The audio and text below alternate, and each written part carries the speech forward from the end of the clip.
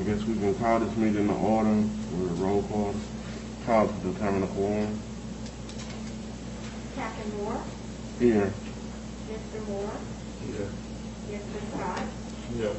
Ms. Whaley? Here. The record shows we have 4 present, which is a quorum.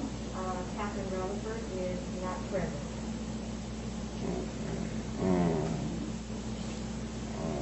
Approve the minutes of the meeting held on April 22nd, 2021. Get a motion to approve those minutes. I make a motion that we approve the minutes of September 2nd. It was motion by Ms. Whaley, second by Mr. Scott. All in favor? Approve the personnel action form on the following. John L. McKinney Jr. from substitute police sergeant to probational police sergeant. Employee begins working test period immediately. Employee passes exam administered July 23rd, 2020 with a score of 75, effective May 14, 2021. Richard M. Pace from permanent police sergeant to probational police captain. Employee begins working test period immediately. Employee passes exam administered May 15th, 2019 with a score of 87. Chris A. Rutherford from substitute police captain to probational police captain. Employee begins working test period immediately. Employee passed exam administered July 20th with a score of 86. John Anthony Evans from provisional police chief to probational police chief. Employee begins working test period immediately. Employee passed chief of police exam administered on May 20th, 2021 in Bastrop, Louisiana with a score of 96. Civil Service Board approved test scores in meeting held June 3rd, 2021, effective May 14th, 2021. Connor Jacob Reeves, employee hired as firefighter recruit. Employee is on statewide FFPO.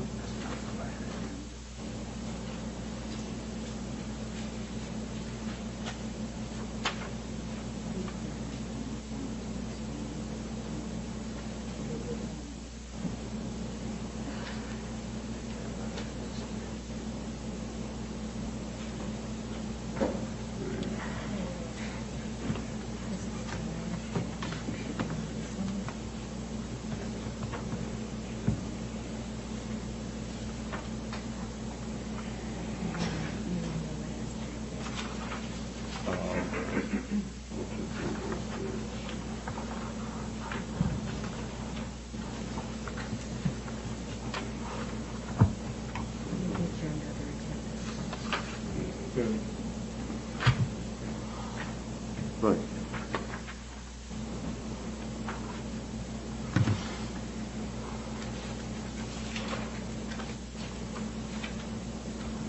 So the minutes will be from September 2nd, 2021.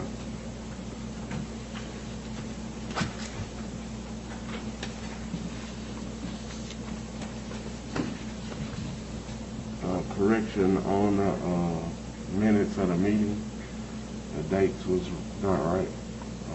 I had the wrong agenda. It's September 2nd, 2021. And we will need to designate a volunteer for testing scheduled October 19th, 2021.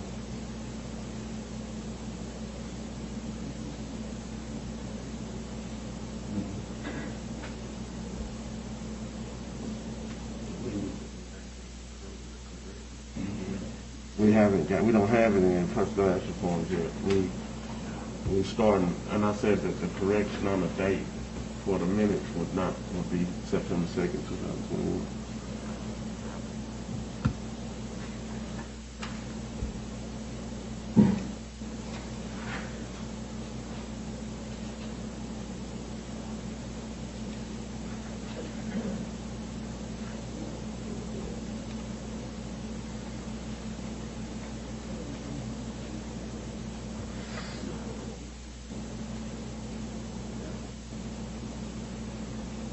Number 4, designated volunteer for testing, scheduled October 19, 2021.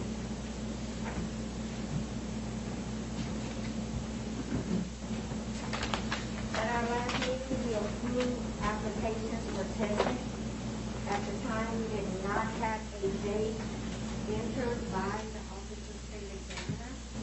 You should have in your package a new list that shows the people who have qualified for testing, now showing their scheduled times. They'll be held on October 19th at the Bastrop Louisiana Center. The first exam beginning at 8:30 and the second at 1 p.m. We need a volunteer to assist with the roll call.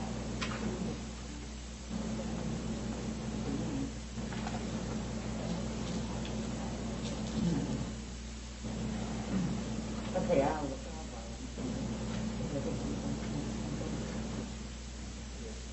yes, I'll Will that be for the entire meeting or just for the one? You just assist with the roll call. preferably afternoon. Do you have someone for the 8:30 slot?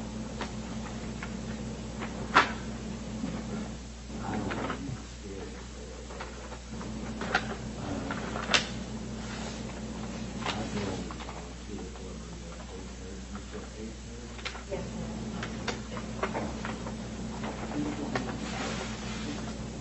Ms. Wiley and Mr. Moore.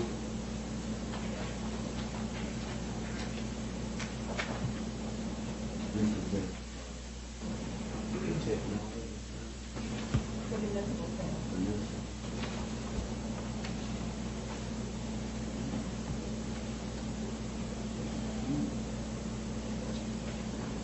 Reschedule regular meeting October 21st. October 21st is our regular quarterly meeting that was set at the start of the year. However, we now have pending litigation scheduled for that day, so we need to reschedule.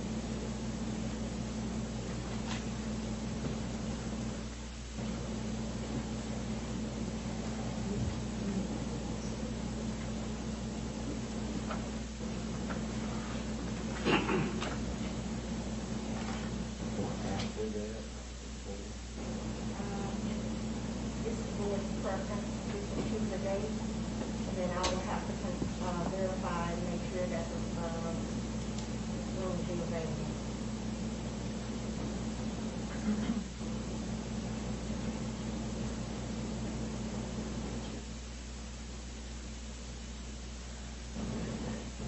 Yeah.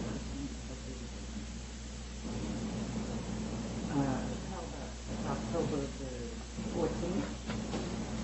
I won't be available until sometime in November, because I don't want to spend I'm not going to spend my whole vacation dealing with the court case and stuff. So it needs to be sometime in November. I won't be available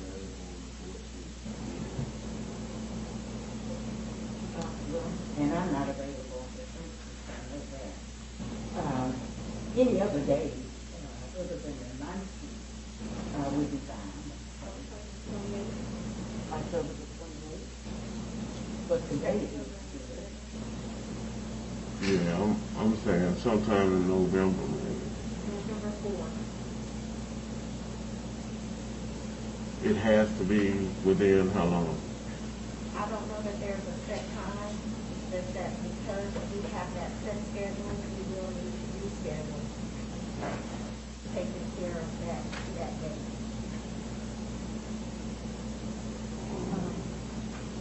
So you will not be available until the November 6th. from what day to what day? November 6th. But after that, it could be any day. I don't care. But Well, I suppose if we have a quorum, we can still have the legally absent Mr.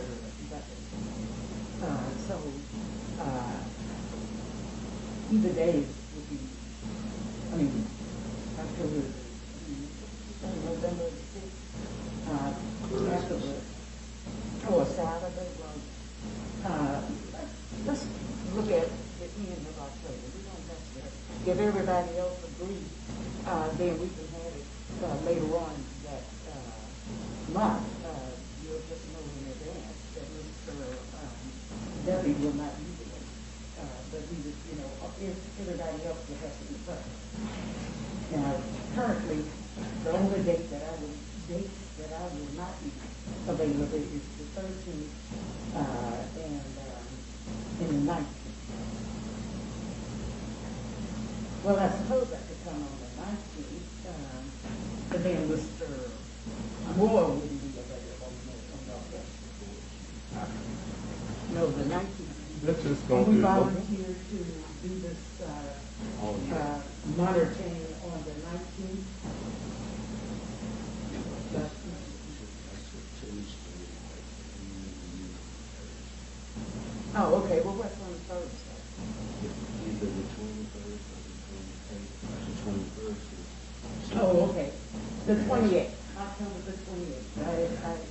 I recommend you do it on October the 28th if the other members think at this particular time that they will be available. Mr. Scott? I don't think so. Oh. All right, well, we have to have at least 4, so. November 11th will be perfect. That's Veterans Day, Well, and I'm a veteran. okay. And November 11th is Veterans Day.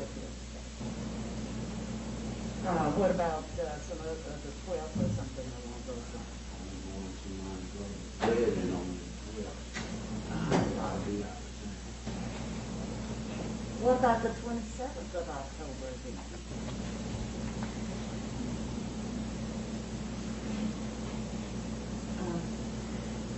Why don't we table that and then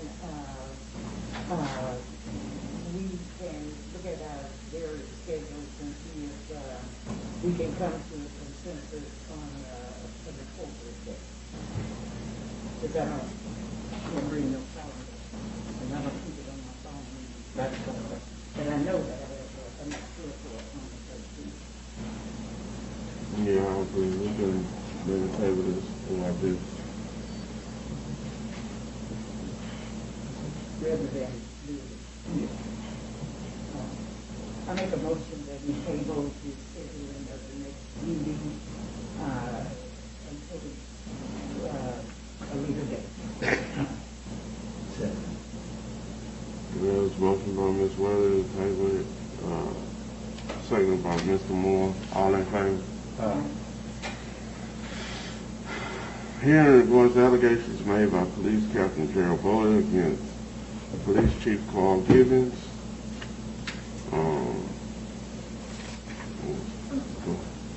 Mr. Chairman, before we get started on that, I would like to again make a motion to dismiss this particular investigation on multiple grounds. First, the complaint that was filed with this board did not ask the board to undertake a disciplinary investigation.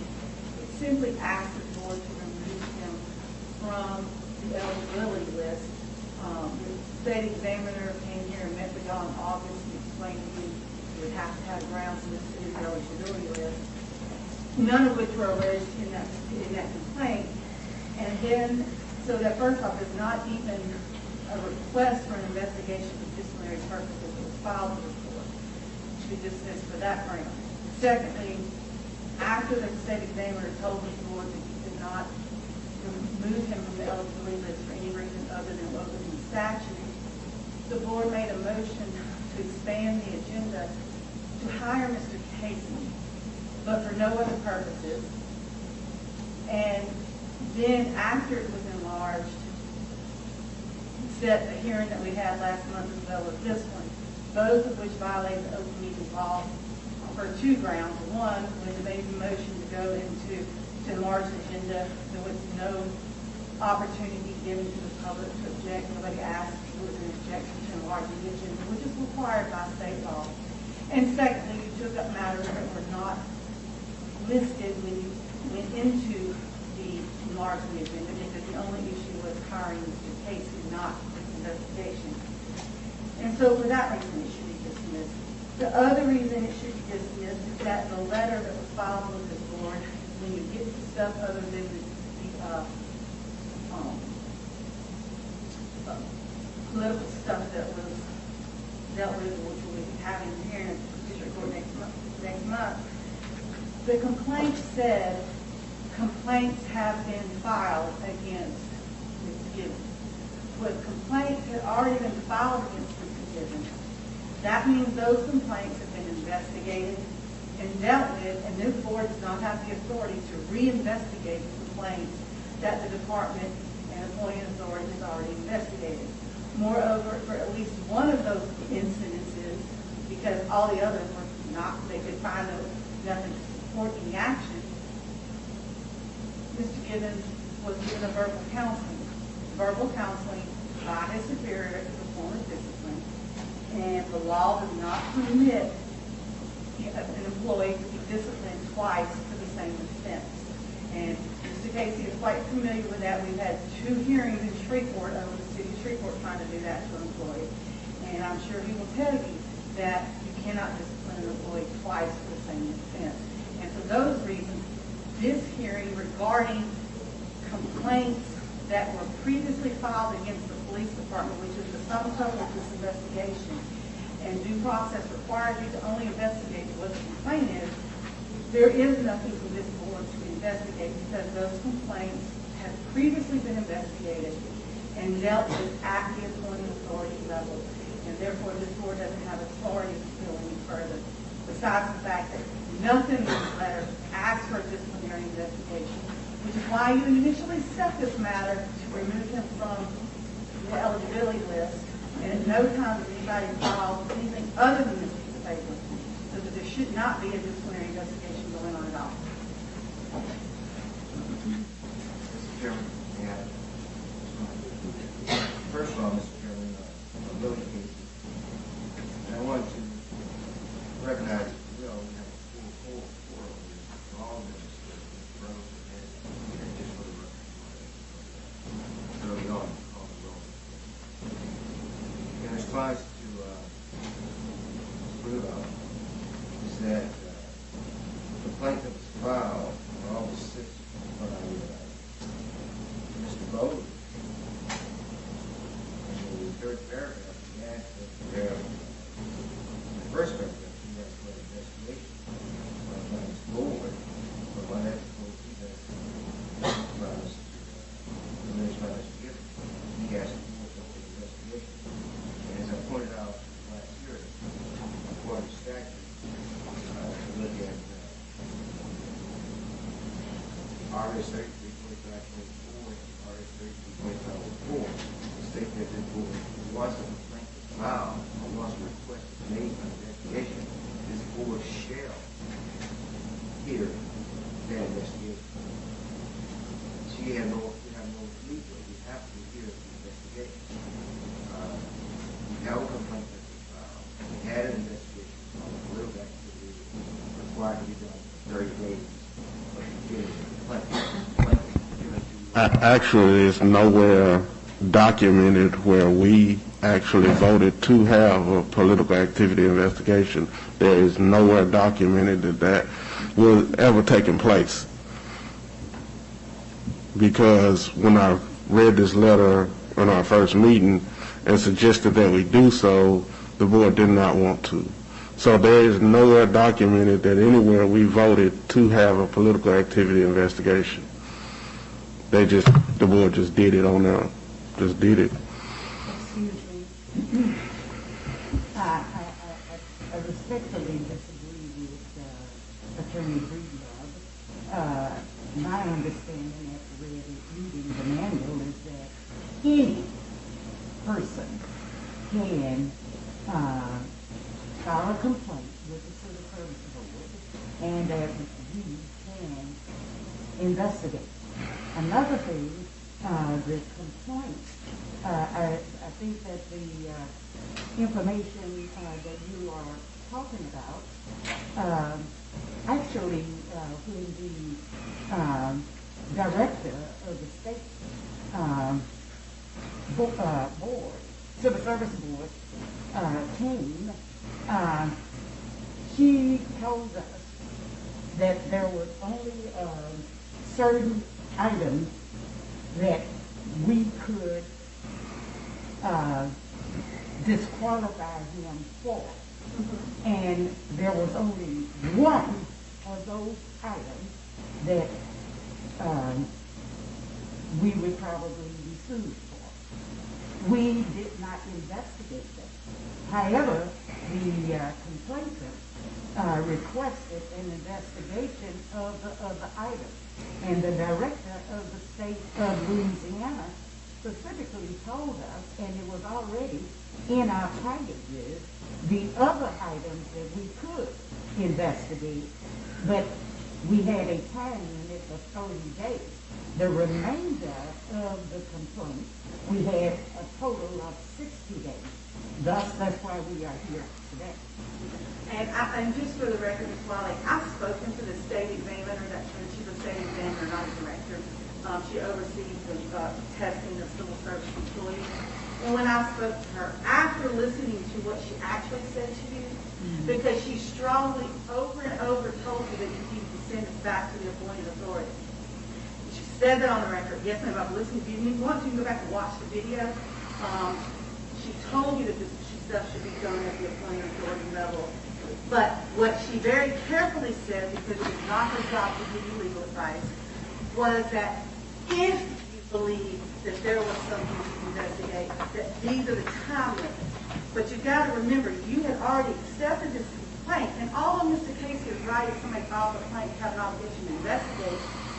You have an obligation to investigate what they asked you to investigate. And what they were asking you to investigate was whether or not they wanted him removed from the eligibility. That was what he wanted to investigate, him removing him from the eligibility list. And you just admitted you chose not to do that. Well, ma'am, excuse me, there is included in the complaint the different allegations, and one of those allegations was working or being supporting the mayor, and therefore that's why we went on to investigate. On that one, and that is clearly a political situation when a person in public service engaged in supporting one candidate over another. But while enforcing the rules, you have to yourself follow the rules. You can't break the rules by trying to make someone follow the rules. It's not how that works. And what I'm trying to get to, Mr. Chairman and members of the board, I will address that political issue with the district court on October 21st. My motion here today is about you investigating things that the very complaint tells you has already been investigated. So if it has already been investigated, because it says it's been brought to my attention, blah, blah, blah, it says there have also been complaints filed against Chief Gibbons regarding about 7 things. And that's what all these people on this witness list are here to testify about these things that the police department has already investigated, according to the complaint. And although you have an obligation to maybe open an investigation, your investigation can simply be, well, you're asking us to investigate something that has already been investigated, and therefore due process and civil service law prohibits us from investigating this employee a second time for the same offenses. And that is the sum total, because there's, in this case, law goes back, actually, it's not just civil service employees. Any state or municipal employee in the state of Louisiana, the courts have held, an employee cannot be disciplined a second time for the same offense. Having disciplined the employee for an infraction, the appointing authority is now stopped from seeking at a later date to revive the incident as ground for further disciplinary measures. That was the London Parkway and Park Commission, 50377, page 557, 557. The Department of the Public Safety and Office, State Police versus Ricky, from 1981, 417, 1017, page 1020. And then again, the Second Circuit, which you report to, that's a great paper report, says that the jurisprudence is clear that each occasion of discipline by the appointing authorities must be based on previously undisciplined behavior. And so this board does not have the authority. You've already investigated for the political authority issues you think were a problem. That'll be addressed by the court. But the question is, the only thing today is you're sitting here trying to investigate him for complaints that have already been, by the complaint itself, tells you has already been filed against him previously. You don't get to go behind the appointing authority and say, I don't think he disciplined you enough. Or I don't think he did that good enough. Once it's done, it's done. And you're doing that without actually properly placing it on your agenda ever. Because it was not on your agenda on the August date when you were here, when the state examiner was here. And when you amended your agenda, when you made the motion to enlarge the agenda, you were only focused on hiring Mr. Casey. So state law, under public meetings law, and open meetings law, requires you, before you enlarge an agenda, you have to say what it's for. And you have to give the public an opportunity to object.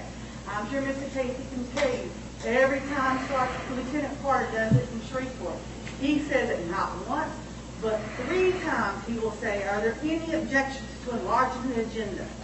And then he does not, then he enlarges the agenda for the purpose that it was set it to enlarge for. Y'all didn't do that. Y'all didn't ask for objections, nor did you say you were doing it to schedule a new kind of investigation, because you had already scheduled, you had already approved investigating, putting him on, removing him from the list at your meeting before that.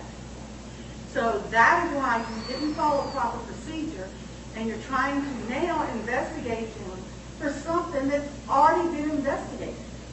And therefore you don't have that authority. You can't discipline him a second time for something that's already been handled at the appointing authority level, which is probably part of the reason the state examiner tried to get you to not do this. I've listened to the video. I've watched it multiple times to try to get y'all to send it back to the appointing authority. Mr. Chairman, if I may amend the committee board. As you well know, the state examiner is not the law. That's only a suggestion of advice to the process to take the necessary steps. As to whether or not it's not Mr. Gibbons has been investigated before by the appointing authority, there's been no evidence to show that he has or not. I don't know if he's ever been questioned about any prior events or any kind of investigation was done by the department himself. And I don't know if this board will or not. And that will come out in testimony in terms of your investigation. If your investigation shows that he has been disciplined for this, then yes, the investigation will stop right there. I agree with Mr. He can't be disciplined twice for the same offense, okay? But it has not been established that he even has been disciplined at all. That's up to this board to determine whether or not he has. And if he has, then the board would stop that point and say you've already been disciplined before this matter. Or if he has not, then the board can use whether disciplinary action they show desire, or either whatever it is, determination if it's so desire, based upon their findings. And to what Ms. Borderline said to the board or wherever, I mean, that's only a discussion with this board. And in terms of whether or not the board, as the chief pointed out, the chairman pointed out earlier, that you may have not decided to have the decision. I wasn't there. I don't know. That's something that you all have to decide whether or not you're going to make that decision. I can record the show. So if you made a decision to hire my services, and I understand it's probably within 5 years, and I agree to do so. In terms of having the investigation that you were doing that city, I understand that y'all did decide that, based upon what I read, you did decide to do that for 30 days. No, there was never, ever, no one ever voted to have an investigation on political activity. I urged them. we. But you had a hearing based, investigation. yes, based off this letter, because when I told you all that at most you had a political activities investigation, you said, no, we're going to investigate everything in the letter. Well, Mr. Chairman, the letter requests an investigation, and as I stated earlier, the statute requires you request an investigation by a citizen. But you can't just have a separate investigation and just start it without voting on it or anything that already has taken place. Who did the investigation the first time? We don't know that. That's why we are doing an That we didn't do investigation. know that. We just got the letter and then started. We had already made. So there has not been a hearing before today. And then, the state examiner shows up, and, it was helpful. We talked But again. Yes, there was never a voting on having a hearing for political activity. We never voted on that. And the only thing that was voted on after the examiner told you that you could not, you could only remove him if it was one of the statutory grounds, you voted to appoint, to hire Mr. Casey, and then you voted to have 2 hearings. You didn't say what the hearings were, you just voted to have 2 hearings. We never voted to have 2 hearings. When I received this, when we first received this letter, we went around in circles. I said that you might want to have a political hearing, a political activity hearing. They said, no, we want to investigate this letter, and then after that, I was never aware of at any point to where we voted to have a hearing for political activity. That never happened. So I don't even know why it happened. And outside of the political activity, as you just stated, the other complaints, they said that they have been filed against Mr. Giddens. So if they've been filed, you would assume they've been filed somewhere other than not here, because they weren't filed with the board. So where were they filed? Sir, as you speak, I would recommend that you state you, not necessarily the other members of the board. We had already voted to investigate. When the director came, she enlightened us, so we knew that we could not proceed. She didn't enlighten me. I already knew the law. So you had already voted to investigate to take him off the list, right?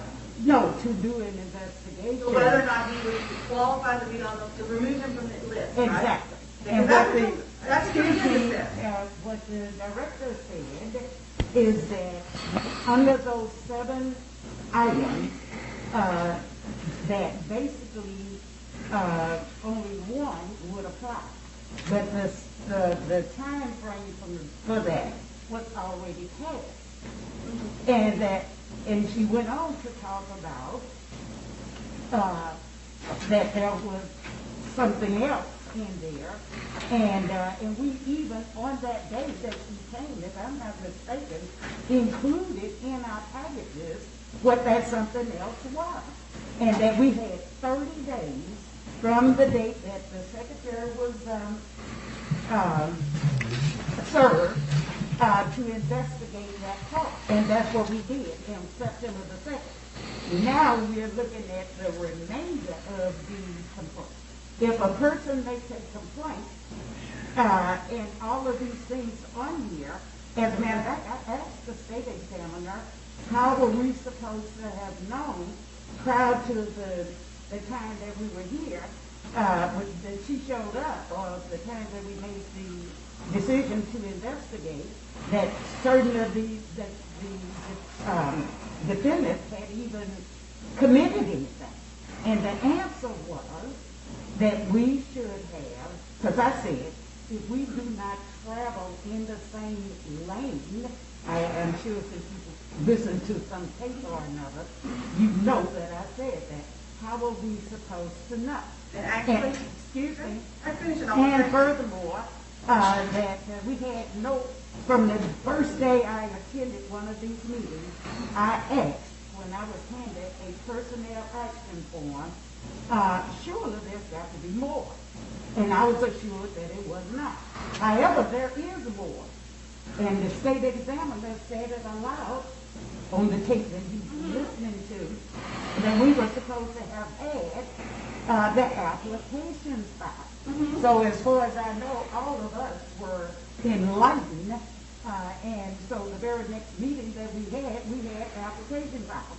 So, and also,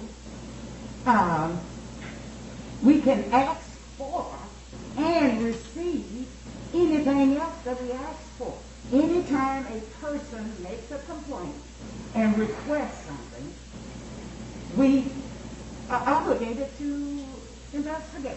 So just because that one snippet did not apply any longer, it did not mean that the remainder of the items on the complaint went with it. But you also have to do it by the law. You can't break the law and then enforce the law. And Mr. Chairman, Well, we know that. You did what it. she is saying is only partially correct. Her memory's not quite right. What she asked the state examiner about was not about an investigation. But what, I get the Object to response. her point that this board member said that she was incorrect. I think it said in her opinion she was incorrect. Okay, That's a disrespect to either one of y'all. Okay, in my opinion, she's incorrect because I heard the tape, and what she actually told the state examiner and asked her was back when you approved him to be on the list, not after you got a complaint. When you approved him to be on the list, but she told you she should have followed your own rules because you have rules that tell you that, and you had the right to ask for that Ma'am, stuff. I have read this manual a number of times. Okay. And if I had known that I was supposed to have that particular type of information, I assure you, I would not have just arbitrarily been signing off on a personnel action form with about 4 or 5 items on it.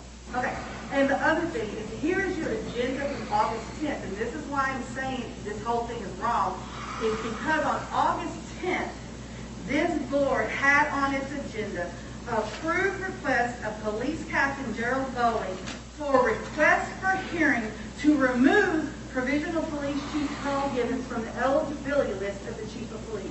And on August 10th, that is what you approved. That's what you said that letter was about. That was the investigation you granted. And then when you found out the next meeting that you really couldn't investigate him for that because it did not you couldn't investigate to remove him because no statutory grounds were alleged, that's when all of a sudden you set these 2 hearings outside of the open meetings law. But at no time did you ever say, oh, we are going to change what Captain Bowling was requesting us to investigate. This was what you said the investigation was supposed to be, not me.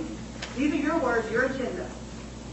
And then when you found out from the state examiner that it had to be one of those statutory reasons, then you The changed only reason is that we had already approved him to take the test, as well as provisional police chief absence evidence to any contrary. Okay. So I had no reason to know anything other than a few encounters throughout the entire time that I have been back in this town since 1991.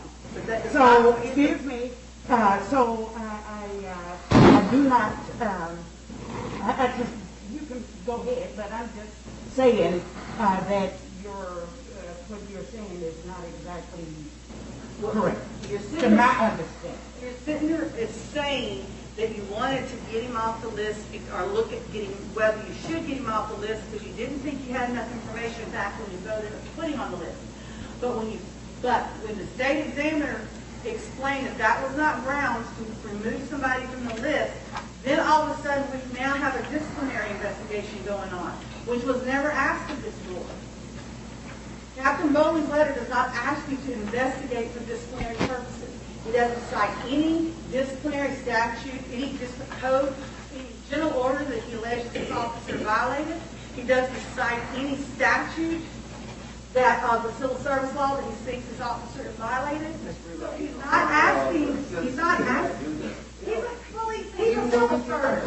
We get complaints all the time. The citizen cannot say what the law allows him to tolerate. He's a civil servant, and I'm going to ask you to let me finish like she asked me to finish. Let her finish. He is a civil servant. Captain Bowley is a member of the same civil service board, and he understands that you cannot, that he doesn't have business being a civil servant, because civil servants know they can only be disciplined for violation of the general orders or violation of the civil service law. And there was nothing cited here that that's what he wanted. And in fact, this board understood and knew he wanted just to investigate about whether he should be on the eligibility list. And that's what you approved initially. And then when you found out you couldn't, now all of a sudden we're having a disciplinary investigation about something that within the complaint tells you has already been investigated, because he's telling you complaints were previously filed. That doesn't say it was investigated, it just says filed. It might have just been sitting on somebody's desk.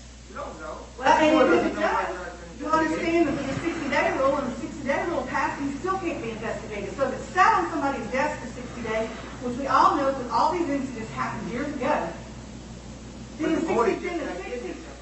but It it- won't but it- act within 60 days. but it was already done at the point of authority. know that now. Well, you're They don't know that. I don't know if this board knows that or not. They may or may not know. But it has to come out in record. Until such time they conduct an investigation to confirm whether or not this is true, this board has an obligation to investigate. Once they find the investigation is going on and it leads to them showing that this officer has already been disciplined or investigated by this, and you're correct. But we haven't gotten to that point yet. Evidence hasn't shown that he's been investigated. And you brought evidence to show that he has been investigated, then that's a concern. But if you don't bring the evidence, It's not my burden. It's this department. It is this board's burden to prove that, particularly in light of the now fact. your burden is to prove that he has been investigated. The board doesn't know whether or not he's been investigated. Well, except for the board's complaint says that his complaints have previously been filed, and the board has the obligation of proving by promise of evidence they have the right to do any discipline. I mean, we're sitting here arguing as if it's a foregone conclusion that this board's made up its mind, when the last month's hearing would kind of indicate that. But Well, I object to that. I ask you to be strict from the rule. come on, Billy. I mean, when you're sitting here, there's nothing in here, and we really should not be having hearings. Governor Lewis.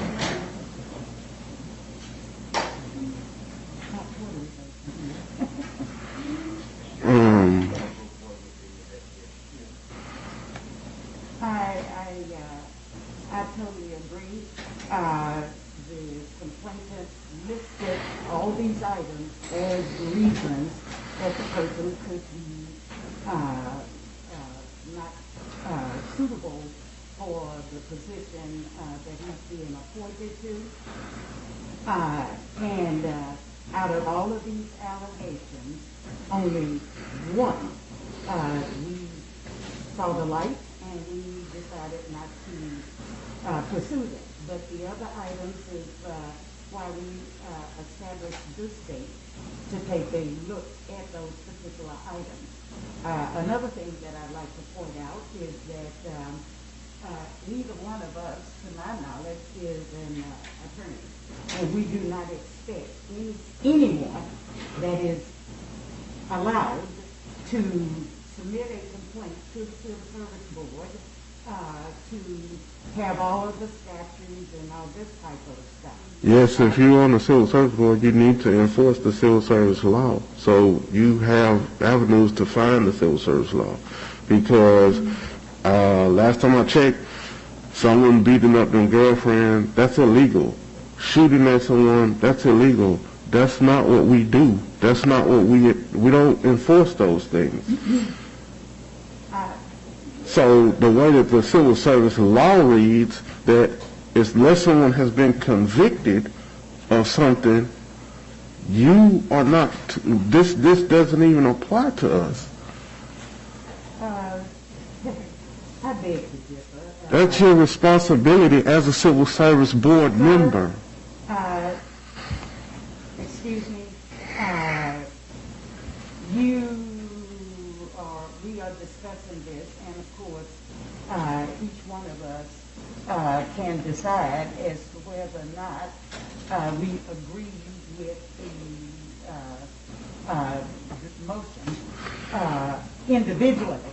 I don't think that we need a lesson from each other about what the law is. The lesson isn't from me, it's from the civil service law. We all have a copy of the civil service manual, and Okay. we're all present doing the visit with the state director. And in accordance with the civil service manual, any person, whether they have a law degree or not, or know of the various statutes, and put every little tidbit inside of their complaint and a request, even if they had, we would have to have someone to go and research all of that and blah, blah, blah, blah.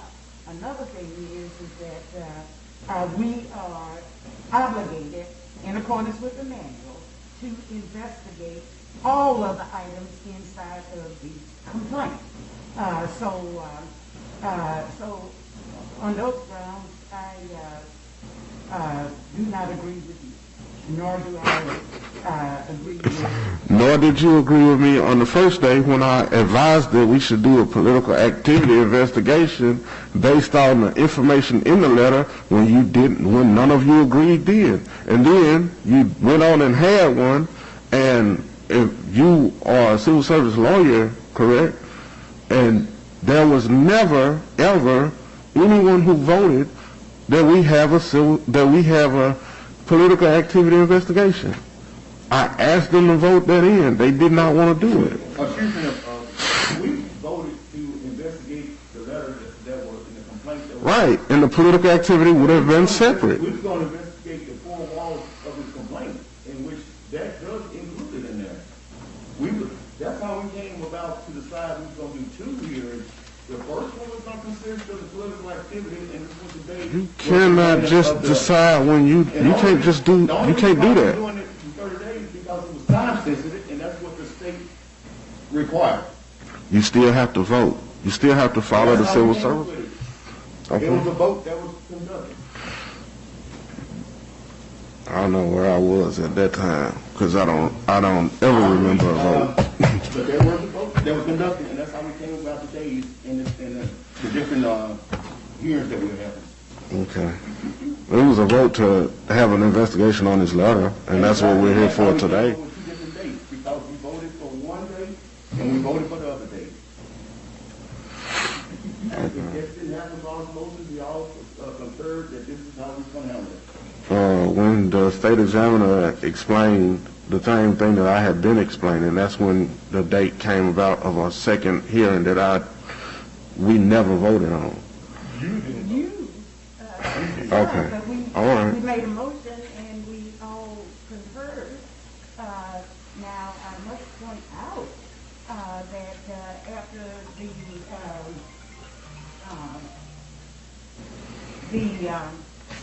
state examiner's visit, we didn't see any reason to change the vote. And we still, if I'm not mistaken, had another vote saying that we would proceed. And after that point, I have not seen or heard from you at all. So if, in any event, thank you for your input. Any other comments? Are we now supposed to vote to make a motion to proceed, or to table it, or whatever? We need to establish a form first. Sir? Establish a form. I think I was asking when you first started. We just need to add to the record that Captain Rutherford is present. I make a motion that we proceed with the investigation. I second. Our motion that we dismiss, but I mean, I already see, but I guess we'll continue. I said I motion that we dismiss this case, but I'm already outvoted, so.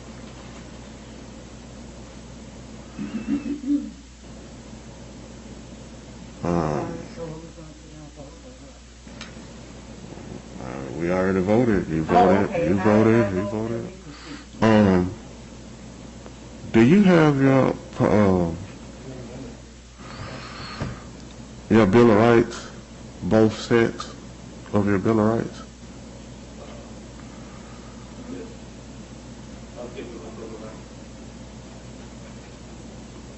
Yes, I was given my Bill of Rights. Can I see don't have them. We don't have them. I was never, that was given to him before I came over. What dates?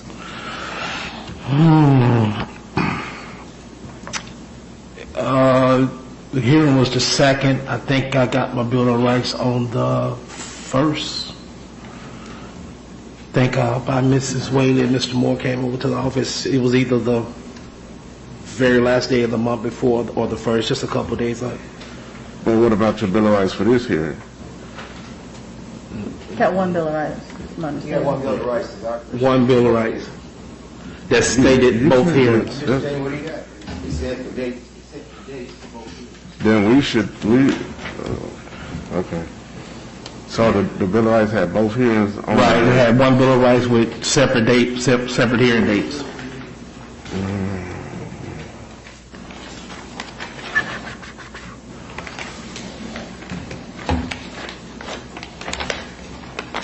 And you said you got them about how long? Do you know how long? I'm not positive, Mr. Moore, but I think it was either the day before or a couple of days ahead of the actual hearing.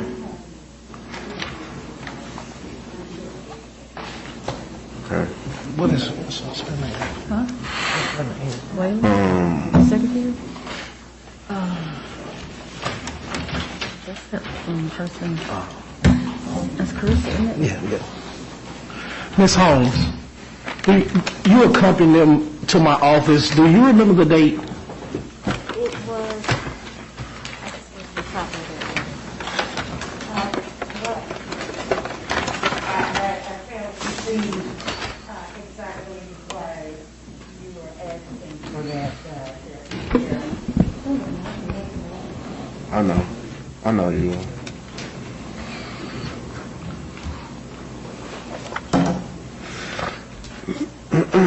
So, Okay.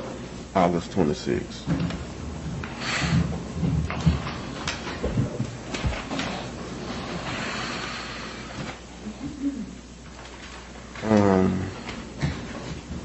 I guess since we voted to go ahead with the investigation, I would invoke the rule of sequestration. I'm sorry, man. I would invoke the rule of sequestration and ask that all the witnesses be excluded from the room.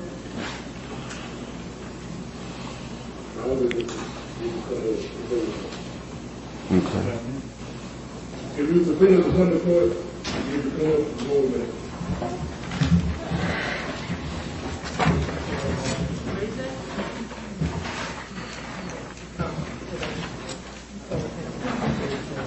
You want to swear me on? Yeah, I think we got to swear him first, Mr. Chairman. All right, fine.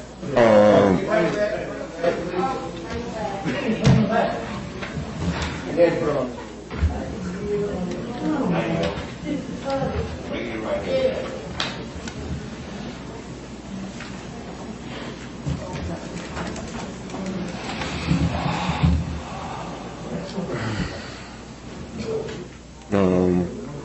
Who's swearing in?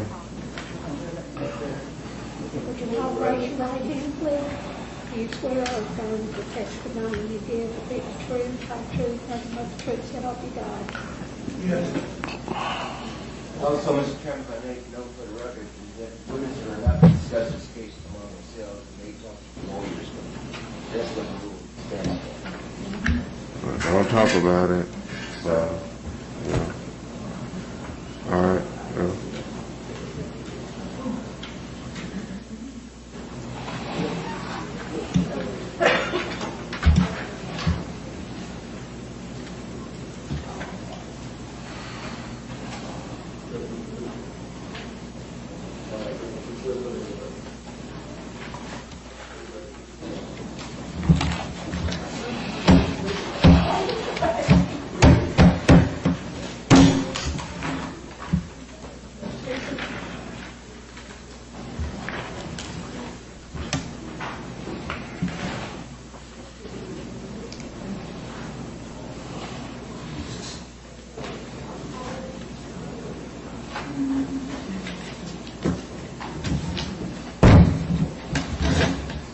Mr. Chairman, may I ask for please? Go ahead. Sir? Go ahead.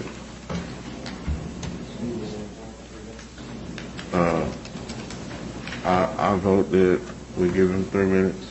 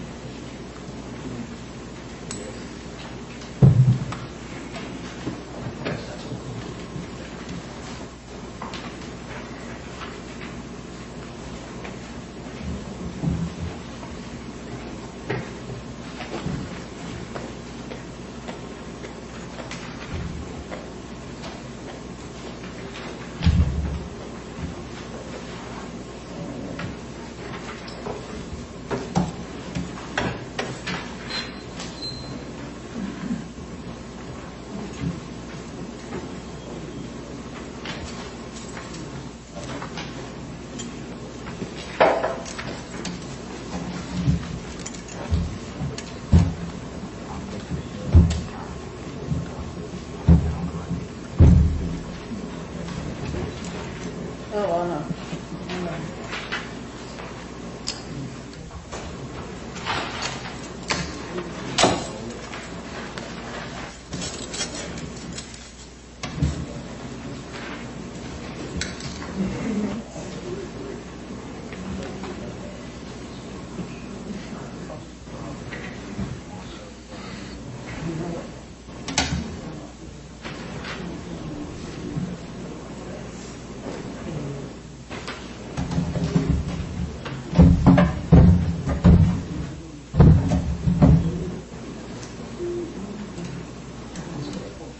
Yes, this is Duffy Moore, David Moore's brother.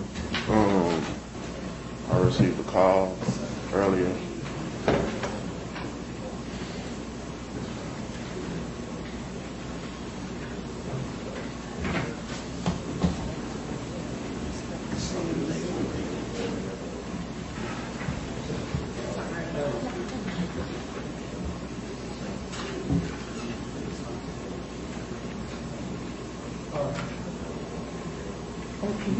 We can now do the business together.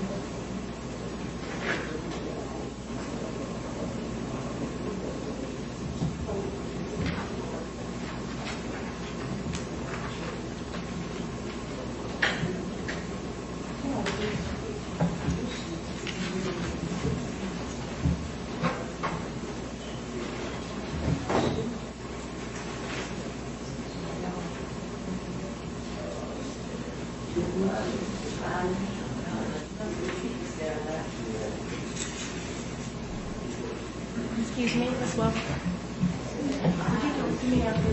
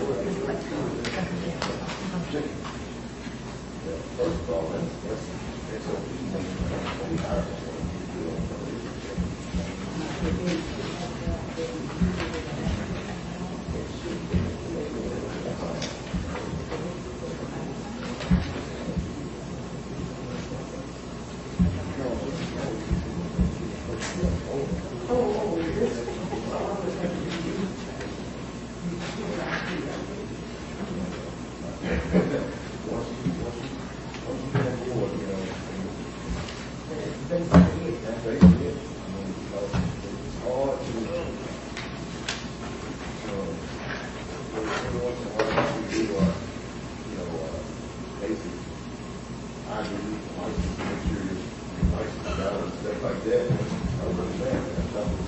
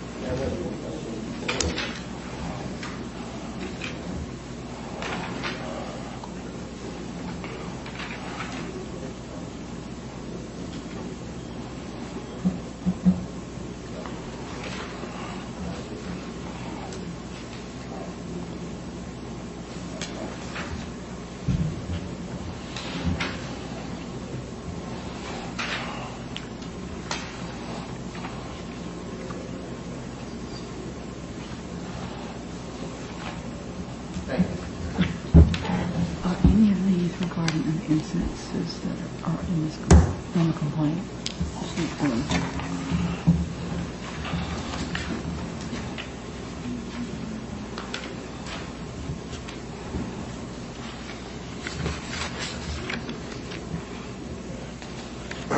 Are we ready to continue, or we?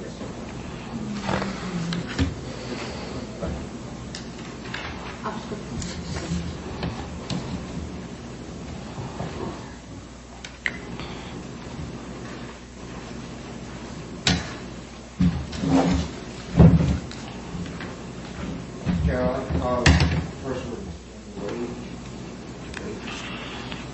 Okay.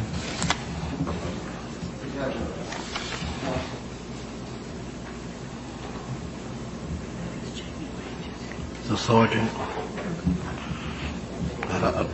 I think he meant.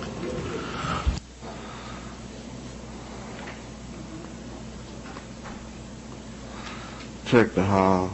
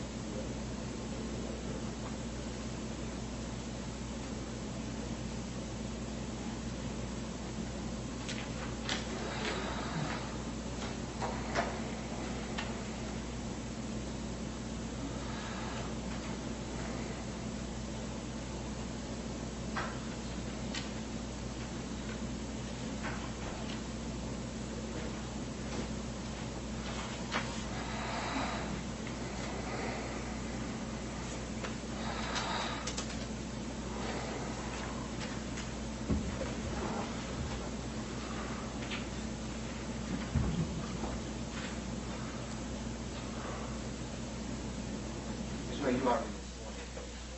Could you state your name and your position and your appointment? Sergeant Jamie Lacey with the Bastrop Police Department. Mr. Wayne, how long have you been in this part of Texas?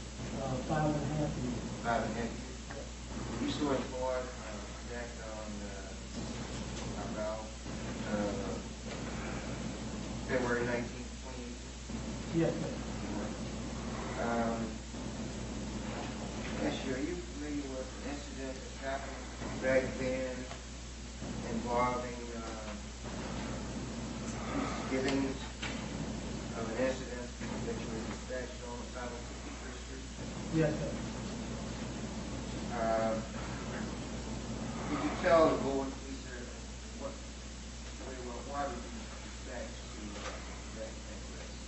I was dispatched for that address and registered a guy shooting at the first song. Did you ever have the ability to write a report on that? Yes, sir. Tell me out. Okay. Can I see what you're showing?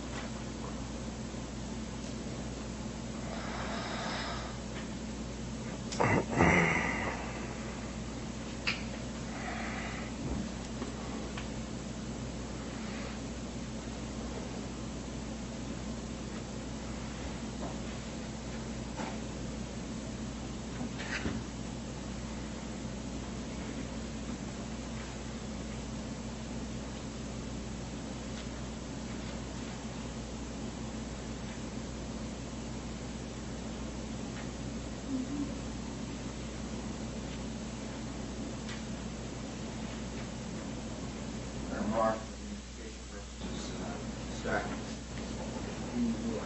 Could you repeat that date for me again? Sir? Could you repeat that date for me, please?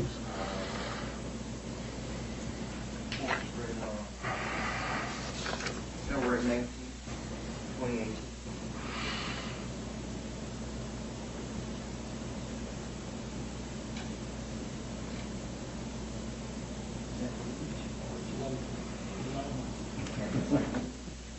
I mark this identification as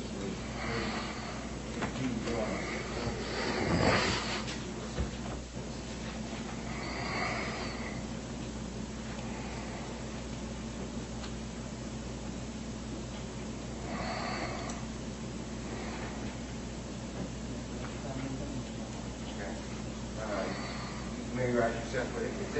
Is this report that you wrote up, sir? Yes. Would you tell the board, please, what your report states?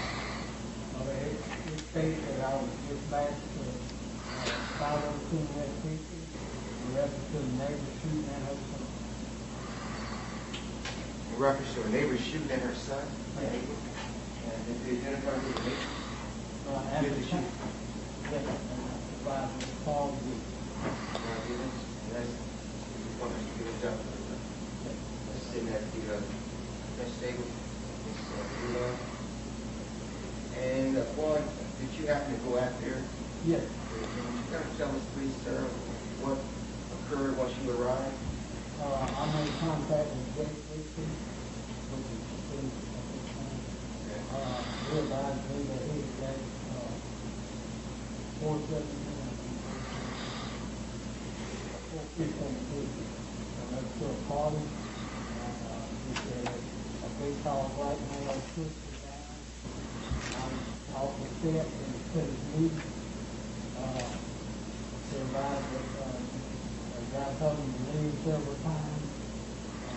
He said when he started leaving, he shot him in the head. Did you identify who the person was? Yes, he said his car was. You happened to question Mr. Gibbons about this as well? When I noticed it was called in, I noticed by my supervisor was that time was Captain. And what happened? He took over the investigation. So did you have any questions Mr. Gibbons yourself? everything that's in the report, it came from my past. So you didn't see him shoot at him? No, Mr. Givens, have you ever been convicted of attempted murder? no, sir. So I'm not sure what the point of this is.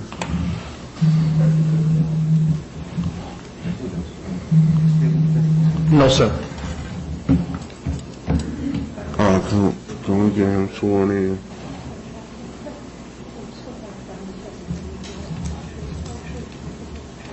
I do. Mr. Givens, have you ever been convicted of attempted murder? No, sir. Okay. Mr. Wade, you know whether or not to give the charge case? You don't know what you're charging up? No. So you don't know what that, you know the outcome of that? When I noticed it was a call, it was only something I notified my guy. So you didn't approach the question at all?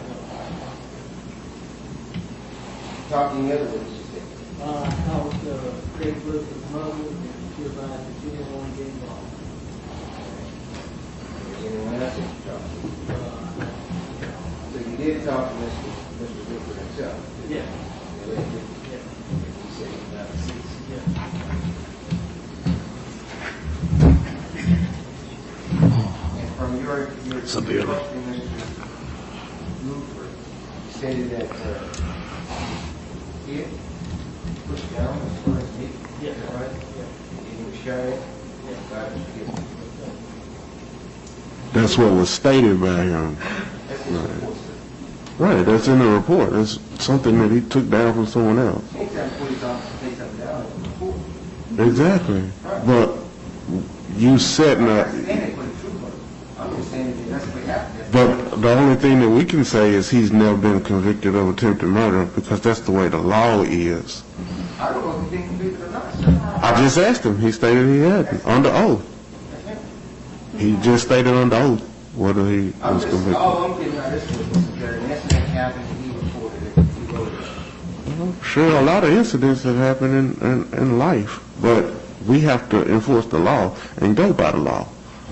And as the law, he's not been convicted of attempted murder, so that doesn't matter. I think we get into more of this as we go on with witnesses to corroborate what he's saying. And you want me- Excuse me, I fail to see why you're making a point that the individual did or did not commit attempted murder. Because anytime you shoot at somebody, that's attempted murder. If you don't see that, then that's the whole point of the civil service law. You go by the law. Has this person been convicted of said crime? We can't go by anything else. That's all we can do. Listen, I don't think anybody is saying the person was attempting murder. You're just, the attorney, I'm sure you can speak for himself, is just following up on an incident. And you were... Yeah, he pushed him down, he scarred his knee, he kicked some puppies, he did everything in the world that was evil. I get it. I see what you're doing. But the whole point is, all that matters is, what does the law say? What has he done on a legal, what has he been convicted of on a legal level? Well, that's the point, Mr. Chairman. They said he's been charged with some incidents. We're just trying to get... But being charged doesn't matter. You have to be convicted for us to do anything. That none of that matters. I don't think so. I think that's a misinterpretation of the law. Anyone can be charged. I can be charged with something that I wasn't even a part of. Anybody can be charged of anything. That's true. That's the purpose of this board. Did it actually happen? And we try to... No, we don't investigate murders on the board. Sir, Mr. Chairman, it is more than you that is sitting, that comprises this board. Oh, I know. So, I don't think anywhere is it written that the man was trying to commit murder, he was attempted to murder anyone. If you shoot at someone, that's attempted murder.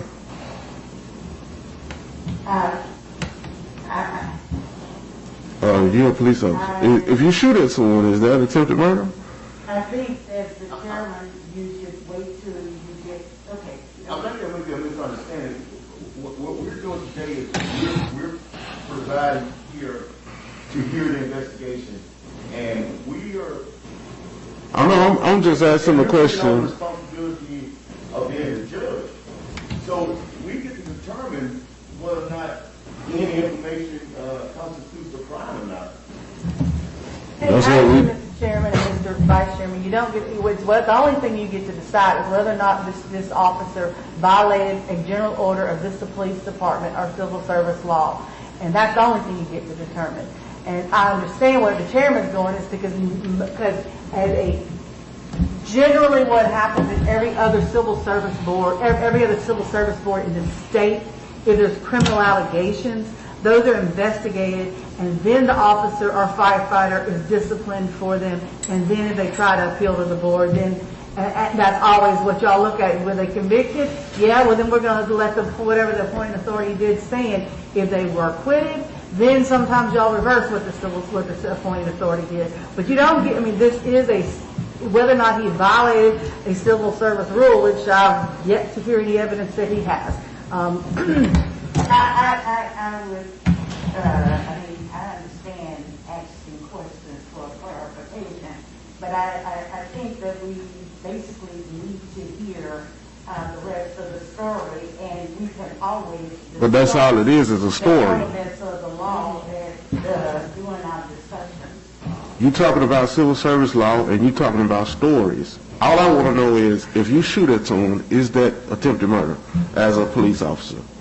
Well, there's anyone in my mind is. I'm asking you as the law. If I was to shoot at somebody here today, would that be attempted murder? Would that be a? With your intent, it would have to decide on what intent you had. So, if I shot at somebody, I would get arrested, and then they would determine my intent. Okay, that's all I needed to know.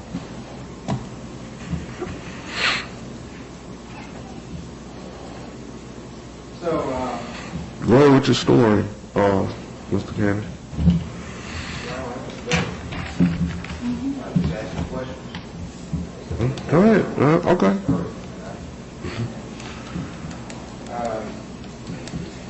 Officers, you stated that you, after you turned it over to your superior, then you had nothing else to do with this case. Is that so? But it is your report, is that right? Right. And if that's the case, I would like to introduce people who are in the witness. I have no objection. Somebody ask questions about it.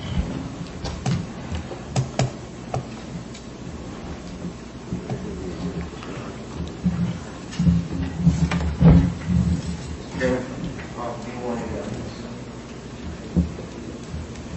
Okay. Did you tender them? I'm waiting on them to accept my.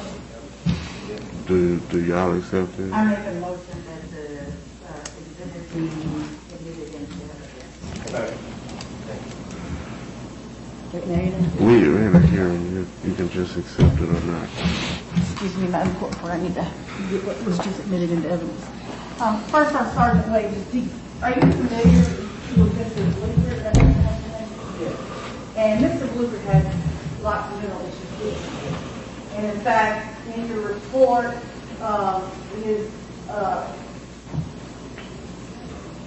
did say, you asked Ms. Blooper if she heard any gunshots, correct? And she never told you she heard any gunshots. And she told you that her son's very disrespectful, correct? And in your report, you stated that after Captain Lynch arrived, that Gibbons said he had invited Mr. Blooper over, right? That's what you're reporting, that's what's in evidence, right? And that the mentally disturbed Mr. Blooper was dancing erotic in front of female juveniles, correct? You would agree that if the person's adult man was dancing erotically in front of juveniles, it would be appropriate for the adults there to want that man to leave the property, right? And he did tell, Mr. Blooper did tell you that Mr. Gibbons had to tell him several times to leave, right? And that he wasn't leaving. And that Mr. Gibbons told you that he pushed Mr. Blooper to get him to leave the property, right? And that's when the man fell to the ground, correct?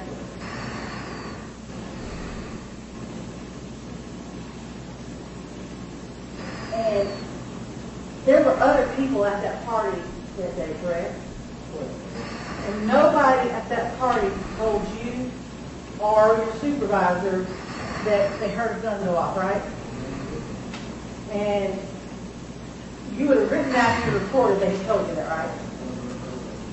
And so you had a mentally disabled person who didn't want to leave after dancing erotically in front of juveniles, tell you that somebody fired a gun that nobody else heard, correct? And you said your captain was there, correct? And back at this time, what was Mr. Gibbons' rank? Do you recall? So Captain Lynch would have been his superior officer, correct? And so if Captain Lynch this was looked at by the department, correct? And no criminal charges were ever pressed against Mr. Gibbons, were there?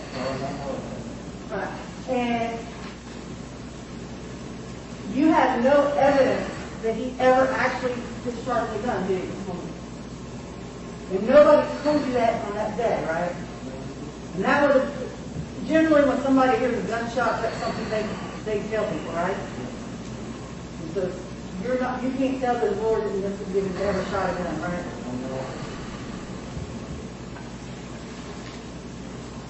Mr. Wages, did you ask anybody else other than Chief Gibbons or analog Mr. Blooper? No, ma'am, I did not. So then, just the fact that no one else noted that they had heard or stated that they had heard any gunshots, but the point is you never actually asked anyone else. Is that correct? That's correct. Sir? Right? Other than Ms. Blooper, which we said she didn't want to be involved. Sir, how did you determine that Mr. Blooper was mentally incapacitated, disabled? I have worked with many complaints with him where they picked him up with the ambulance. But you had no medical paperwork to say that. Yes, a PEC is medical paperwork. I have a brother out just PEC. PEC is medical paperwork. That's when you have someone committed to the 72-hour hold to the 5th floor. I think, sir, that you are not, you're responding to PC. What is PC? I don't know what that is. Was the PEC that day? Oh, no. You know you got PEC later on that day? All I'm asking, first of all, what is PC? And second,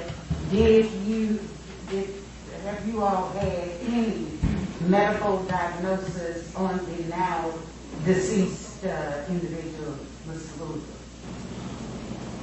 I don't. I'm pretty sure his mother does. I see. Can you explain what PC is? It's mentally disturbed people. The PEC is when the families admit them to hospital for evaluation. I see. Thank you. I was not familiar with it. I was thinking I had heard it seem like something in reference to marijuana. That was PC. I think it was PC. PAC. It's like PEC, Physician's Emergency Certificate. Okay. Thank you so much. And Sergeant, so you're saying there's been multiple times with PECs on Mr. Bluford? Yes. So multiple times he was escorted to the hospital for mental evaluations for at least 72 hours, correct? So as an officer, unfortunately, you have to come in contact with people that in your area when you patrol, correct? And you kind of know those kind of people. Unfortunately, are repeat contacts with the department, aren't they? Yes, ma'am. And Mr. Bluford was one of your repeat contacts because of his mental issues, correct? Thank you. And I'm just stating that a coroner is the person that actually does the PEC. The police is just there in case the person is violent. So technically, medically, they are definitely, it's evident that it's something wrong. That's not an assumption. I do understand. I don't think that's exactly what I was asking for, your expanded explanation, but thank you so much. Sergeant, when you spoke with Jay Bluford, did he tell you anything that led you not to complete your investigation? Like he did, it's like he didn't know what he was talking about? No, I mean, on any investigation, once somebody tells you something to investigate, and I was a young officer at that time, that's why I know it's kind of. Well, you said when you spoke with him, did he give you an address, a location that took place that it didn't happen? No, he gave me an address for two things. Did he say anything that leads you to believe that he was talking out of his mind? No, not at that time. Not what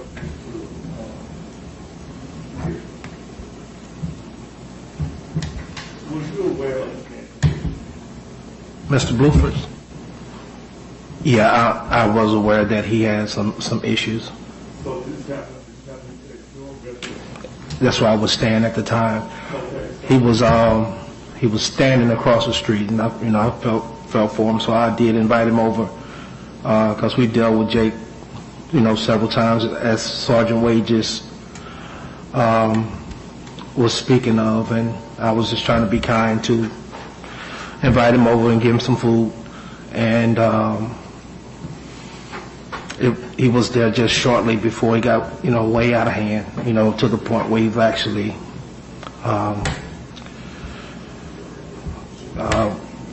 grounded on 11, 10, 12 years old, and I knew then he probably was having some issues, and that's when I asked him to leave.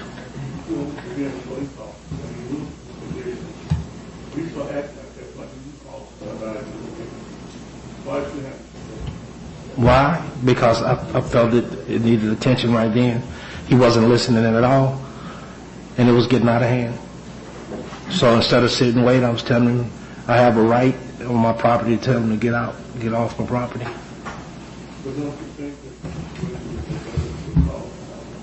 Well, I can't say that I think it would be better. I think that if everything could be done over, we always tell people to call. Chief Gibbons, were alcoholic beverages served at this party? Yes, ma'am. Had Mr. Bluford had any of those that you recall? Not from my house, no, ma'am. And when you invited him over, did he appear to be under the influence? Yes, of something, but I couldn't recognize that till once he was there. But I don't know what he was under the influence of. I'm sorry, but you did not. You actually did appear. You had invited him over. Yeah, I could tell. At that point, you noted that he probably had. I don't know what he had because I know of his mental state also. I could tell something was wrong pretty quick. So he was there then, and it was just. One other question. Do you think that Mr. Bluford, do you know whether he knew that you were indeed a policeman at that time? I'm not sure. I can't answer if he knew or not, Miss Whaley. I don't know. Oh, so Mr. Bluford did not necessarily live in your neighborhood, or Yes, was he your next door neighbor, or not next- on the same street? Yeah, same street. Well, he stayed on a separate street, but right down from me. So you all stayed on the same street? No. Well, basically, I was staying on Hickory at the time, and he was staying on I can't think of the little short street that runs back to Jefferson. Yeah, but he's right corner to me. From your house? Yes, ma'am. Oh, okay. Thanks. Yes, ma'am.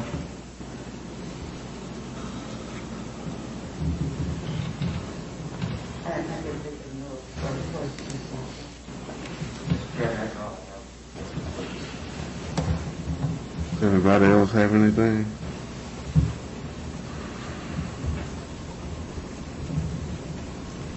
Anybody else? Have any questions for the witness?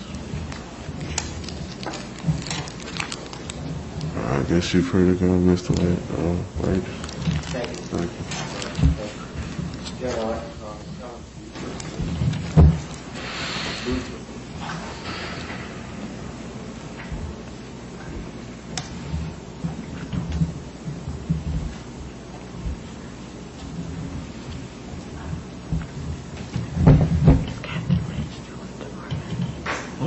That's the assistant chief.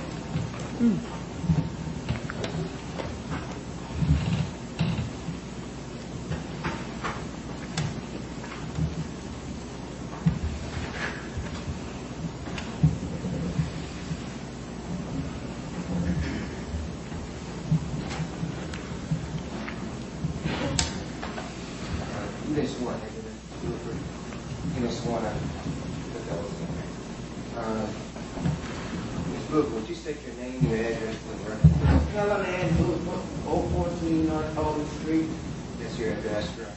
Bastrop, Louisiana.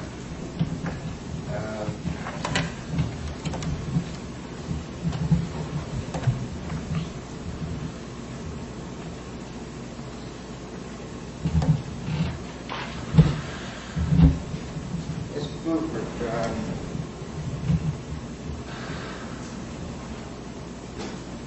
you know Jake Buford? That's my son. That's your son? And I understand he's deceased, is that correct? Yes, he is. Ms. Buford, direct your attention back in February of 2018. There was an alleged allegation of a shooting incident involving your son. Do you recall that? No, not shooting yesterday. Not him shooting, but being shot at. No, he was not. No? Do you recall anything happened on February of 2018 involving your son and Mr. Clark? I don't remember that. And what do you remember? Well, he came home, he had a scar on his arm, he said, I'll get him to pull him down the steps. And you're talking about your son. Yes, he got from my son. And did he tell you what happened? How did he get the scar?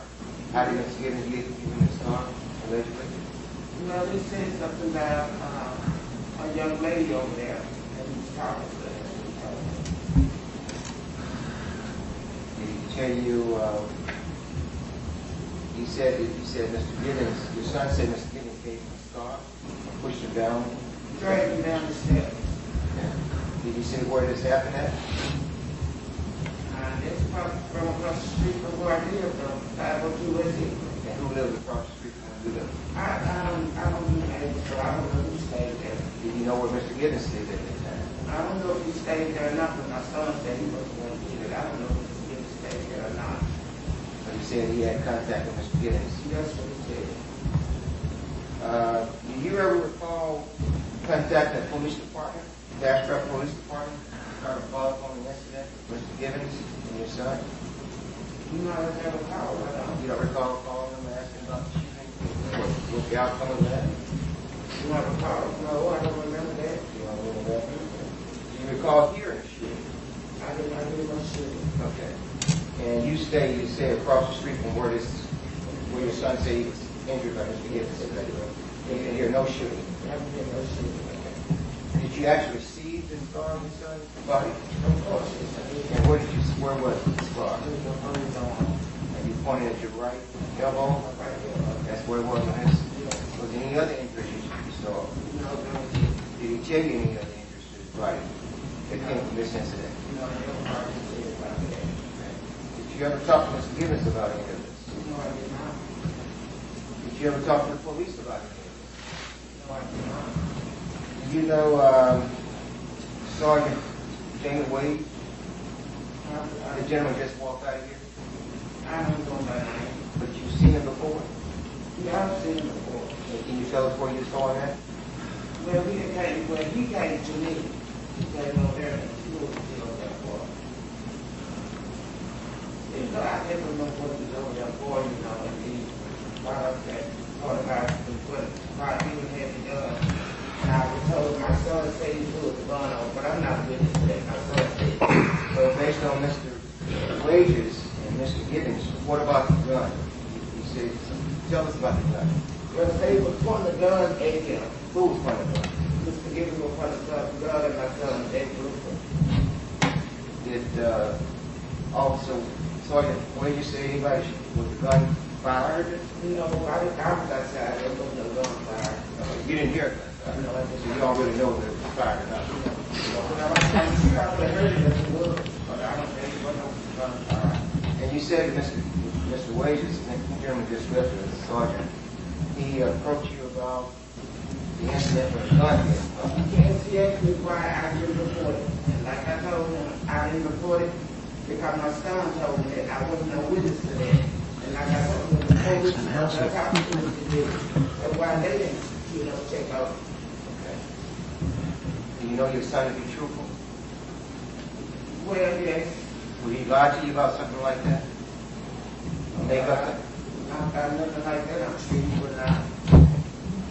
There's been a discussion earlier that your son has had some type of mental, Yes, he has seizures. seizures. Okay. Was he ever diagnosed as having a mental health problem? He has CD. Okay. And how often was the seizures being had?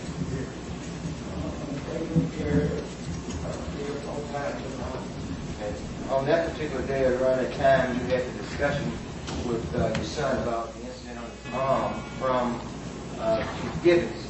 Did he have a seizure? Do you recall he had a seizure that particular day? No, I don't. I was saying that because I left the house and when I came back. I noticed my son wasn't there and when I found out, but for whatever reason, the police department, they came to pick my son up and took him to jail. For what, I don't know. On that same day, this shooting They incident? had later on that night, but I wasn't there. Picked him up. He had been drinking heavily, and I know he wanted to bother him about it. And he'd been drinking heavily. Was he been drinking? Do you know where he had been drinking heavily at? When I left him at home, so they had to get him from the house. For what reason, I don't know. Okay. When you, and let me ask you this question. Did you actually see your son go over across the street? You said where was there a foyer or something? He didn't go. Did your son go over there? He went over there. Okay. Did you happen to see your son drinking over there? No, I didn't see him drinking over there. He was at home drinking there. I didn't see him drinking over there. And when he told you about the incident on his arm, had he been drinking at that time, or was He had. He had? Okay. Did he tell you where he had been drinking at? I know you said At home. At home? Okay. So, were you home when he came home with the scar on his arm? I was sitting on my backyard, on my carport. And so he came from somewhere else. He came from over there, over to the house across the street. Okay. And at that time, he was drunk when he came over to your house. He wasn't drunk. He had been drinking at the house. He brought over there and drinking over there with Mr. Gibbons. Okay. But you didn't know he was drinking at your house. But you don't know whether or not he was drinking at Mr. Gibbons' place where he did his one. I have a question for the chief. Chief, on the day of that particular party at your residence, have you had any type of alcoholic beverages? Myself? Yes. Yes. Thank you. Goodness be blessed all I know right now. Mr. Guido here. You said your son had PTSD, and he had that for a while. Is that correct? Just after that, service, he was in the war. Okay. And there had been a couple of times physician's emergency certificates were issued against him, correct? Yeah. And you never heard a gunshot at all that day? Honestly, to tell you the truth, I did not. I don't even think the gunshot was out. Okay.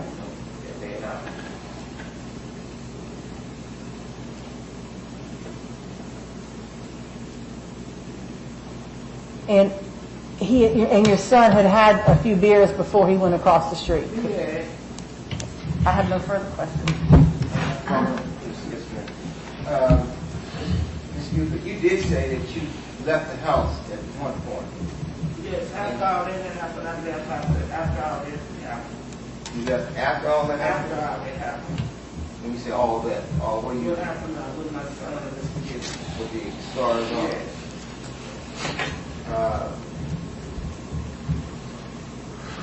You can't really say when you left whether or not got shot went off.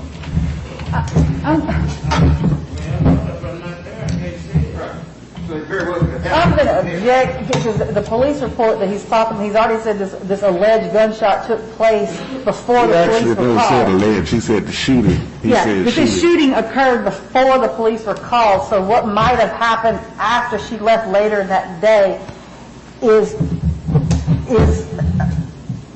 just, first off, it's just misconstruing everything he's already tried to present to this, and it's irrelevant.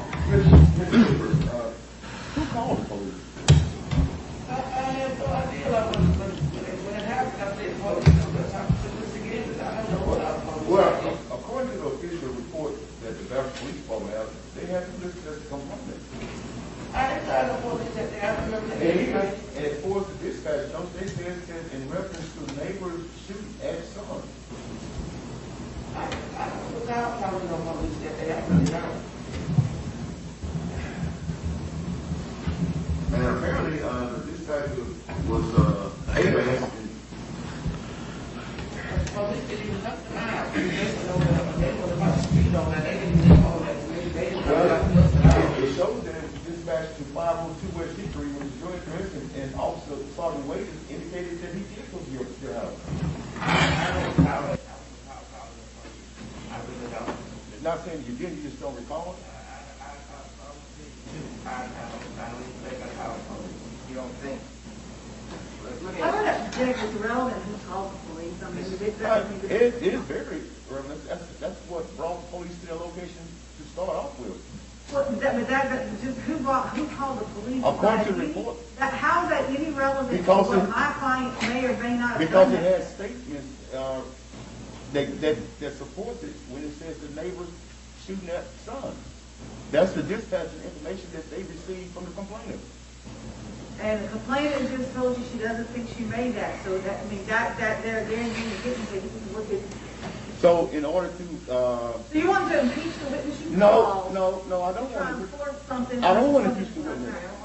Okay. It's been 3 years. I give her that leeway. We do forget things in time. And I'm just trying to draw her memory by saying that what the dispatch note says that the neighbors said that you said the neighbor was shooting at your son. And they have you down as a complainant. I know how the police, because when the police said, they were over there to just give it out. They said that those officers was not over there. So why would they come to me first? If I call them, why would they go over there? Instead of mine.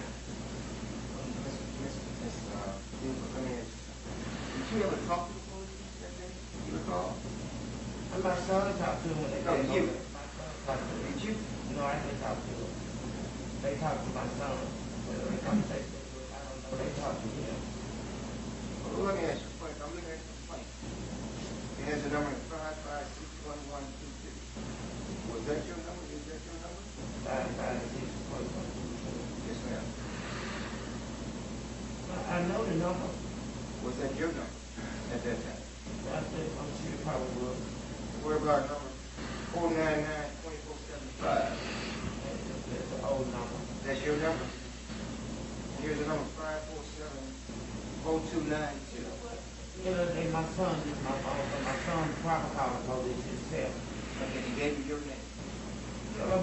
sure he's looking at it. Why you say he's sure he's looking at it? Why would he use his own name? He should use his own name. They might have questioned me, but I don't remember. Look, that's my phone passed, but I got passed out. I don't. So you might have questioned, just don't recall. I just don't recall. You might have called him, you just don't recall. I don't recall. I didn't see anything. I didn't get it all. You want to see the complaint? No, I don't want to see it. No, I don't want to see it. Make sure it's you anyway. You got a car up like this, your name anyway. Oh, I know my name. And just for the record, what you're showing her is not something she would have written, correct, Mr. That's Casey? correct, that's correct. But I'm sure she recognized your name. Well, yeah, I mean, I don't think she's not disputing her name yet. Does that say complainant? Up there, up right there? Yes. And whose name's below that? My name on that. And that name is what? I don't recall. I'll call it. And the address is? 502 Berkeley. What's your address? My name. That's all. Ms. Booker, although you may not remember whether your son called the police or not, if you had heard a shot that day, if you heard a gunshot in your neighborhood that day, do you think you'd remember that? Oh, yes, I would have remembered that. And you didn't hear one, did I you? remember that, sir. Thank you. I have no other questions. I guess we would have to authenticate this complaint then. Sir? We would have to authenticate this complaint. If we was a court of law. I don't understand. Well, that we would have to contact the author of this complaint to find out whether or not this even happened. I mean, the dispatcher generates this, so we need to bring them in as a witness to. So again, you're trying to, I mean, this lady has told you she doesn't. No. What you're trying to do is. No. I'm trying to And give. I would object to, I mean, going on and Well, on. I mean, we can call a witness. Yeah. I mean, this is the person, Right. you're trying to call people to bring in hearsay about what somebody else heard about something else as opposed to the person who was there that day. Right. That's the But evidence. she said she wasn't the You're complaint. asking to bring somebody in to tell you what they think is what's in the records about what somebody else Wait, told them. She was brought in. She was brought in because she was a party to the complaint, and Right. she said she's not the complaint. So now we need to find out she's complaining. What difference does it matter who the complainant was? Now, Yeah, no, I mean, what difference does it make? This is, you've got the witnesses that was there that day. What difference does it make regarding what happened, who called in the complaint, when you have the person, the mother of the person who was, who was. But she don't recall being a complainant, though. So what? Well, it makes a large How does it make, what difference does it make? It makes a difference because did this actually happen according to a complaint? The lady, dispatcher would tell who made the complaint based upon the call.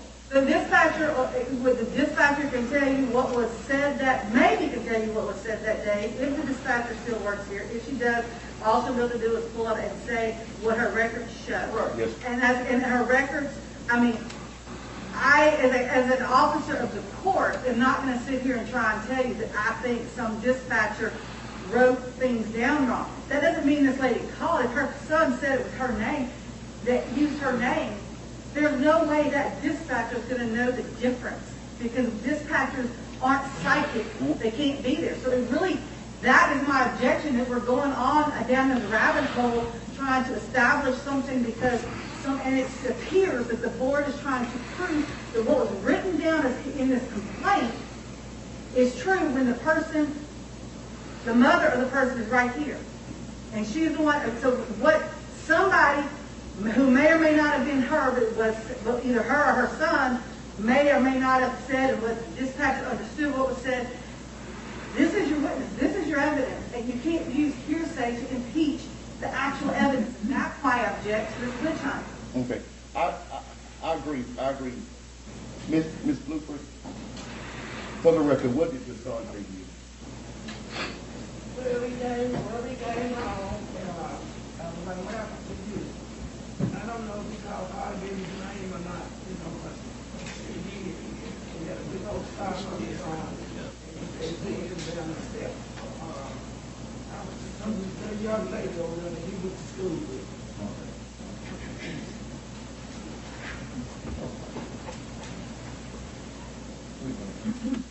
I think as well that Ms. has already stated that they were out in New York enjoying a quiet evening, and that after her son passed away, that she just put all of that out of her mind. So oftentimes when we put things out of our minds, we fail to reminisce about things that happened beforehand. Now, I cannot recall. Ms. Booker, did I ask you if you had some alcoholic beverages that afternoon? What day, ma'am?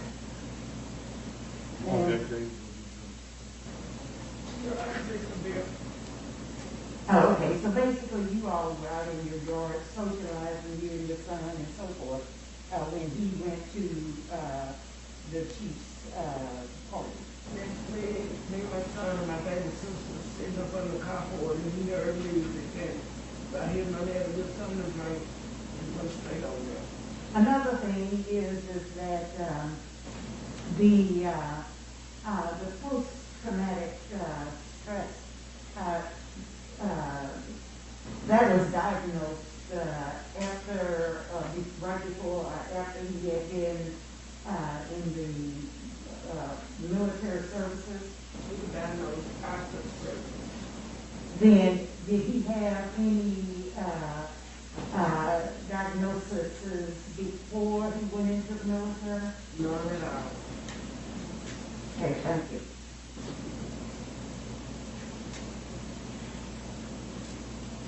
Still, I have call Joe Paul.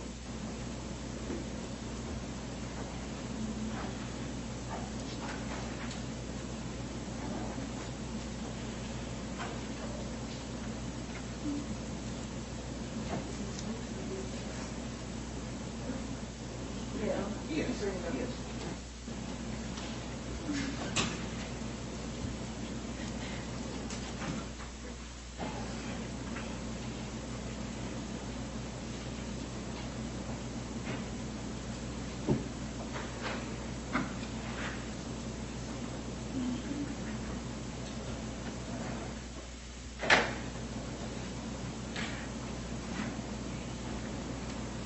Captain Bowman, would you state your name and your occupation, please? Sure, I'm holding.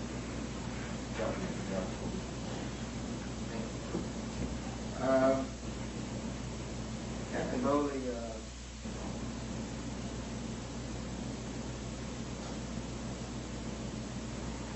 just one minute. Mr. Review, my guy.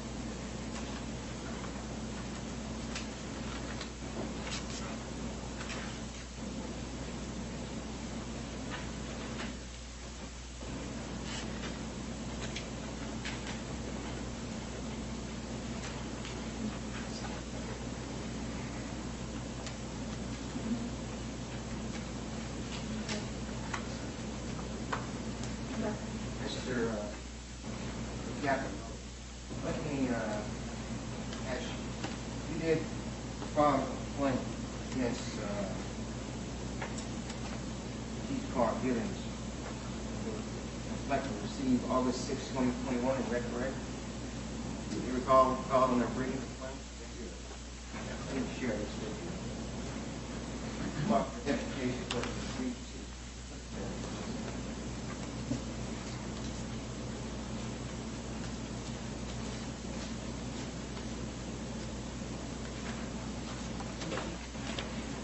Is that a copy of the board secretary for the record? Read it in its entirety.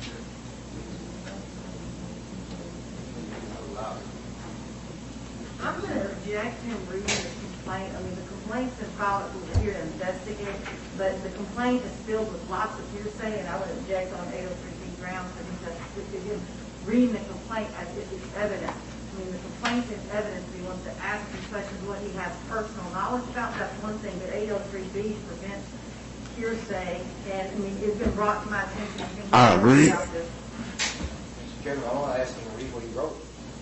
Yeah. The truth of it, that's up to the board to determine. Everyone on the board has been over this already. I said everyone on the board has seen this letter for quite some time. So you would have to have some type of reason as to why you would want him to read it out I loud. want him to read it because that he said he made a complaint. I want to make sure that that's the complaint he actually filed with the board. And he's reading it to confirm that that's the complaint. He's reading it out loud for the record. Why can't he just state the things that he knows for firsthand? I think he can review that and confirm it, but reading it out loud is, again, getting him to testify. He can look at that and read it and say, I mean, I will stipulate, Mr. Casey, that that is the complaint that officer filed. So there's no reason for him to have to read it out loud. He's stipulated to it. That he filed it. It's not stipulating that it's true that he filed that. He's stipulated that this complaint was being filed as B2. That officer has, I am. no. That officer has a name.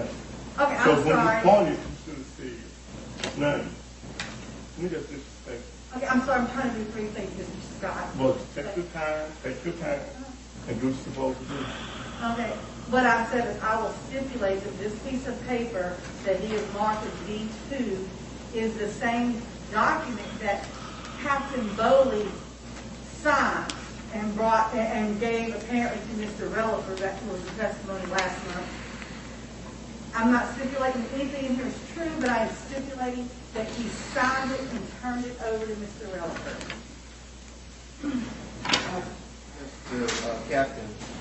Captain Bowley. How long have you been on the force? On Bastrop Police Department? A little over 25 years. For 25 years, and that's in your complaint, is that right? Yes. Okay. In that time, you asked the board to open an investigation on Divisional Chief Carl Gibbons, is that correct? Yes. Now, you allege in here that there were some things brought to your attention.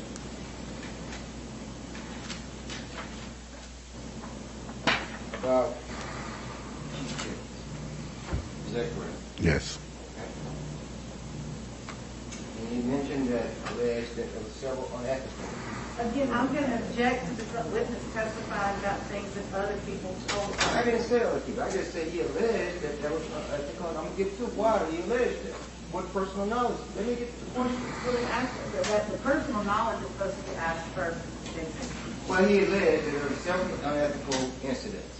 And Mr. Chairman, if I may, what unethical incidents are you alleging that happened that you know firsthand? But that was brought to my attention, or do I know When you say brought to your firsthand? attention, was it a formal investigation that you was doing as a police officer and you received this from a citizen? Yes. Okay. And can you tell us, based upon your investigation and based upon what a citizen told you in the line of your duty as a police officer? Because you do take reports. Okay. He would tell you. Hold on. Are we going back to the first, or are we going back to what's going on right Now, now? what's going on now? We're getting to that. Okay, because I thought we had done whatever about the political stuff. Absolutely, right, we're getting into something else. There's some other allegations you make in here about complaints filed against Mr. Gibbons in reference to a shooting. We didn't discuss it last time. Okay, Pushing the same subject down, okay, okay? This is what you're alleging in here. right. Now, based upon that, where do you get this information from? Well, the mother, Miss Mary Helen, called the police department. Miss Bluford called the police department at the time that I was, That's part of your investigation as a report. right. Right, what report, it's the same, it's for incidents that we just discussed, Mr. Luker, his name's not on the report anywhere. It is too, on the one I can see. Okay, but this doesn't have anything to do with Luker. Yeah, that's his report. But it's not regarding the incident with Ms. Bluford.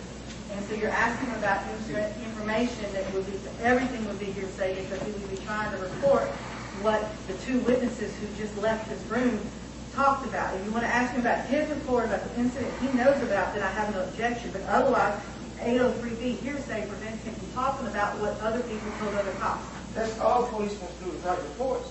But that's not his report. But he did not write a report about Ms. Bluford, which is the next word out your mouth, and that's why I'm objecting. He didn't write a report about the Bluford incident. Did you receive information directly from Ms. Buford about any allegations against Mr. Gibbons? That the shooting of her son, yes. Ms. Buford She, told you that? she called the police department in reference to, what are you all going to do about my son being shot at? I say, ma'am, I am just getting to work. I have no knowledge of what you're talking about at this time. That happened to the shift prior to my shift coming on. Okay. Did you have the occasion to go out there and talk to her son? No, that wasn't my investigation. It was not your investigation. Right. Okay. So, part on your investigation, what, if anything, did you glean from your investigation as to a shooting incident? Well, I just got to talk with the shift that left before me. I spoke with them, and they had told me they had worked the shooting on West Hickory. And West Hickory is where Ms. Buford lived, is that correct? Yes. Did you happen to go out on West Hickory at any time to explore this, further investigate this? Not that, no, not that one. Not that investigation on that, I did not. Was there another investigation that you may have done involving Chief Gibbons? Yes. And did you tell the board about that? Yes, on February 19th, 2018, I was dispatched to 415 West Hickory in reference to an altercation involving Chief Carl Gibbons. Okay. And could you tell us what happened in terms of altercation? When I turned on to West Hickory, I seen a vehicle coming towards me that I know, gray Dodge pickup that belongs to Carl. We met at the four-way stop sign. He rolled his window down. I rolled my window down. And I said, we just got a call at 415. What's going on? He said, I don't know. Let's go. So he turned around and we went back to that particular location. Okay. And upon your arrival to the location, what, if anything, did you discover or do? Upon my arrival, a black female who was identified as Santana Hawkins was in the yard. She appeared to be upset. Did you ask her why she was upset? Yes. She advised me that they got into an altercation. He knew that she had been in an abusive relationship. And who was she referring to this day? Carl Gibbons. Carl Gibbons. Mm-hmm. Go on, I'm sorry. And so she had said that I don't know why he would put his hands on me, this and that. And so I had my sergeant there. I didn't want to talk with the two of them in front of me, so I had to separate the two. Okay. And so me and Carl went out there to the truck, and we spoke briefly, while my sergeant spoke with the victim, Santana Hawkins. Right. And did you or your sergeant reveal to you any type of lacerations or anything on the body, any scars, anything? She wouldn't let me see any evidence of that she'd been battered or anything, but she spoke with my sergeant in reference to that. Okay. Reporting from Robert Markman, purpose of identification is B2. That's an incident report. That was by you as the author of this report, is that right? Yes. Which is dated February 20, 2018. That is correct.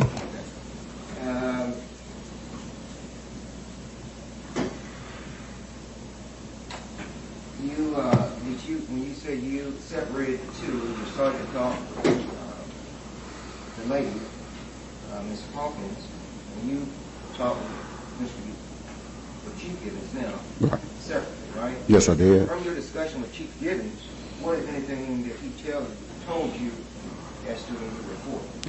He told me that he was asleep in one room and his phone was in another room, and somehow that she apparently went through his phone and maybe seen a text message, and they got into an argument, at which time he said, "I'm finna get ready to leave." And she said, "Where you going?" As my report reflects, says, "I go where the fuck I want to go." Is that what Chief Gibbons said? Yes. A report from him? Yes. Okay. So he advised me that he just got in this truck and he left without incident. Did Ms. Hawkins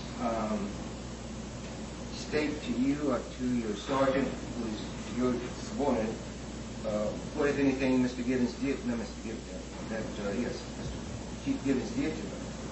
Well, he did a separate report, so I don't want to do hearsay, so I have him to do a separate report. So he had Did to. y'all discuss this report? Yeah, we discussed it, but he has to testify what he wrote on the supplemental report. He did a supplemental report. Yes, he did. Mr. Gibbons, have you ever been convicted of any kind of domestic abuse? No, sir. Was he charged with anything? No, he wasn't. He was not? No. And you was an officer on duty. You was a supervising officer at that time, right? Yes, I was. And based upon his statement, and based upon, was there a reason why you did not charge him with anything? Well, I didn't see any remarks that reflect that any battery occurred, and plus she was adamant about not doing anything. She just wanted him to leave. So I stood by while me and him go back and forth with his items, and he proceeded to leave. Have you had any other type of first-hand knowledge of any other incidents that Mr. Gibbons was involved in that has not been investigated by the department? Well, only, By the department, to your knowledge? to my knowledge, the only one was the ex-mayor brought to my attention. What's that? The ex-mayor, Mr. Cotton, had brought to my attention. And there was a report filed? It was not inside the city. Outside the city limits? Yes, it was. Incident involving Mr. Gibbons? Yes. I tend to, no objection, I can introduce the utility evidence. Let me see it from it.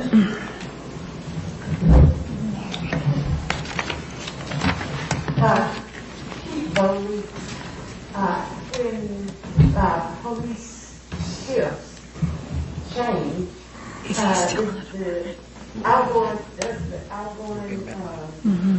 police brief, or who briefs the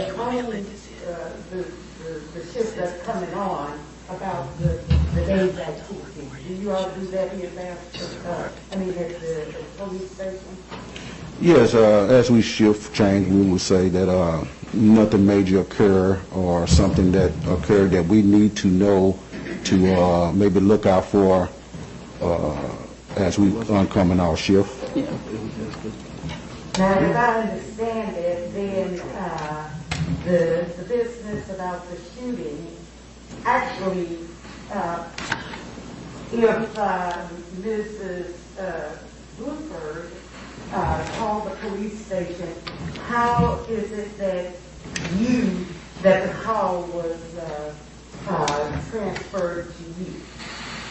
A lot of times when I come on, I go in the radio room, and if the phones are ringing off the hook, Sometimes the closest officer, we would answer it, but my dispatcher answered it and said something about a shooting. I said, I don't know, we just coming on.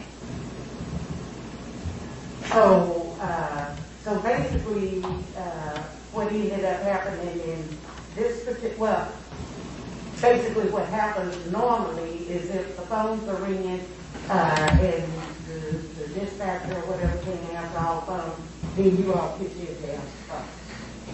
If an officer in there at that time, but my dispatch, she was actually standing there when the phone was ringing. Oh, okay. So she just basically, when Ms. Bloomberg called, she just, since you were policeman standing there, she transferred the call to you. No, I was standing there and she asked me, you know anything about a shooting? I said, no, we just coming on. I don't know. I don't know anything about a shooting, but give us time, we'll find out. Mm-hmm. Oh, okay. And that's what she related to this Bluebird's inquiry? Right. Mm-hmm. Oh, okay. And so basically, that was, what, the end of it? Well, You hung up, she hung up. Well, my dispatcher hung up, and I just told her to give us time, and we'll find out to someone shooting at her son, because we don't know who was shooting. Right. But when she called, she referenced a specific time or a place or individuals involved? She didn't relay it to me. She just, when I got on the phone, she said, what are y'all going to do about that guy shooting at my son? I said, ma'am, I have no knowledge. I'm just coming on. Let us find out. Let's see what's going on. Oh, okay. So the dispatcher basically sort of asked you whatever you think about. Right. Okay. Thank you. Billy, I have no objection to this coming in. Captain, so there was a phone call from somebody purporting to be Ms. Blooper, correct? Yes. Mm-hmm. You didn't actually do any investigation of this shooting, correct? Alleged shooting, correct? No, it wasn't on my shift, no. And to your knowledge, there's actually no police report saying that there was actually any shooting ever occurring, correct? It's a police report, but not my shift wrote. I'm going to show you what's already been put into evidence. And although Mr. Bluford may have said something about shooting, are you aware that Miss Bluford never told any officer at the scene that she had heard a gun? I don't know. I wasn't there. And you didn't get any additional information about it? No. Other than what's in this police report, you can't offer this board any information about what happened that day, correct? Only on when she made the call to the police department. But what actually happened out there on that day, you have no idea, correct? I wasn't there, no. Okay. Now, in reference to the incident with Ms. Hawkins, your sergeant that was out there actually did get to look at Ms. Hawkins' arm, correct? According to his report. According to his report. And according to his report, there were no marks on her arms, correct? According to his report. And when you had asked her to look at her arms, she refused to let you look at her arms, correct? Yes. And when you were talking about an abusive relationship, Ms. Hawkins was actually telling you she'd just gotten out of an abusive relationship with someone else, correct? Yes. So she wasn't accusing Mr. Gibbons of being the person in an abusive relationship. No, she wasn't.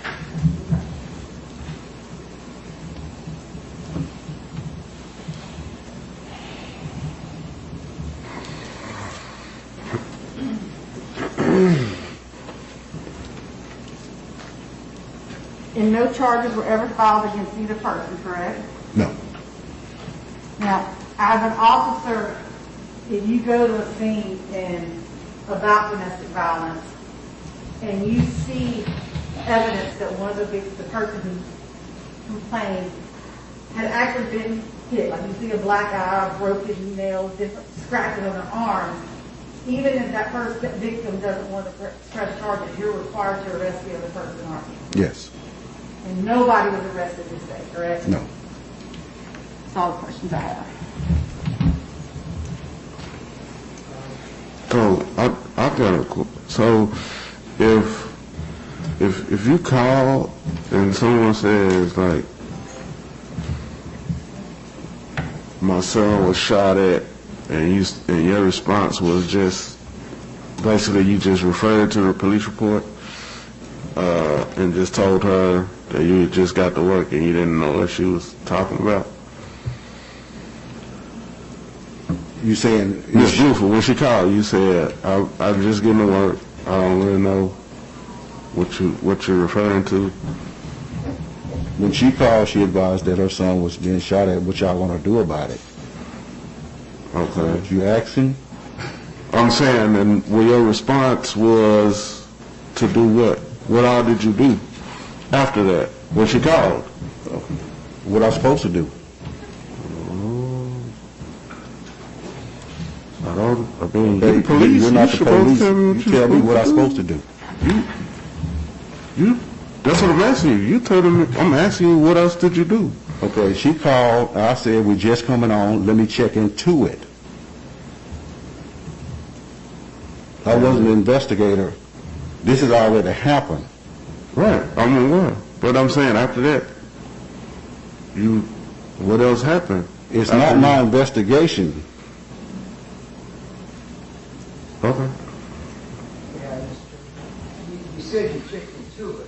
You checked into it. I'll check into it. All right, I checked into it. So what did you do to check into it? I found out who was working the incident, and that's who I referred it to, Sergeant Jamie, who was working it. Because I told him that the lady called and referenced about her son.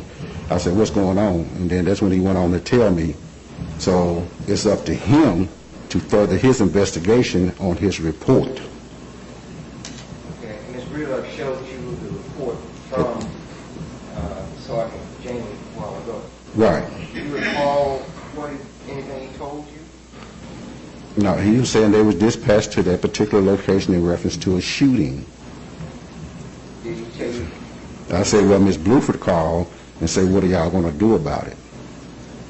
So therefore, it was turned over to him to further his investigation for as the shooting. Did you recall if he told you whether or not who did the shooting or who was involved in the shooting? Well, I didn't ask.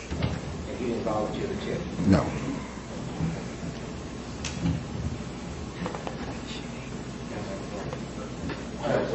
Yes, sir. When you first got to work, right, you mentioned that you was able to get a phone call that came in from an earlier complainant? Yes. Okay. And who was the earlier complainant? Ms. Bluford. That was Ms. Helen Bluford? Is it Helen Mary? I think it's Miss Mary Bluford. And what did she tell you? Well, when I picked up and I said, this is Captain Bowler, she said, well, what are y'all going to do about that guy shooting at my son? I said, well, ma'am, I'm just getting to work. I don't know what you're talking about. Let me look into it. Have you ever spoken to Bluford on the phone before? No, I never spoke to her on the phone. Did you identify her to be Ms. Bluford that you spoke to on the phone? Well, when she said, yeah, she said Miss Bluford. And she said her son, Jake Bluford. Did she have a concern about what was going to take place in the matter? Yeah, she asked me, what are y'all going to do about it? And I said, I have no knowledge of what's going on. I'm just getting to work. Let me look into it.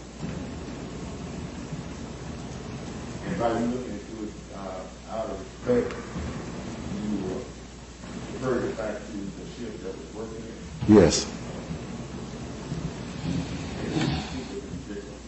You know, I spoke with this Sergeant Wages, who actually wrote the report.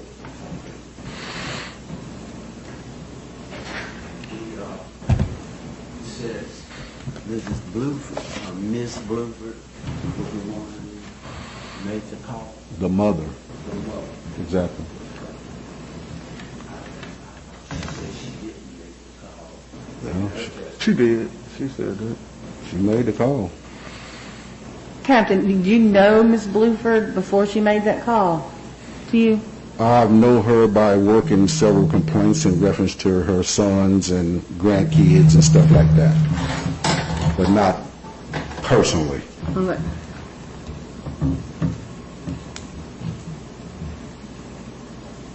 No, you said several complaints with reference to her son. Are you talking about the son that was involved in this incident with Chief Gibbons? Yes.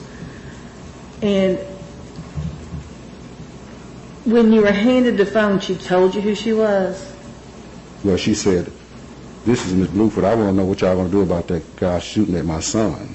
But other than her saying that, you couldn't, other than repeating that, since you just know her from her, did you recognize her voice? No, I don't go around recognizing voices. No. Okay. I mean, she could be Joseph DeSam. I don't know. I'm just going by what she told me.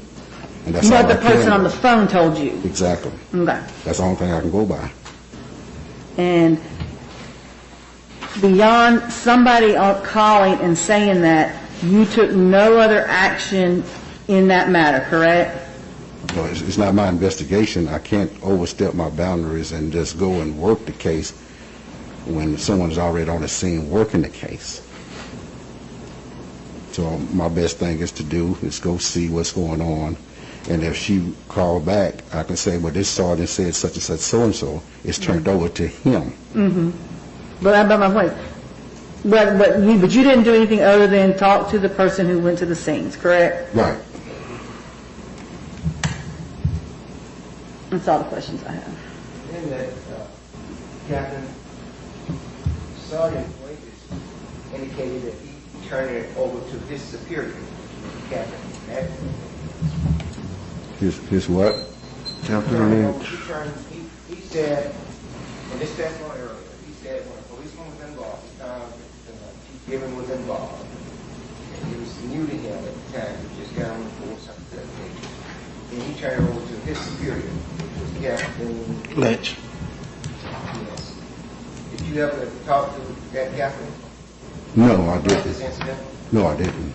Did you know he was the one who was handling it? Yes, I know he's handling it. And how did you know that? Because he told me when I went to him. I said, who worked the shooting on West Hickory? He said, we working it. Who is he? Who are you talking about? Sergeant Wages. Right, but he also said his captain. If he turned it over to his captain, I mean, I have no knowledge of that. I'm sure he did. Okay, so I'm sure you he never did. talked to his captain? No, I never did. No, sir. Thank you. Is that customary,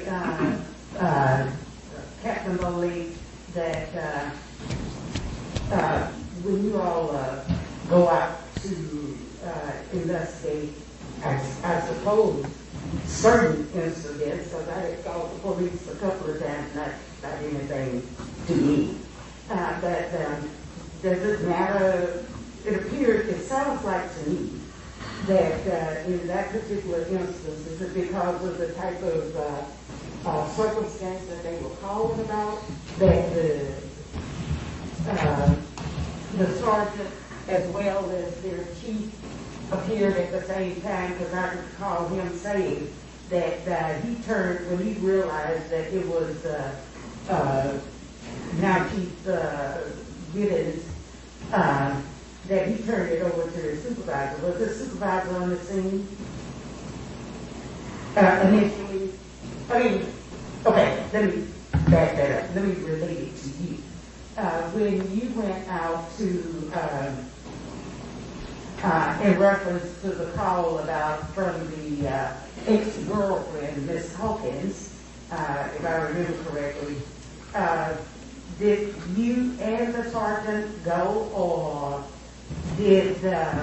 how happened that you appeared? I don't recall any time that I called the police that two people showed up. What determines that the sergeant and The nature of the call. the nature of the call? I get it. But I'm calling about loud music. You're not going to send two people. Is that it? No, she probably won't dispatch two people, but it doesn't mean two won't show up. Oh, I got it. So Yes, I mean, just because I'm not dispatched to a call, don't mean I don't show up. I'm the captain, I show up when I get ready. And if it's feasible for me to go, I'm going to go. If it's a hot call, I'm going to make sure all my units go. So in this particular instance, you just decided to go? I was dispatched to it, I had no other choice. I was dispatched to Did it. you and Sergeant, your sergeant appear at the same time? That's what I meant. Yes, but no, not at the same time. He came maybe 2 minutes after, a minute later, Oh, okay. because I met Chief Gibbons at the four-way stop sign, as my report stated. We rolled down the window, we chatted, and I said, we had a call at this particular location. He said, let's go back, let's go check it out. He turned around, we went back, we showed up at the same time, then my sergeant appeared. Then, so basically, why were you there? Is it because you already had foreknowledge that it was Chief Gibbons' residence? Well, my dispatch, she called 205. I mean, that's my number. So, how happened? It could have been anybody's call, but it just so happened in rotation. We're all in rotation. We don't have the luxury of Monroe PD where their sergeants, their captains, they don't answer call. We don't have the luxury for the captain to supervise like he's supposed to. I have to answer call.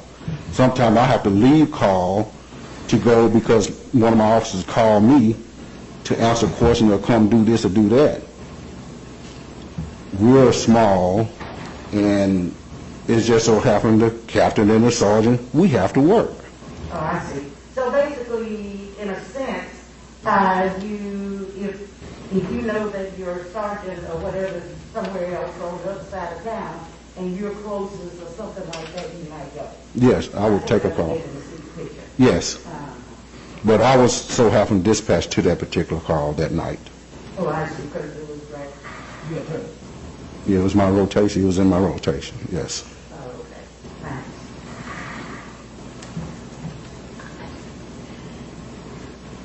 Now,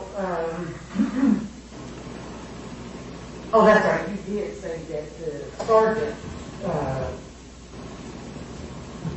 talked to the lady and that you were probably Mr. Yes, I separate the two and I allow my sergeant to talk with her. Oh, well, I see, because they were giving something like in a verbal affray or something like that. Well, no, that's common practice. We don't like to talk with the two in front of each other because it could burst out, you're this, you're that, no, you're lying, this and that. So we want to eliminate their conversation, whereas I pull Chief Gibbons to the side, me and him went and talked over here, and my sergeant basically took her in the house and spoke with her. But so at that time, you didn't see him hit her. Did you see him hit her in any way? Did I see him hit her? Right. Well, see him hit her, unless he was in the truck with him, no, I didn't see him. Me and him approached the four-way stop sign at West Hickory and Vine, where he rolled down the window, I rolled down mine. I advised him there's something going on at 415, we've been called there. And he said, well, let's go check it out. He turned around, we both arrived at the same time.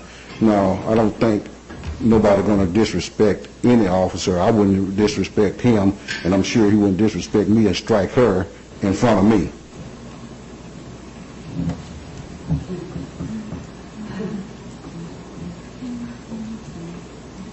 Thank you.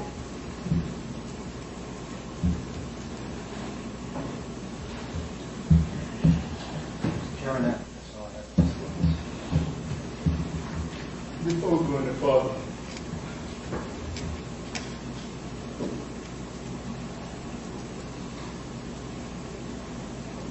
if we listen, if we act to this like I said, We keep asking the same questions that either she may ask or he may ask.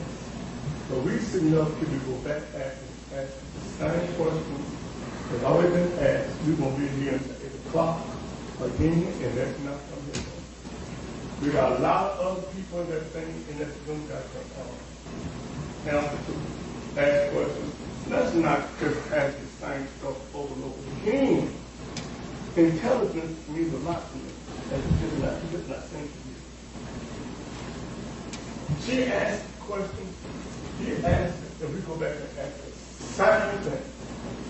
Let's stop it. Let's just listen. Let's ask all those questions. Well, I appreciate your comments, but I think that oftentimes when that happens, they're just trying to clarify. Well, I got to clarify every time I see it. Okay. Well, you may have more in-depth knowledge about a certain situation or so. All right. Thank you so much, Captain Foley and Mr. Scott. It wasn't all, it wasn't. I'll talk about it later. Thank you.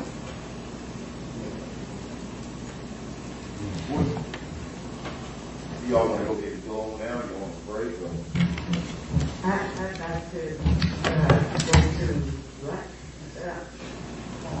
and get up and stretch my legs and Well, what about this witness? the ladies' room. Yeah. I think I'd like to make a motion that we break off the lunch because, of course, we all had to get here for 10 a.m. And so I'd like to have a lunch break there.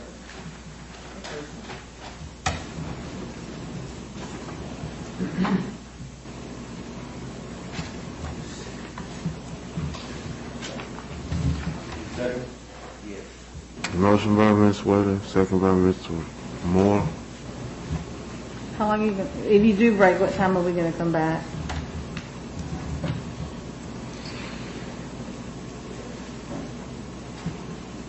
Go ahead at 2 o'clock. 20 minutes to 1, I mean, do we need an hour? Can we come back in an hour?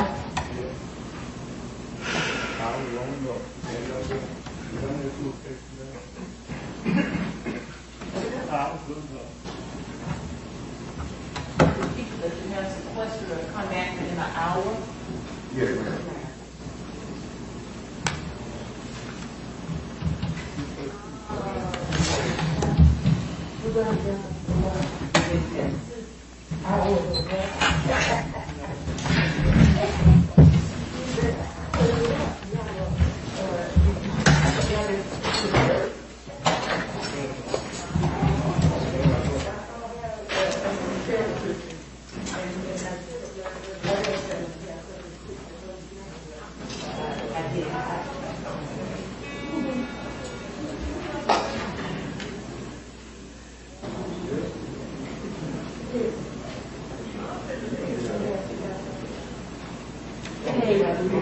They're taking an hour lunch break, so you want me to come back?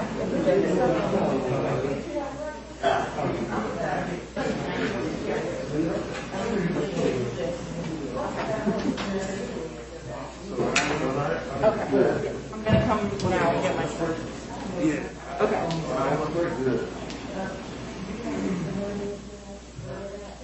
Yeah, I have 2 batteries, but one's a big one, one's a small one, and I'm almost done. I have like an hour left on the big one.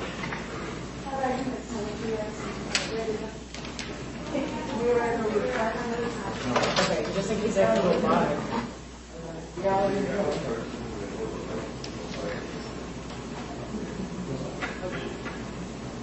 Okay. All right, I'll see you soon.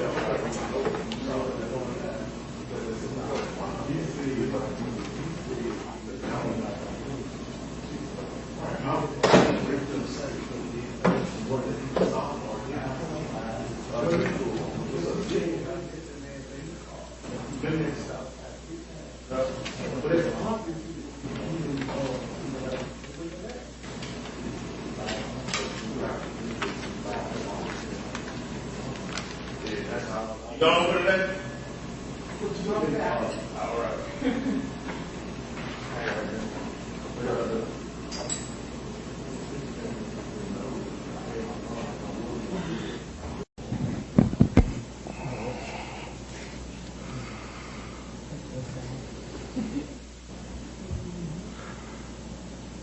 Are we ready to restart?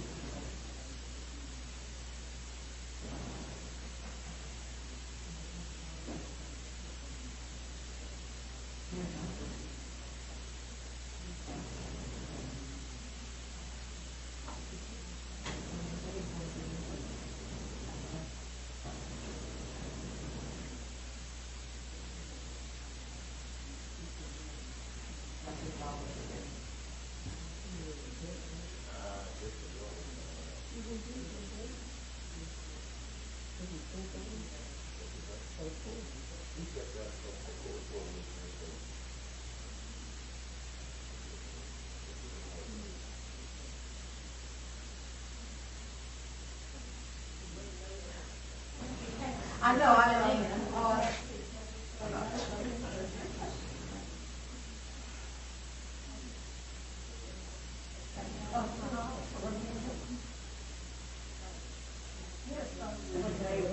he was the original with the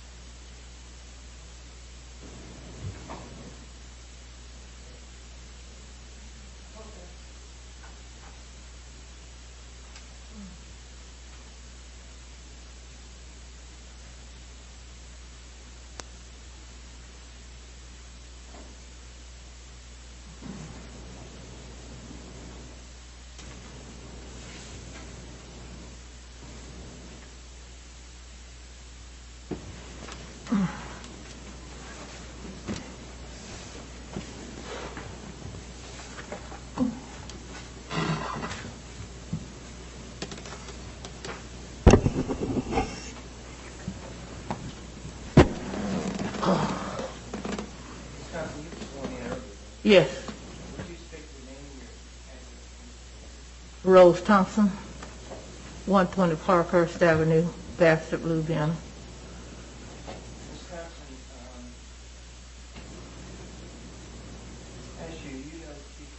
Yes, I do.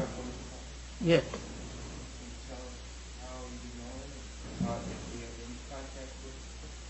Not really no contact with him except here lately, but it wasn't really a contact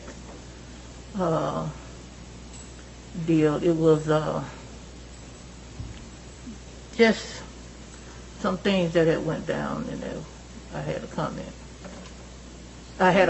Some things that had went down, I had a comment about it. Yes. Yes.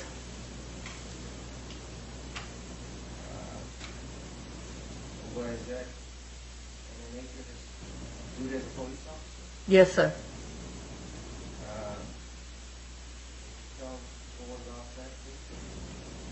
Well, it was an incident that was pertaining to a friend of mine. And what it was, if I have to go back to something that dealt with my cousin that was on the stand, Miss Bluford. She was a relative of mine, Miss Bluford. Yeah, she was. Yes, it started from there when it was said that he had pulled a gun on my cousin. So that's when her son. We call him John, but yeah, Jake, I guess. Mm-hmm. Yes. So you started with that? Yes, and I would have always talked to Mr. Givens. He and I used to could talk about things, and would try to talk to him as a friend about the temperament of, how he was doing and everything towards people. And he and I had that talk. And You said you and him personally had a talk about the way he was conducting himself? Yes, as a police officer, yes. And it just started to, I guess, as it went on, it just started to spiral downhill.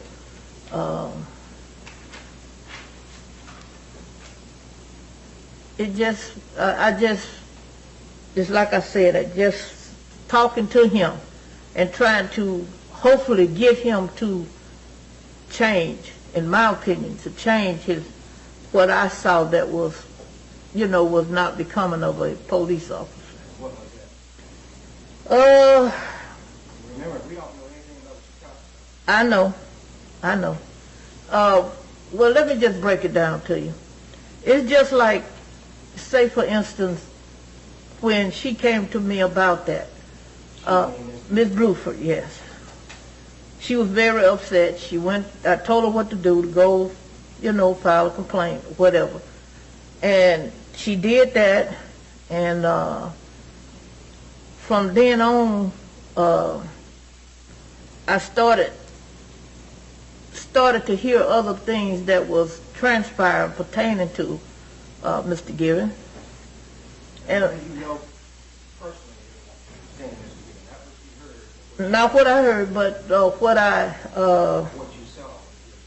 well, mostly what I really didn't see all of it, but I saw some of it. But what I heard mostly was. You don't want to hear what you heard. Oh, okay.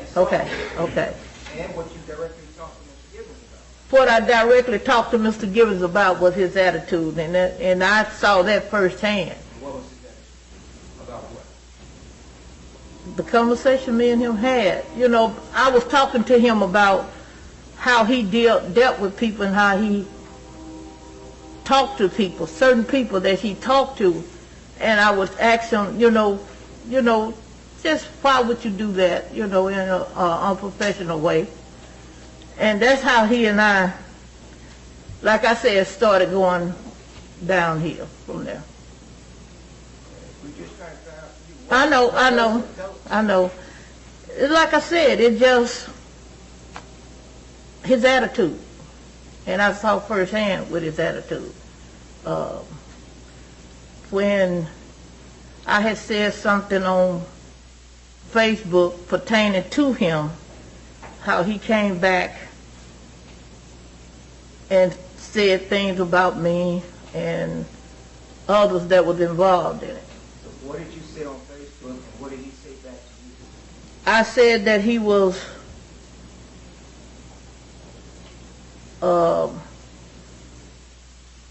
a woman beater. I said he didn't have the temperament to be a police officer or a chief. I had a picture that was brought to me. My cousin's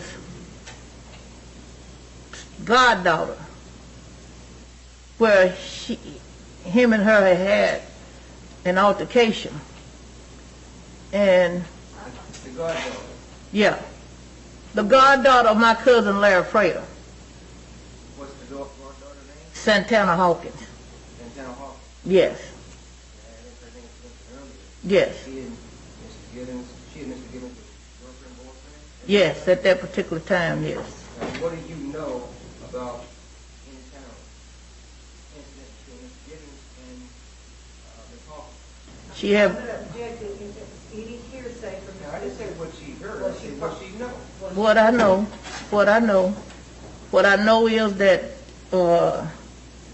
when she brought it to my attention, came by the house. Okay, and then I object, he's trying to testify to what somebody else told her. No, I'm talking about Santana Hawkins. That's who I'm talking about. Well, I understand that, I but think what unless she's you... saying is that you can't say what Santana said. Okay. Santana's not here. I can say what I saw then. Yes. Okay.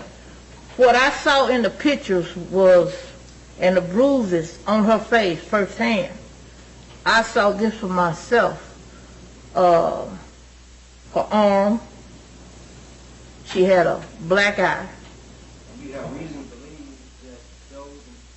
She said that it was. Did you ever talk to Ms. Hawkins about this? Yeah. And you talked to Mr. Gibbons about it? No. Did you FaceTime Mr. Gibbons about any of this? Facebook Mr. Gibbons about any of this? No, I just came on FaceTime and talked about it. What had transpired between him and her, what has transpired, that I saw. Did he respond? Oh yeah, he went back on social media and responded to it. And what was his response? I didn't read it all I know he just came out and said he knew stuff on me, and I told him to bring it on out, and then he went to, well, I don't know if I can go in the other part of it. If there's something different directly between you and Mr. Gibbons, yes you can. Well, the only thing that was between me and Mr. Gibbons was he didn't like what I said on social media about him. And what I said about him was he was a woman beater. And I didn't like a woman beater. I didn't like a man putting his hand on a woman. I didn't care who it is, even my son. I don't condone that anywhere.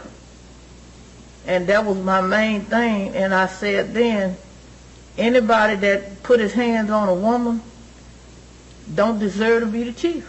I said that.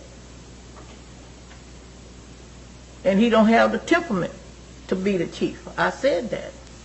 And he responded back to what I had said. And what was his response? I don't forgot most of it. It was long. Tell me what you remember. Only thing that I remember is that he was attacking me, saying what he knew, what he could bring out on me, and I told him to bring it on out. You know, I told him to bring it on out. Did he, as you phrase it, bring it on out? Nope. Not to my knowledge, he didn't.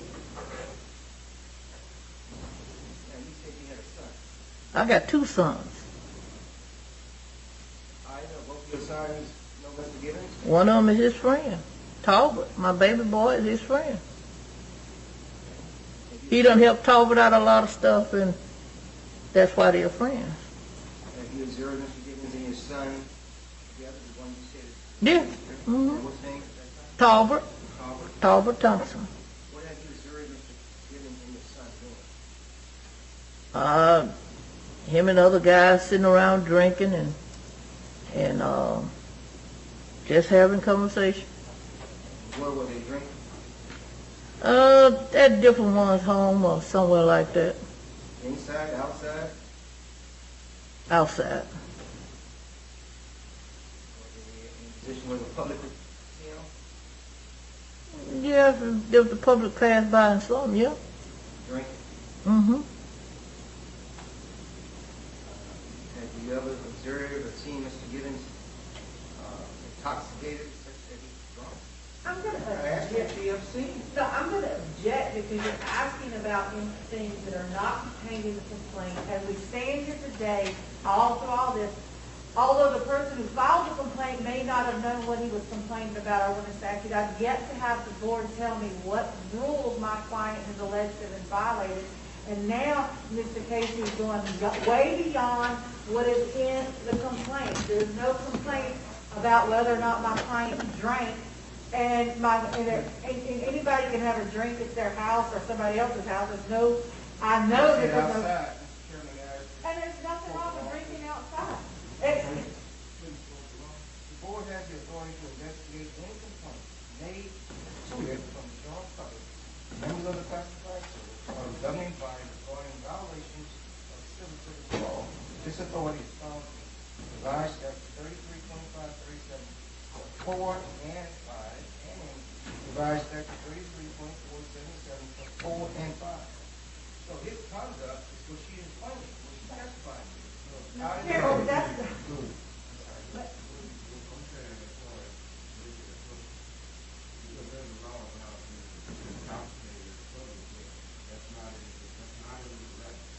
Well, he said things that he has done.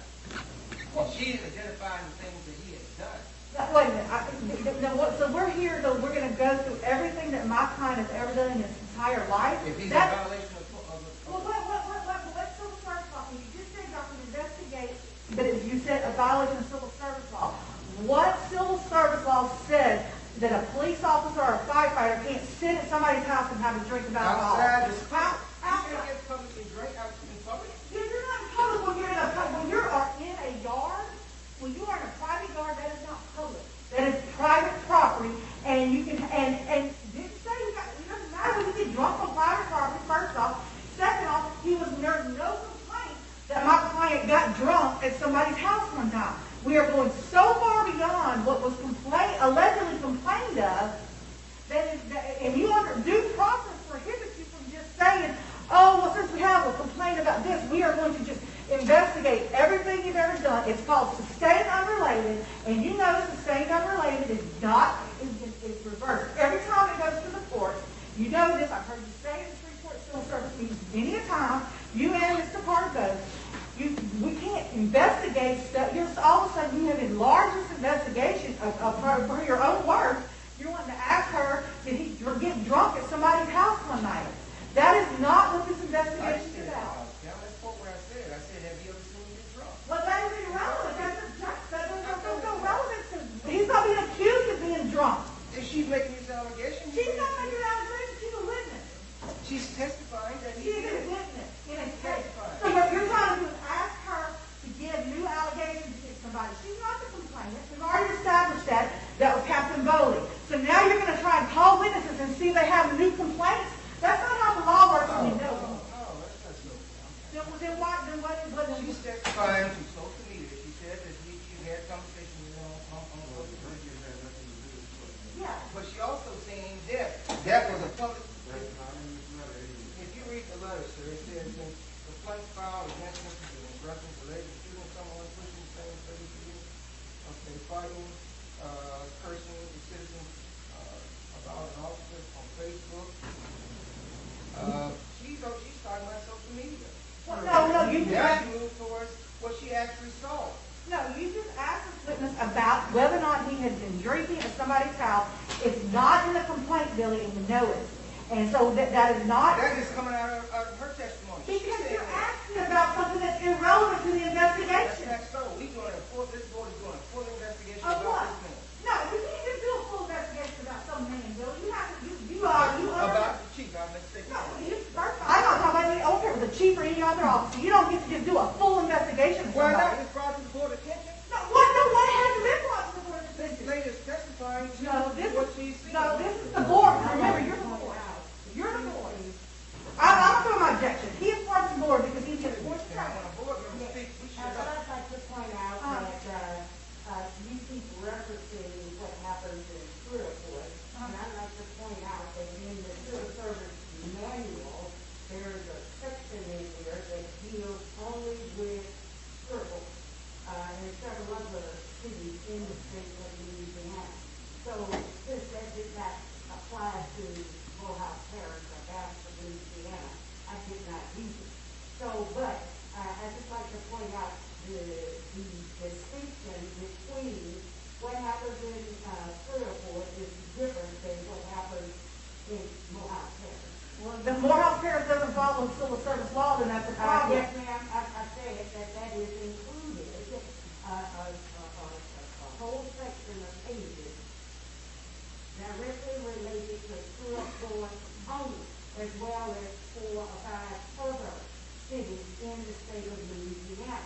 So some of the aspects of hearing or an investigation may be different, but I cannot say what they are because I never read the career court part because it does not apply to me.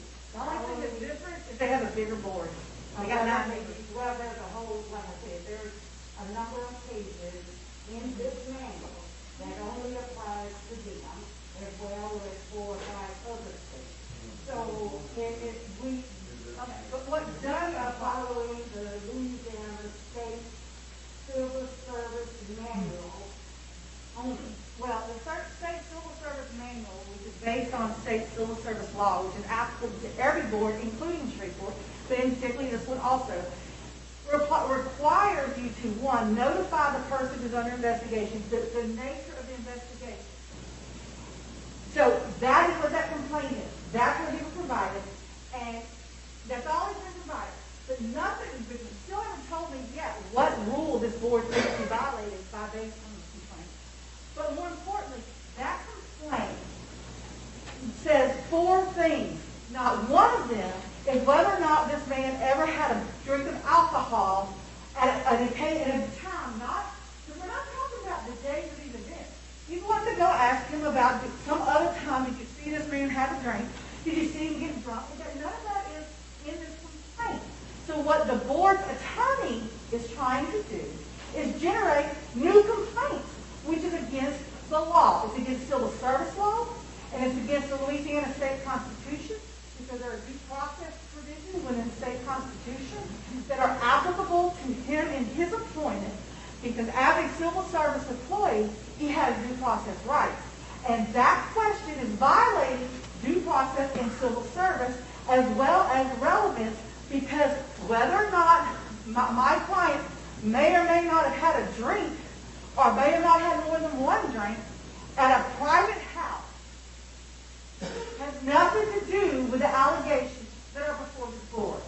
It's trying to smear my client so that maybe those of you who haven't already actively shown their disdain for my client will have more to do. Nobody here has anything against your client. We don't know him like that. Well, that's not the impression. That's what you're saying. That's And I don't the like that. impression. You said it several times. We don't have nothing against him. We Then don't follow the him. law.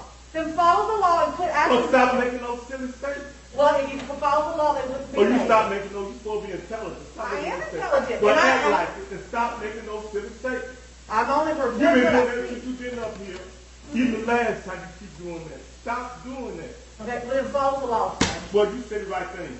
Follow, I am saying the right thing. Well, but apparently I'm not. saying When that you- right now, the thing When is, you're accusing us of things we're not doing, it doesn't look right. if you're asking questions beyond the format of this law, Well, of this let's get to letter, that. But stop I have. accusing us. I'm getting, she's Stop telling me accusing us of things that you don't know nothing about. Okay.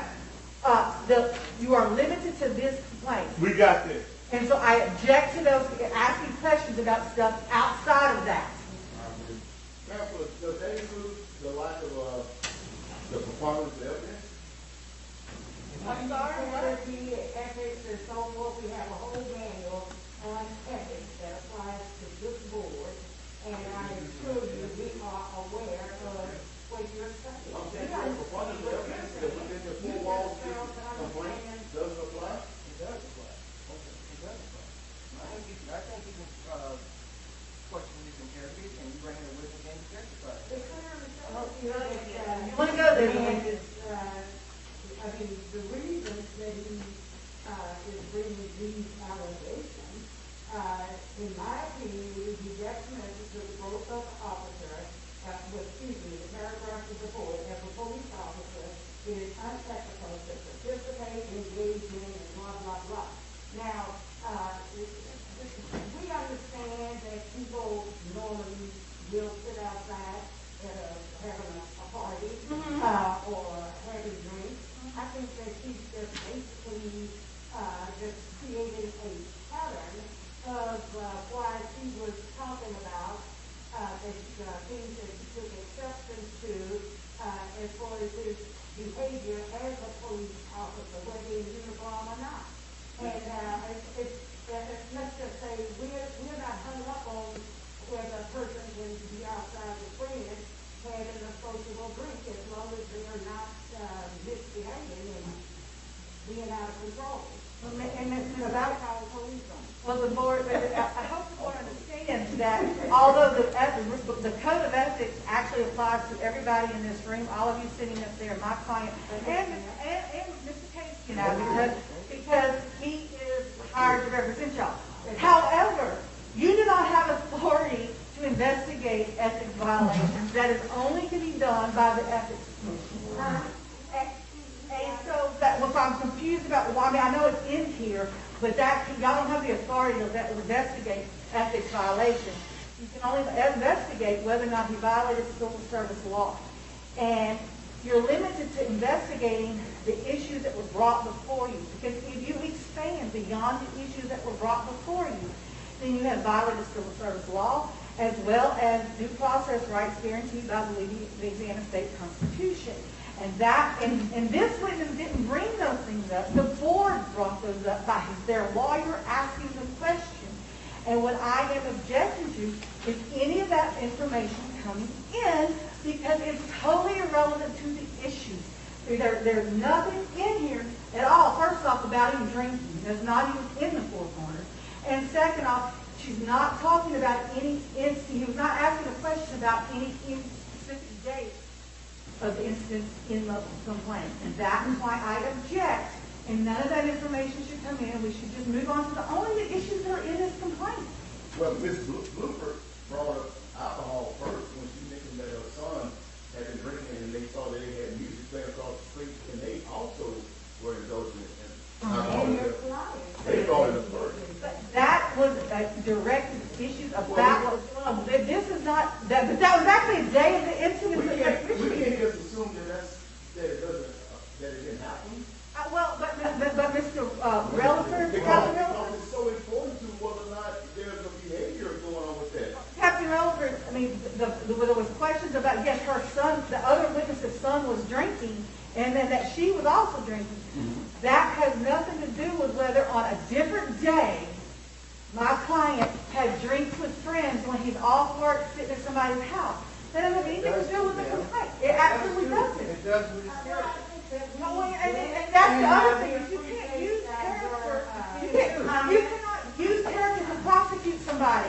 Because then, He's not the first holding a chief of police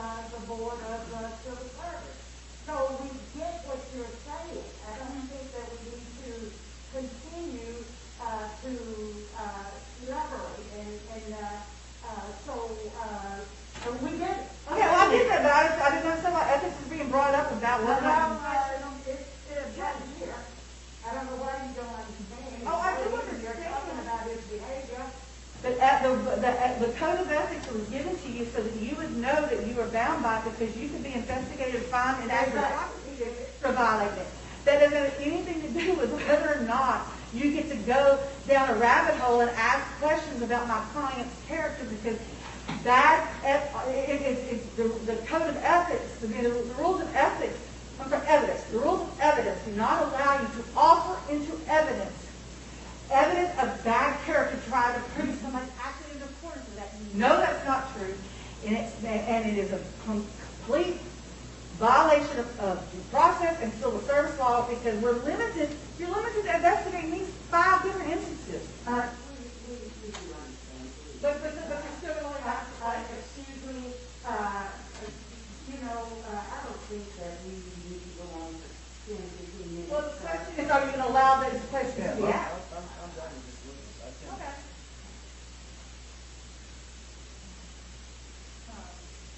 I have no questions of this witness.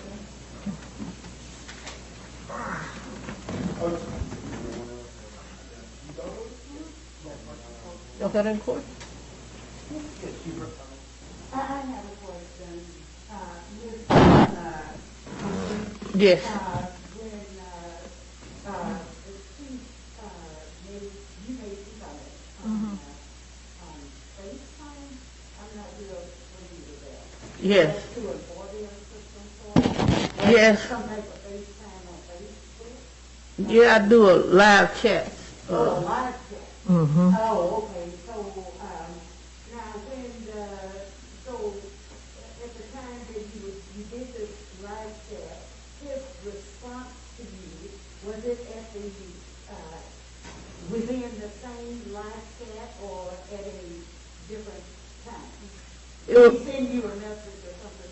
No. I assume you all were friends on Facebook. We were, yes, we were. And so when he responded to what he saw, he wasn't there, how did he know what you said on FaceTime? Because I was live talking, and he could see. Is it recorded and you can go back and watch it, or? Yeah, I let it stay up a couple of days. Oh, I see. Yeah, I let it stay up. Now, when he responded to your comment, was his in a live chat, or he just wrote the comment? He just wrote it, just typed it out. I see. And in response to your live chat? Yes. Oh, okay. So I can assume that in that 3 or 4 times that you let it stay up there, that he obviously for himself. So replay the live chat? Yeah, I don't have a problem with nobody looking at it.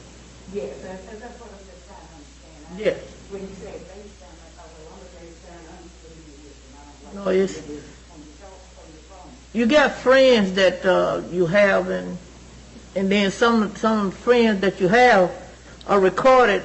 You either send it to another friend, share it with another person, and then that person can look at it. Oh, okay. So Also. they record it, and then they transfer your recording of the live chat to their friends. Yes, they'll share it.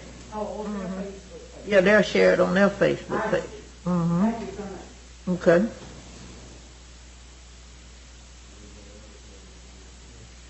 Oh, I have one. Mm. So once you take it down, how, I think I'm maybe in the meeting with something about, I've heard of something, that you can delete a Facebook comment.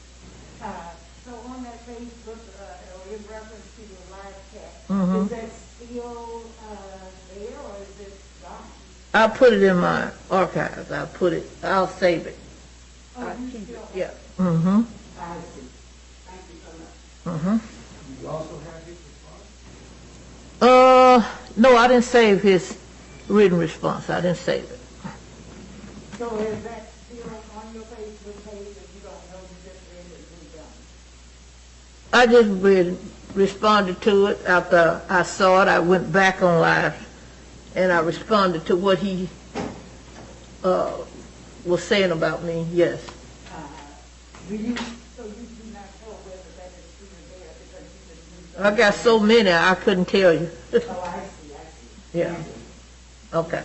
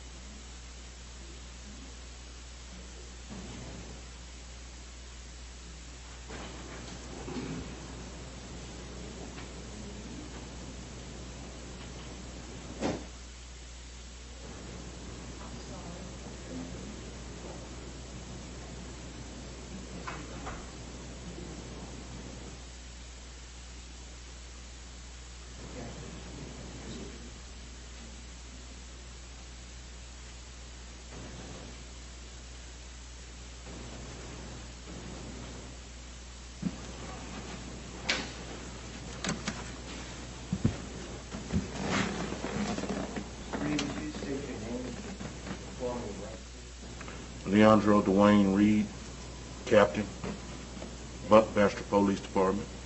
Thank you.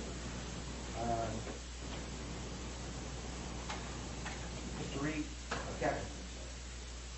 Reed, you know, Ye- Yes, I do. Have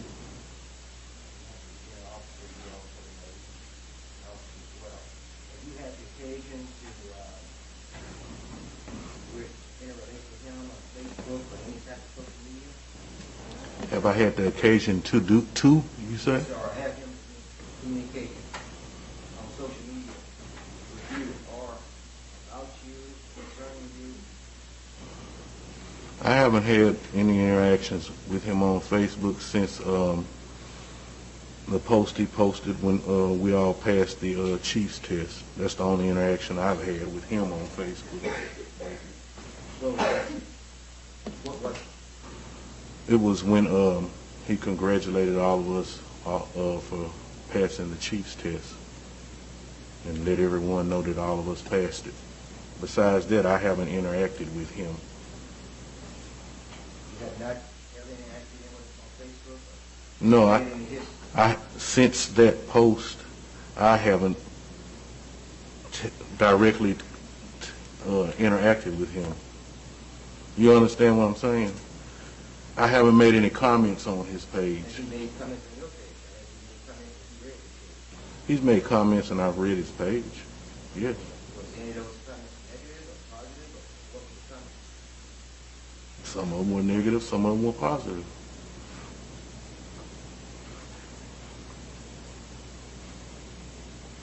Say it was negative sense. What was negative? Can I ask you a question? Do you want me to go ahead and tell you about the post that you're referring to? Yes, please. Okay. Sometime in August, Chief Evans retired or resigned or whatever it was he did, and Mayor Cotton appointed me the interim chief, and he made a post on there. Issue, right? Right. He made a post on there about me. What was the post about you? I have the post saved on my phone if you want to see it word for word, but he just made a post. It was a negative post, like I had did something wrong for the mayor appointing me interim chief. Can you tell us what the post was? I got it on my phone saved. If you want me to read it to you word for word?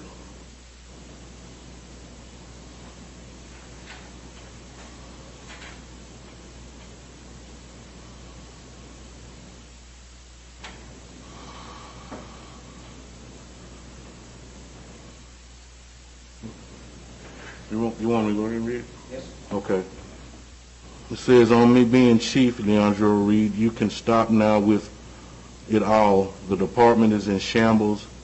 Enough. It's yours, brother. Even the new mayor comes in, she chooses you. The people that it matters, know I never did want it. Some of this is cut off because the screenshot thing, but it says it was never my hopes or my dreams. It was the wishes of others. If it takes stooping to the levels I have witnessed, man, good luck. The SHIT is really funny. I have bigger plans. Now that incited my daughter to get on his page and interact with him, which I called her and told her not to make any more comments. She wanted to know why he was doing that or saying that. And that also incited another young woman to get on Facebook and say that I hate the community. You know, I got that one saved too, which I don't hate the community. I don't hate anyone. When you say incited, all that because of the initiation of I mean, they made the comments after he made the post.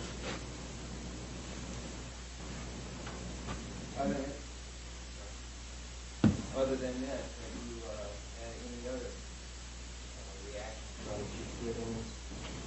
No, after that, shortly after that, I just withdrew. You know, I took him. I unfriended him, and I don't interact with him on that level as a Facebook friend. I don't have time for that kind of stuff. Do you take that to be offensive to you? Very offensive. any distress or anguish? It certainly did. And it also is to me like I'm a good person. People who know me know I'm a good person. That's not me. It made me look. It didn't make me look bad because people who know me know I'm not. That's not me. But there are lots of people that were commenting on that post that don't know me, that don't even really know him, to tell you the honest truth. And it's a shame. You're not supposed to do that kind of stuff, not to a fellow officer. I wouldn't do him like that, not publicly. Now, we might say something to each other privately, but I'm not going to publicly do that to him. You consider that as being disrespectful to you as a fellow officer? Very disrespectful, because at the time I was, even though it was just for a day, I was the interim chief, and he got on there and did that. And yes, it offended me and it offended my family. Other than you being appointed to the interim chief, you gave him any call to provoke him to make your assignment? I hadn't said nothing to him, period, about it, period, before that or after that, about anything about the chief or any of that stuff. Have you received any type of, since he's been appointed divisional chief, have you received any type of repercussions from him, any type of reaction from him? No, he hasn't been bothering me or anything. He hasn't done anything towards me.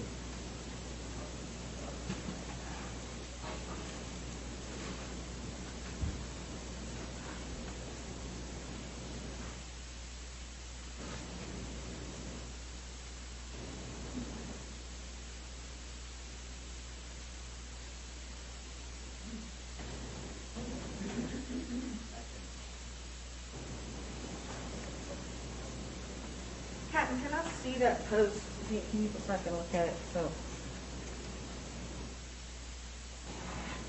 okay. I'm old. I gotta take my glasses off. See that little thing is in the way where it cuts off a little of it right there. Mm-hmm. That's from the screenshot.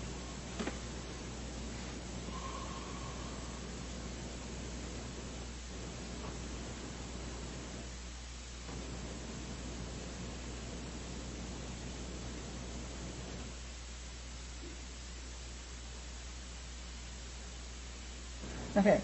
Now,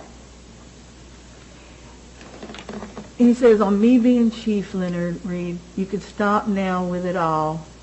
The department's in shambles enough. Now, you hadn't been the chief before. I mean, if he was talking about being shambles, that wasn't directed at you personally, right? I don't know. I just know, I know when he used my name and said on me being Chief Leandro Reed, I take the whole thing to be directed to me because he called my name on it. Well, you had been appointed chief at that point, right? Right. And he told you it was yours, right?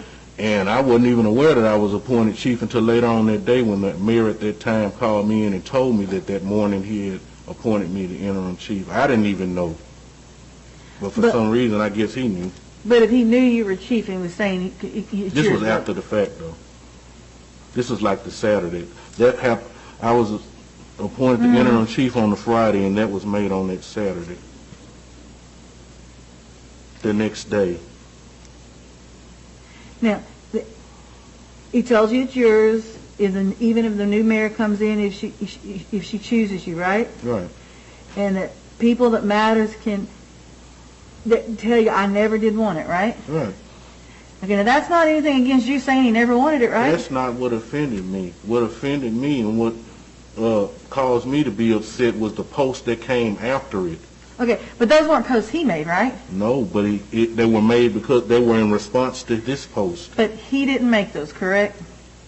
So the thing that upset you was not what he posted, but what other people said. No, what he posted upset me too because he used my name in the post about some stuff that's going on at the police department in front of the public.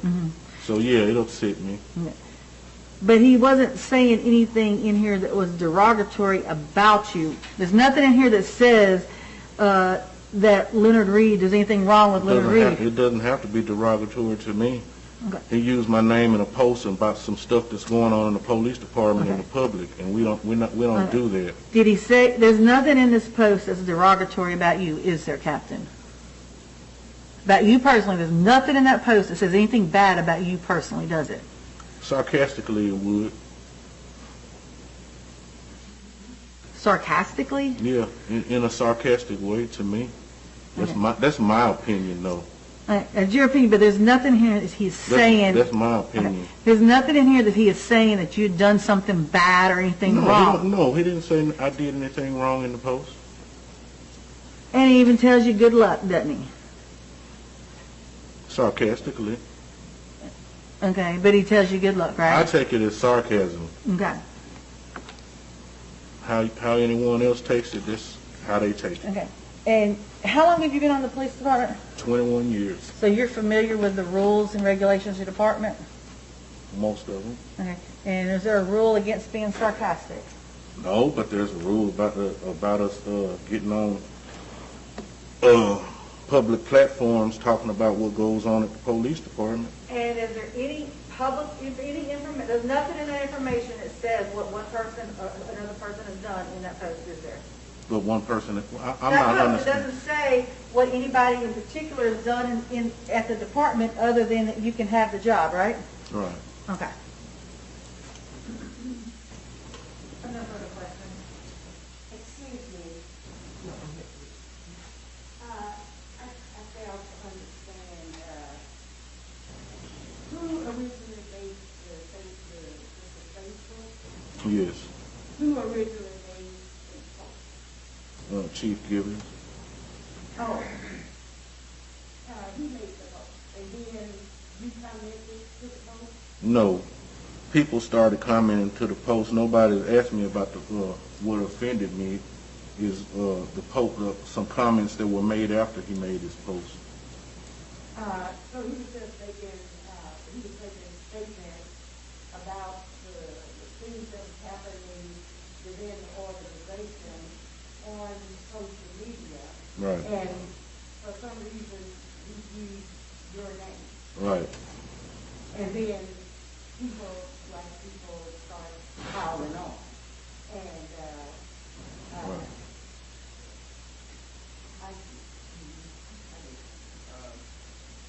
Captain, did you find that the posting that Chief Gibbons did was unprofessional as a police officer? I feel it was.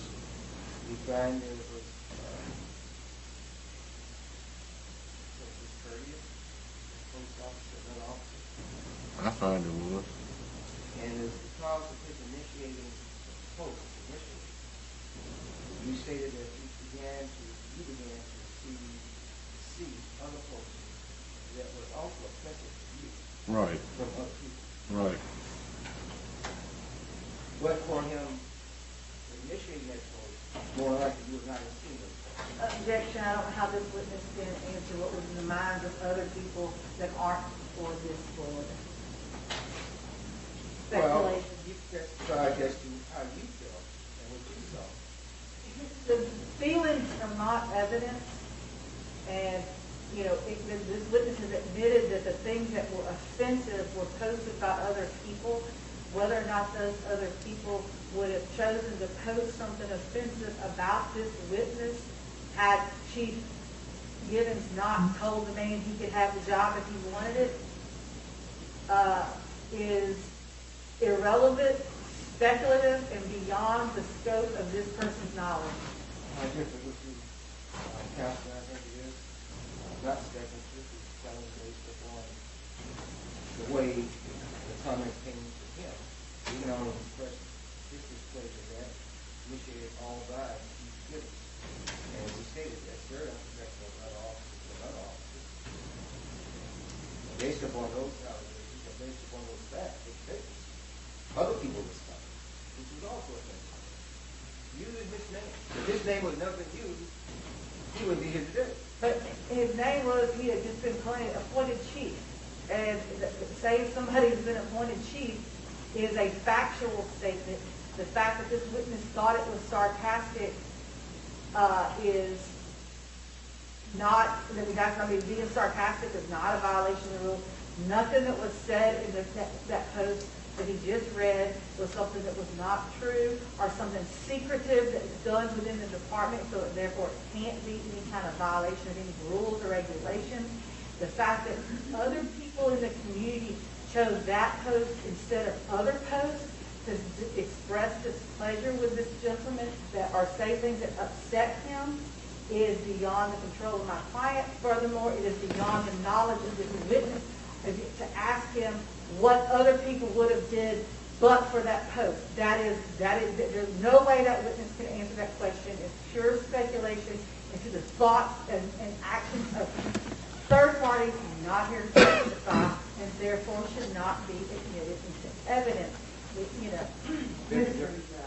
would think that even you would be offended if the people that work within your organization got onto a public platform and made disparaging remarks about what's happening within your office, especially a public servant such as a policeman should not be doing such a thing.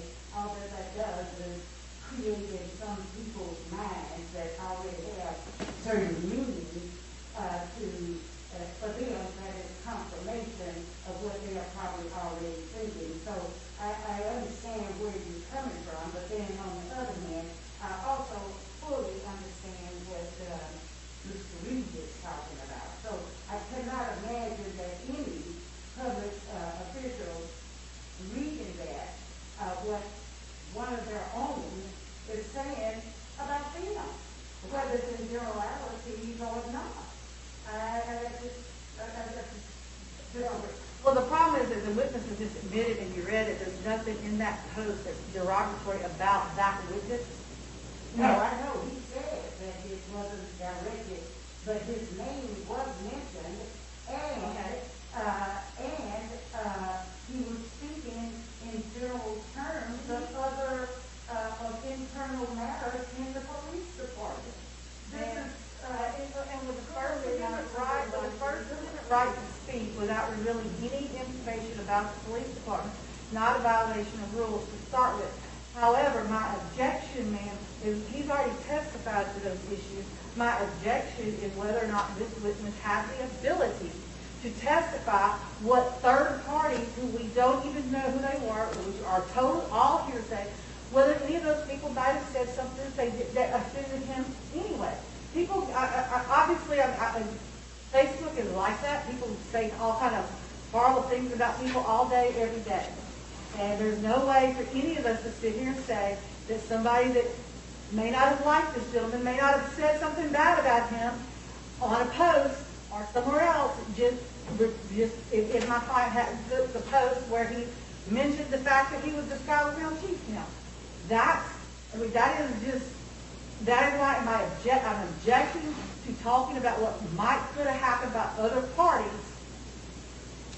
The only issue is what actually happened and the content of what my client said, because that's the only thing he can be responsible for. He cannot be responsible for the conduct of everybody else in the world. But his comments are the ones that generated those negative comments. And he was talking about internal things within his organization. Well, I wish you would tell me what those internal things were, because I didn't hear any.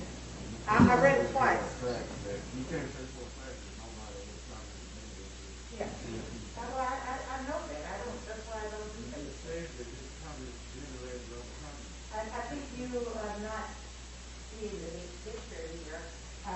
There are people in this world that have means to believe whatever they see on social media. I mean, that's just a given fact. I mean, everybody knows that. But to say that a certain comment about a specific, your own organization in your Facebook post is just not a good idea. But especially when you're talking about the police, people already think that the police is not doing a good job. So to have one of their own members saying these things, sir, I can't believe that you would not think that that was something that one should not do.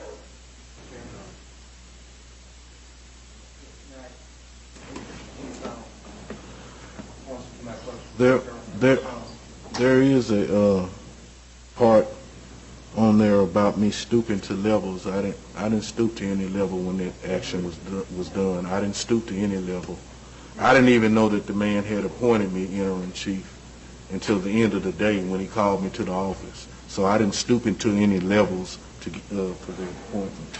Mr. Captain, go back and look at that. Does that say you stooped to levels, or could he have been talking about the other people in the department who were running around doing stuff behind his back? I can't answer what he could have been talking about. But does it say your name? Does it say you stooped to levels? My name's in the same post. It's in the same paragraph. paragraph. You stooped to levels. No. But did he say you stooped to levels? And could he have just been complaining, maybe for you too, about what everybody else in this department might have been doing, whether it's you or him? Well, I'm asking, that could be what he like said. she said, I speculated, she speculated, you speculated, yeah. I'm asking if that.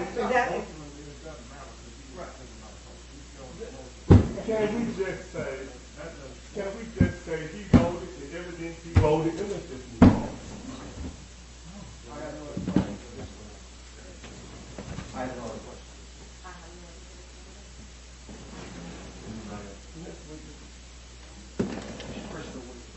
Can I go?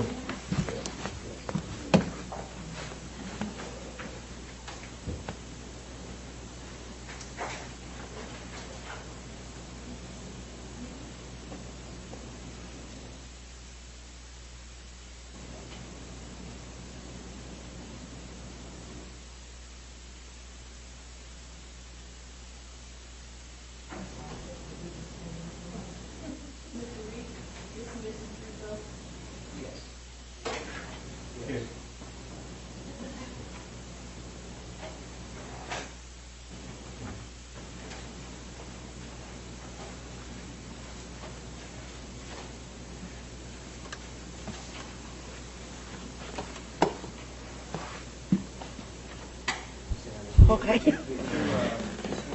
Yes, yes.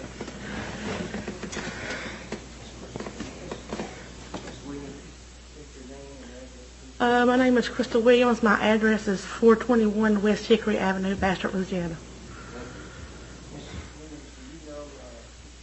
Yes, he was my neighbor.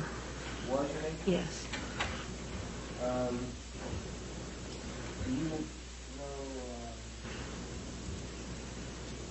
Jake Blue? I met him, I didn't know him. I just knew he lived across the street. Okay.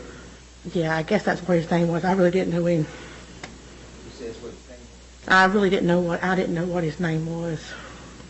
Did you happen to observe an incident with Mr. Yes. Jake and Yes. Did you tell the board what incident? We was Do you know at, about when it was? I don't remember, it's been about 3 years ago, but I don't remember what day. Was it a party or something? It was just a little gathering. It was just us and the neighbor and his family. And he said, us and his family. Yeah, yes, Givens. And then we was partying and the man across the street come over there and was making marks to his daughter and my daughter. And Mr. Givens asked him to leave, and he didn't leave. And then Mr. Givens pushed him off the porch, and he come back with a knife, the man across the street. And then Mr. Givens got a gun and shot it. And that's about... Shot him or shot No, just shot in the air. Did he shoot in the direction of? No, he was just shooting in the air. Just like shot, not shooting at nobody. What type of gun you recall? Pistol or rifle? It was it's kind of one of them guns they use in the Army. I don't know what kind of gun it was. I don't know guns. I don't know what gun. Do you recall how many shots? Just one shot. Just one shot? Mm. And you said earlier that Mr. Gibbons pushed the gentleman off the porch. Yeah.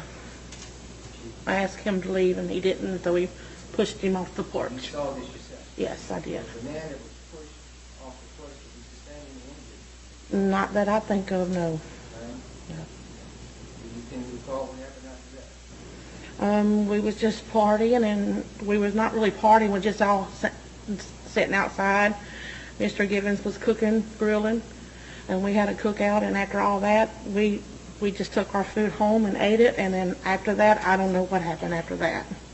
Did you see the man leave at all? Yes, he left. He went home. Did you see anything else? No. What were you saying? Were you present when the police came? When the presence of when the incident happened with the cop shot, I was. Okay, you were present? Yes, and then I come home. After all of that, I come home. After the police came, went on, or before the police came? When the police came. When the police came, Yeah, yeah. So, was anything else took place? There was some more stuff, but I wasn't there, so I do know that the cops was called. There was a misunderstanding with him and his girlfriend at the time, but I was not there. Did the cops talk to you? No, they did not talk to me. And if they would have talked to you, what would you have advised? I was just told them, I would tell them the same thing that I just told y'all right now, that I did not see anything that happened with the other stuff, or anything that happened with anything else with him and the girlfriend. Only thing that happened was what I just said that happened when we were there. That's it. Did you hear any conversations between Mr. Gibbons and the person? And just Mr. Gibbons asked him to leave, and he went across the road and got a knife, and then Mr. Gibbons got his gun, and that's it. And we went home, and after that, I don't. I didn't hear no cussing. How long would you say Mr. Blueford stayed at the party the first time? He wasn't. We was all just sitting around talking and drinking, and he just walked up and just basically just helped himself to come up to the house. Nobody really asked him to come, in my knowledge. And he wasn't there very long when he started making remarks to my daughter and his daughter. Was those the only people making remarks to? Yeah, because there were young girls, and he wasn't making no remarks to no other ladies. Was he dancing with anybody else? No. I think the report said that he was doing some erotic dancing. If he did, I don't remember. Because we were all out there. I mean, it all took place so fast, I don't remember. Mr. Williams, you state that the individual went across the street and got a knife. Yes. Where across the street? At his house. Oh, I see. Yes. And so basically you could see him going with this knife? You could see him, and he was holding it up in the air with his hand. And it appeared to be a knife. Yes, you could see it. A kitchen knife, like a kitchen knife. In other words, he's got to take a knife to his gun. I guess that's what he's going to do. So, Captain Gibbons, did he just, did he ask him to leave? Yes, he did ask him to leave. His intent with this knife that, did he come back onto the premises with a knife, or he just stood across the road? He stood across the road. But He was standing across the road. Yeah, but it was like across the street from my house, not in front from. of Mr. Gibbons' house. No, not in front of Mr. Gibbons' house. But he was holding up the Yeah, I guess he was going to try to stab him. Then, how is it said that Chief Gibbons got a gun Yeah. and it's shot in the air? Yes. Did he try to tell the guy to go away? Or Yeah, he told him to leave, and he didn't leave, and he shot the gun. That's the only thing. And then the cops come. All right. Well, where did Chief Gibbons get the gun from? In his house. Oh, he went in the house and got a gun? Yes. And came back out and Yes. and basically shot him in the air? Yes. Yes. Thought he was trying to steal him off. I guess that's what he was doing, to secure him off. So Mr. The other individual did not come back across the street. He just stood on the other side holding up a knife. No, no. I wouldn't come back. If that was me. I'm just saying. Okay. Now, when you left the party, were you given any instructions? No.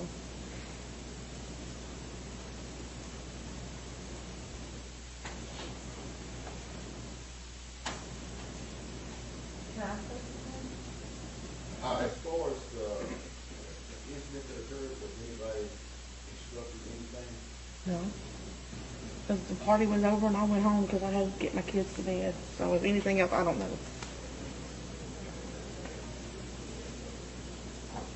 Last question, Jim? Were you advised not to say anything about what had happened? No. So after the individual, we took off then, I went home after that, so I don't know. Oh, I see. I thought you said that you were there when the police came. But I went when the police came, I went home. And if they come, I went home. But I'm referring back to when the man across the street was holding up the weapon and Well, when the gunshot, he left and then the cops came and I left, so I didn't see him after that. Did they arrive relatively quickly? Yeah, somebody called him. I don't know who called or nothing. So Oh, I see. yeah. Okay, I see. Thank you so much. Okay. And you said that the man was making comments to your daughter. What kind of comments was he making? Just looking at her and his daughter and Mr. Gibbons' daughter too, and just not making really comments, was just looking them up and down and like, you know, it's purging them or whatever, or, you know, Kind whatever. of looking at her like men look at women? Yeah, but you know, but this was young girls that he was looking at. I get that's yeah. gross, but that's what I wanted to make sure. Right. Yes. He looked like he was wanting to do bad things. with her. Right. Right. And that was the impression you got when Yes. you saw the way from Yes. So you wanted him to leave too, then didn't you? Yeah. Oh yeah. You didn't want that man around your daughter, Oh right? no. Oh no. And you said when he came back over that way, he had a knife in his hand. Yes.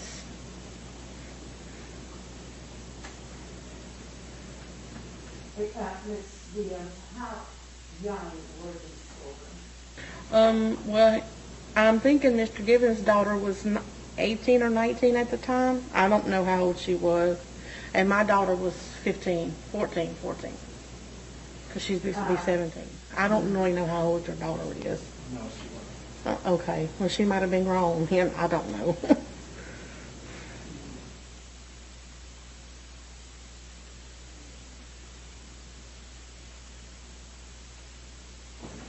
I mean, I really don't know Mr. Gibbons. I just know you as a neighbor. I mean, and that's the truth because I don't know you. I mean, I don't really know nobody about her. I've been here a decade, but I've stayed to myself.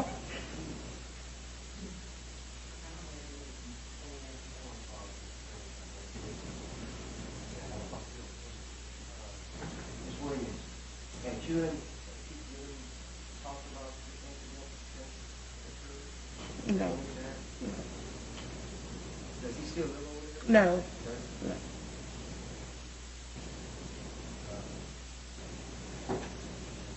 At that party, you had some other family members other than yours. Yes, my mother and my stepdad, and they're in there. They're going to testify to it. Yes, Mr. Stanton, And Brenda. and Yes. then Brenda Williams. That's my mother. That's your mother? Mhm. Were they present? Yes. And so they overheard or saw what happened? Yes. And you mentioned about pushing down the steps of the porch. That happened before the shooting. Yes. Right? Yes. When he asked And me. that's when Mr. Jake went home, the man went home. Yes. That night. Yes. And he said from, I don't want to put words in his mouth, from across the street, Yeah. no, the night. Yes. And then Mr. Gibbons went in his house, two people in his house had a gun. He said, so I want to strap him. Off record? Yeah. Would you call it that? I don't know what kind of gun. It was a long gun. That's all I know. I don't know guns. He shot him in the head. Yes. And what did you see Mr. Famous Jake? Did you see what he do after that, after the shooting? I think he went in, and then I went home. After the cops came, I went home. Did you see him come back out? I didn't see him come back out after the gunshot and the cops were called. I did not see him back out. When you went home, who was you going? You lived with your mother? Yes, uh-huh. And your daughter lived with you? Yes. Did they come home with you at Yes. the time, or did Yes. they stay over? No, I went home. All four of y'all went home? 5 of Five us. of y'all went home? Yes. Yes. Do you recall you going back out? Not that I can remember. Where? Yes. Thank you. Mm-hmm. Done good? And Mr. Sloan, when you said he shot them, he didn't point it at the guy. No, he just shot it in the air, just shot it like you do on the 4th of July or New Year's, you just shoot it up in the air.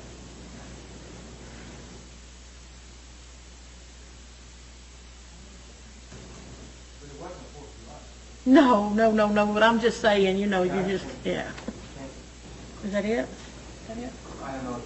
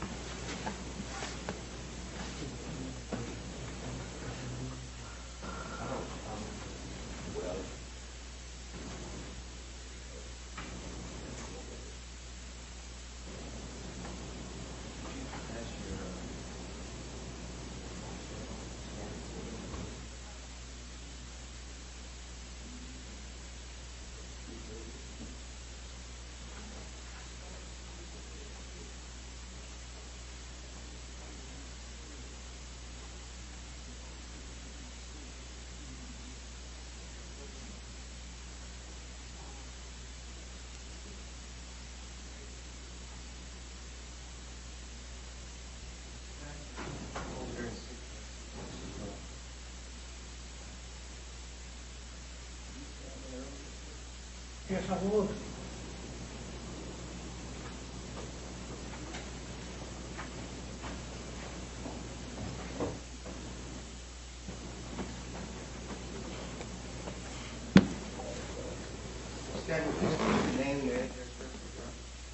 Billy Joe Stanton, 421 West Hickory Avenue, Bastrop, Louisiana.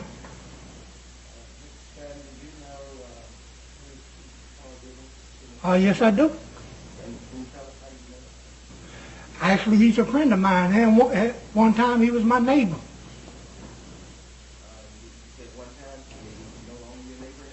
No, sir, he is moved.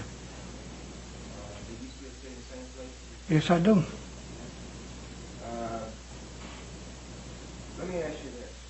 Do you recall an incident whereby there was a gathering over Chief Givens' house and you and your family went over there?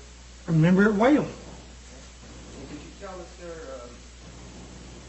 when you were over there, did you see any type of altercation or any incident between Mr. Givens and another man? Yes, I did. Could you tell us about that, sir? Well, as you were saying, my family and Mr. Givens was actually cooking wings and invited my family over. We was eating wings, had music going, was out on his front porch. And Mr. Bromford or Bruford or whatever, he was also a neighbor from across the street from where I live. He was on the corner drinking, intoxicated, and he made his way over to where we were, came up in the yard dancing, wanting to have a good time with us. And Mr. Gibbons explained to him that it was okay, that he could be over there, but just be respectful. It got to a point where it changed. What changed? Mr. Buford got, well, he was already intoxicated when he came over. One of my young granddaughters was over there, and Mr. Gibbons' daughter was on the porch with her child. Buford started getting out of the way with my teenage daughter, and Mr. Gibbons asked him to be more respectful and to back up, to leave her alone. He kept on. He made a raw statement to Mr. Gibbons' daughter. Asked her, did she need a man?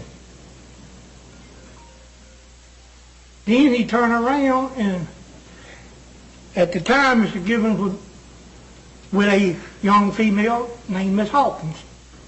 Miss Hawkins was standing on the doorstep at the edge of the porch. Mr. Bromford or whatever, don't really know him by his real name, started dancing up the steps toward Miss Hawkins. And Carl asked him to back up, get down the steps.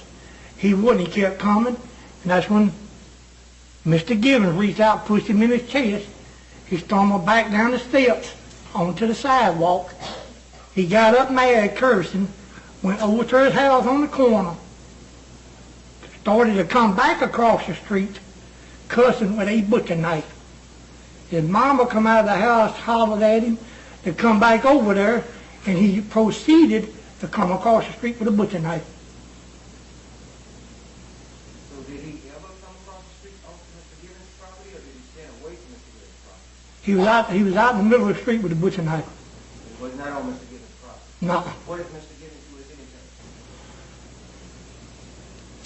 He raised a gun and told him, please get back across the street. And Mr. Bromford went back across the street, and as I watched, his mama come out and got him. Did Mr. Chief Gibbons discharge the gun, fire the gun? One time in the air. In which direction did he point the gun? In the air. In the air? Did Mr. Blueford, yes. Did he come back over after that? No, he did not. Did the police ever? Yes. Were you there when the police arrived? Yes, I was. Did you give the police a statement? Yes, I did. And what, did you tell the police just what you told us, or anything different, anything else? No, sir. Just what I just told you. And that I felt that Carl was justified in what he done, because Mr. Blueford was disrespectful on his property and was making advances toward mine. At the time, my granddaughter was 13 years old. She's just now finna turn 17. He was trying to dance and grind up on her. Yes. If he wouldn't have done something, I would have had to. But I respected him enough because I was at his house on his property. Anything else you want to tell us about that incident? No, sir. Thank you, sir. That's it. I have a question.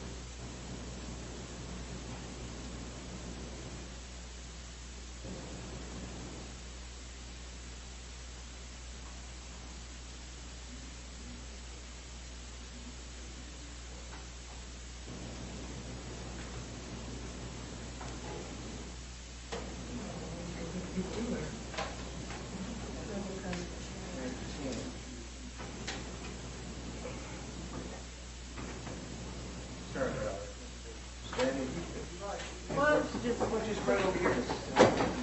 Yeah. Sit back, man. We'll move this. You're up here right there, Alicia.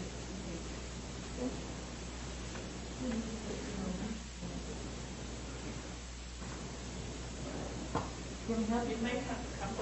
Hold on,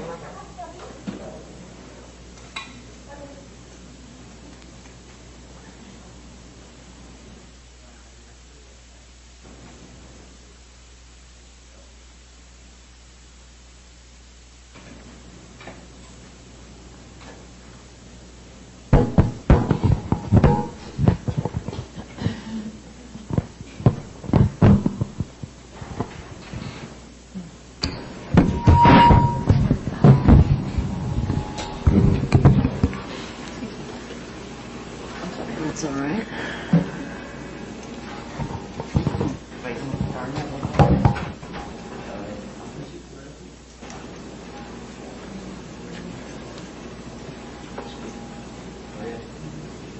Ms. Williams, would you state your name, please?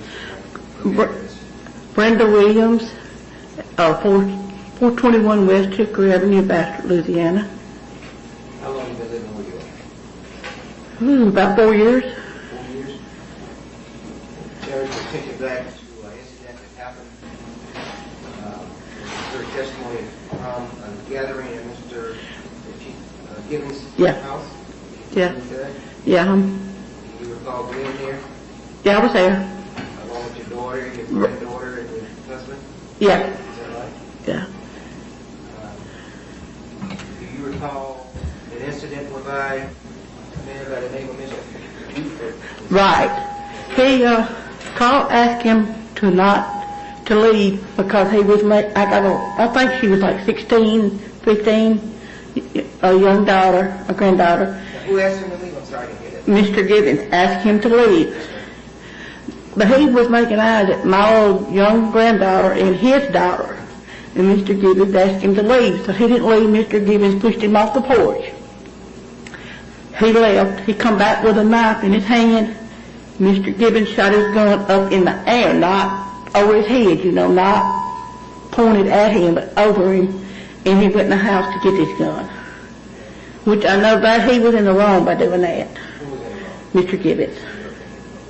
You said that Mr. the man's name is Buford. He went and got Mr. Gibbons to push him off the porch. Yeah, because he asked him to leave and he wouldn't leave. And he went across the street to his house. Uh-huh. And retrieved a knife. Is that right? Right. And come back. And Mr. Gibbons asked him to leave and he wouldn't leave, so he shot the gun above his head. So did he ever come back over to Mr. Gibbons' property, or did he steal his own property? He went on back home after he shot the gun there. Prior to that, when he went and got the knife, he came back. Right. I don't know if he crossed back over the street or he was on the other side of the street, but Mr. Gibbons asked him to leave again and he wouldn't leave, so he shot the gun over his head. And what else happened after that? Do you recall? That's all I know. Do you recall whether or not the police was? Oh yeah, the police was called. Okay. Were you there when the policeman was? Yes, sir. Did you give a statement to the policeman? Not that I remember. You don't recall talking to the policeman, no? Have you and Mr. Gibbons talked since that incident? Oh yeah. And what, if anything, did y'all say to each other? I ain't seen him in a while, so I don't know last time I seen him till I seen him today out there in the hall.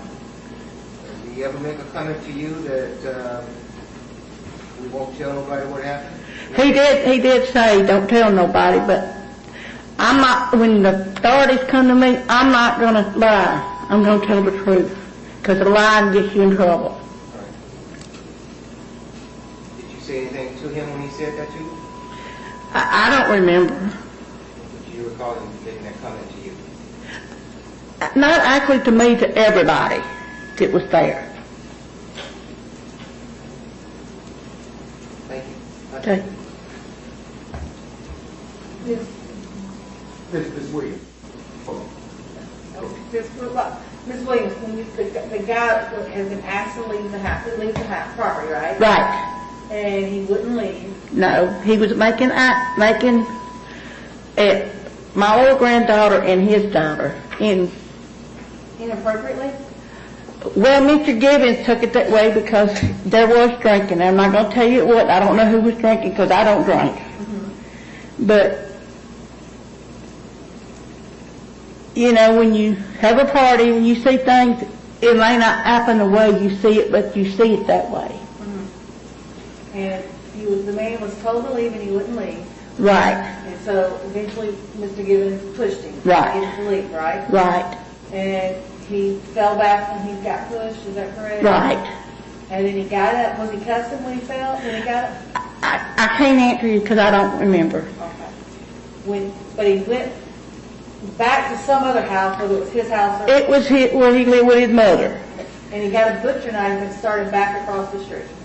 I don't know if he started across the street, but he threatened Carl with the butcher knife, and then Carl didn't shoot at him, shot over his head.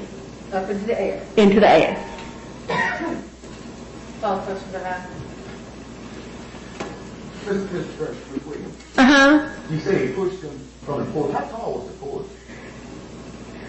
From the ground.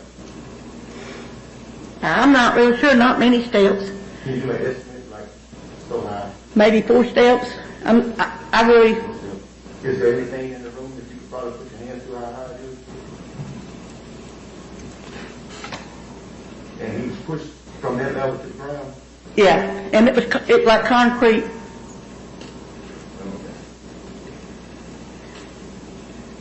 But he wasn't even asked to even be there. Was there any dancing going on there? No. No dancing?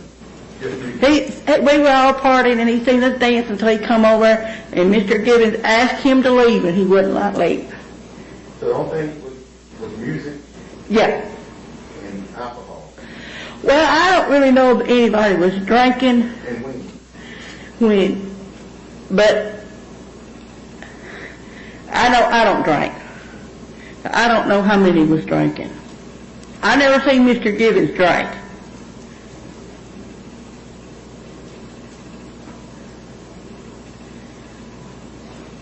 Oh, when Mr. Blooper was pushed down from the 3.5-foot step porch, did he have any injuries? Not that I know of.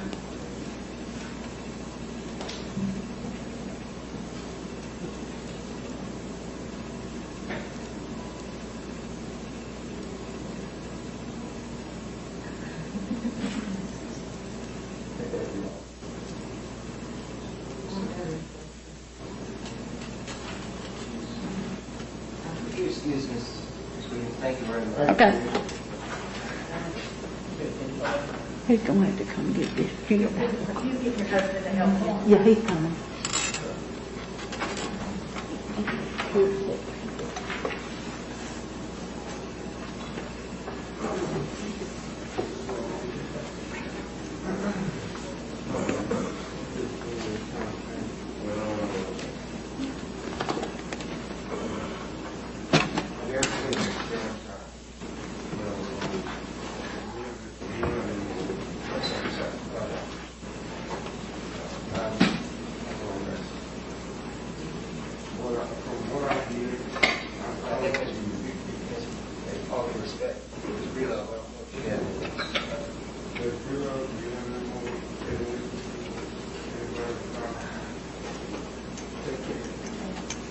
The only witness I have would be my client, but if you're getting ready to dismiss it, then you can go ahead and save time, but otherwise I'll put my client on. I do have my client, I mean, you know,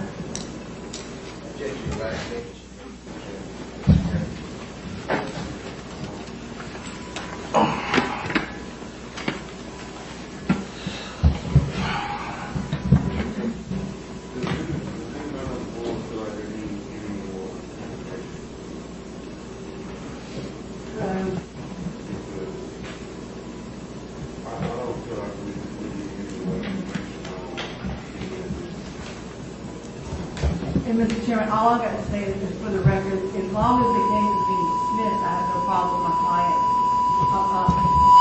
not testifying, but if there's going to be any, if the board, I mean, because that is essentially basically a motion for, on, at the end of the case, at the end of the case in chief, that can happen, but if you're, if you make a motion that there's no complaint to be sustained against them, and then that's taken care of, and everybody agrees. I object to her phrasing. This board is intelligent enough to make their own motion for her to concede that the motion can be made to find him in violation or the motion can be made to dismiss. I think that's irrelevant, and I think that's improper for her to make that statement to the board. If she has some closing argument or want to say something, let her make it, and then shut it down, and the board decide what they're going to do.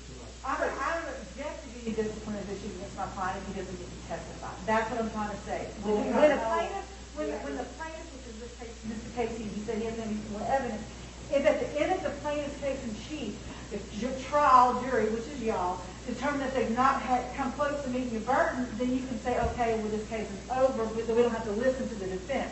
That is proper, and Mr. Casey knows that. That's why I'm saying that. But if that is not where the board is going to direct you going to, then my client is entitled to defend himself. And any discipline rendered against him without him having the ability to testify would be null and void because you would be abusing his rights. After he testified, so we don't do that. Well, I'm not about to make no rule until everybody has had an opportunity to take my opinion, until everything is concluded on as far as our attorney is concerned and as far as Mr. Gibbons' attorney has made all the footmarks. So, I mean, how could we make that decision based just on our cross-section? If you have something else that you would like to add, then you should add it, and then we'll make that decision. That's the way it should work, I would think. That's the way it works. Except your board chairman started to say that I did. Well, the board chairman is one member. Pardon me?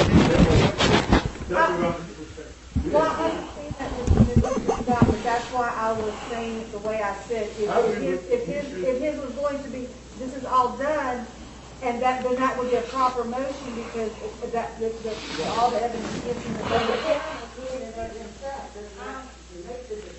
I understand that. That's why I spoke up, because if y'all started acting and it wasn't. I think the chairman already spoke. Yeah, so. And he doesn't have to. Mr. Gibbons, since we were just talking about this, do you recall the incident with Mr. Blueford? Yes, ma'am. Tell the board what happened that day.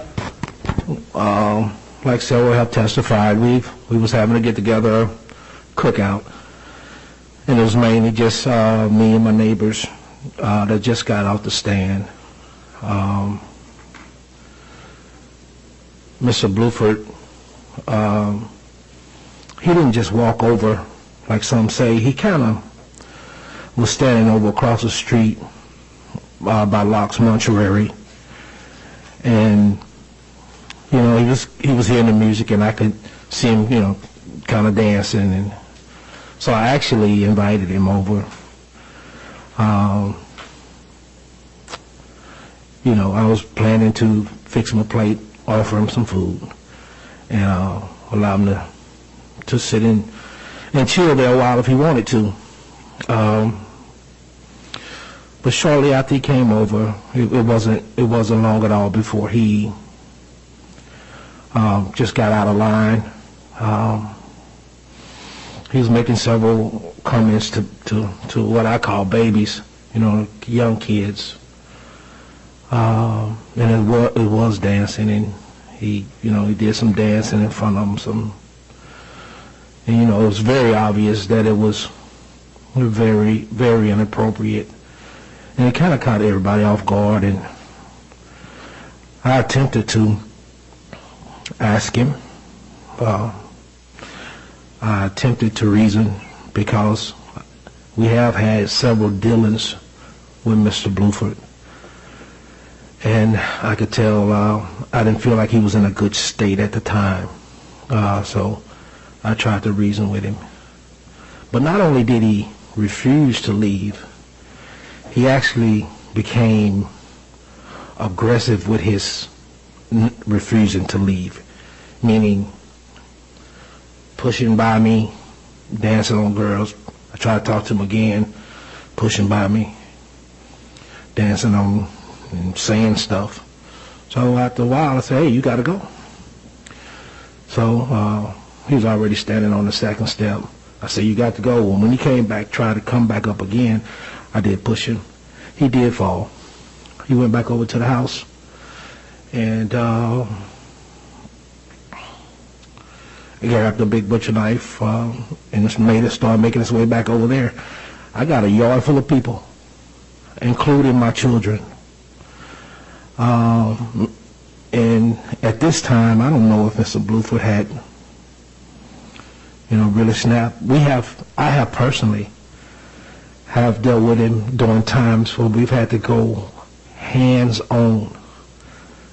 And it's been times where there was absolutely no compromise. It's been times where we've lasted 45, 50 minutes trying to get him sedated after he's been PEC'd in the hospital. He's snatched IVs out. He's attacked. He's actually attacked me before. He was marching back over there, and I told him, "Don't come over here. You're not going to stab anybody in this yard." I did discharge my weapon, and he went on back to the house. You discharged your weapon, was it aimed at him? Of course not. Of course. Trying to get him not to come over there with that knife. He was marching back over with what I call with it on his mind, with a knife in hand. I wasn't going to let him get close to those children or me. And from your personal experience with this man, when he is having incidents, he is a violent person. Extremely. But he also can be just as nice as can be. It's also been times that we've had absolutely no problems with him when we had to deal with him. I guess it all depends.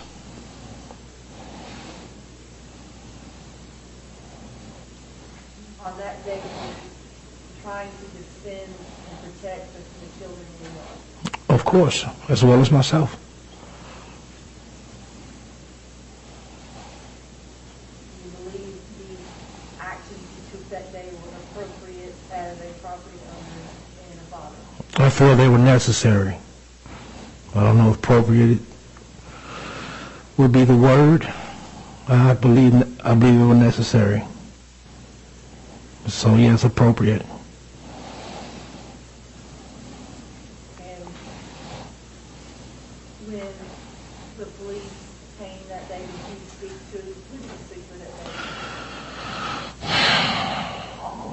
day? I think who originally came out on that was Sergeant Wages and Captain Lynch, but I don't know if she was captain at the time. I think she was Captain Lynch at the time. And you told me what happened? Yes. Well, they asked me, did I shoot at him? I told them I did not. And you had not shot at him? No, I had not shot at him.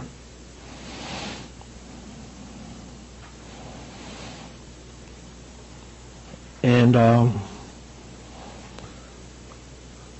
when me and my neighbors talked, there was never a conversation. That was never a conversation of me trying to get them not to tell anything. Their conversation to me was, "Oh, don't worry, I didn't feel like anything was wrong that I had to tell them not to say nothing." I think out of loyalty to me, trying to, I don't know if I say, I don't know, so I wouldn't think that they were,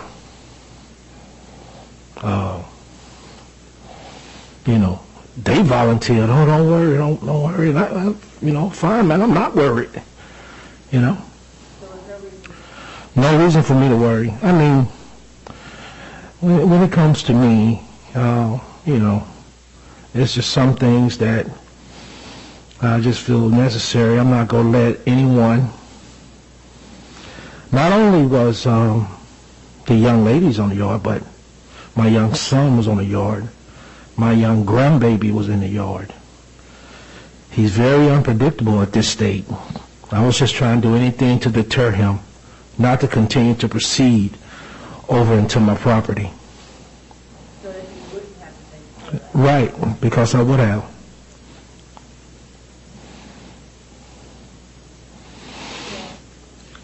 You know Ms. Rose Thompson?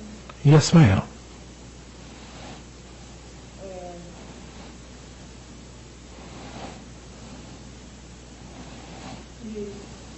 make any comments on her Facebook page? Not on her Facebook page, no ma'am. What comments did you make? And she was mistaken. I didn't write it. I actually spoke them as well. It just got to a point where I was tired of being just dragged through the mud. To my point, she was actually going to the point of defamation as far as I'm concerned. Every day almost, it was something about me, and I've never been convicted of anything dealing with beating on a woman or hitting on a female.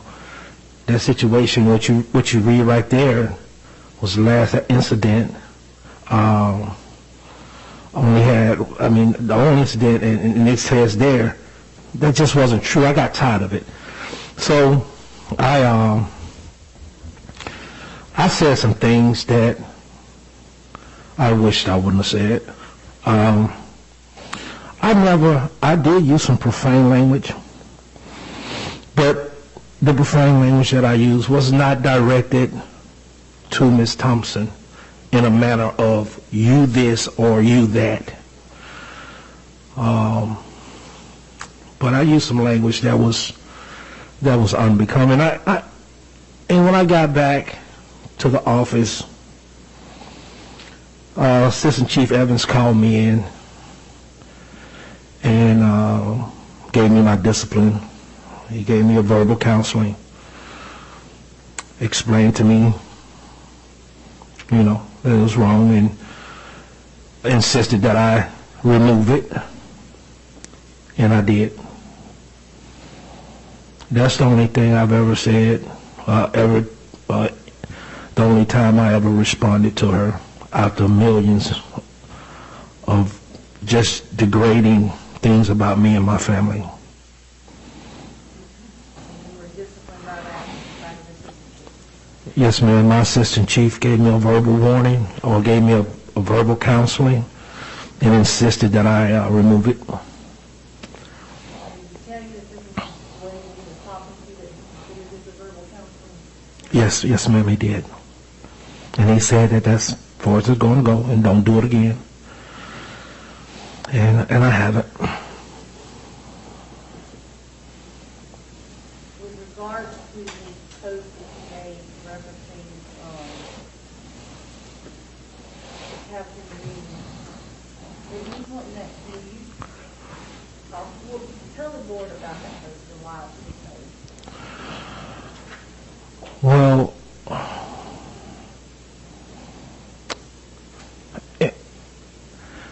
it's kind of long. Let me try to cut it as short as I can. What happened was, they had a council meeting where the ex-mayor tried to bring me and Chief Evans aboard at the same time because, Chief Evans was considering retirement. So he was going to bring me and also work, I guess, I don't know how it was going to work, but that's kind of like interim also, I guess, to kind of start learning under him. But the board said no. New mayor be in a couple of weeks, let her decide. I spoke on that. I said, well, I think he has the right to go out how he come. I think the world of Chief Evans. And I thought he should be able to go out on his terms, even if it was to leave the next morning. I expressed that.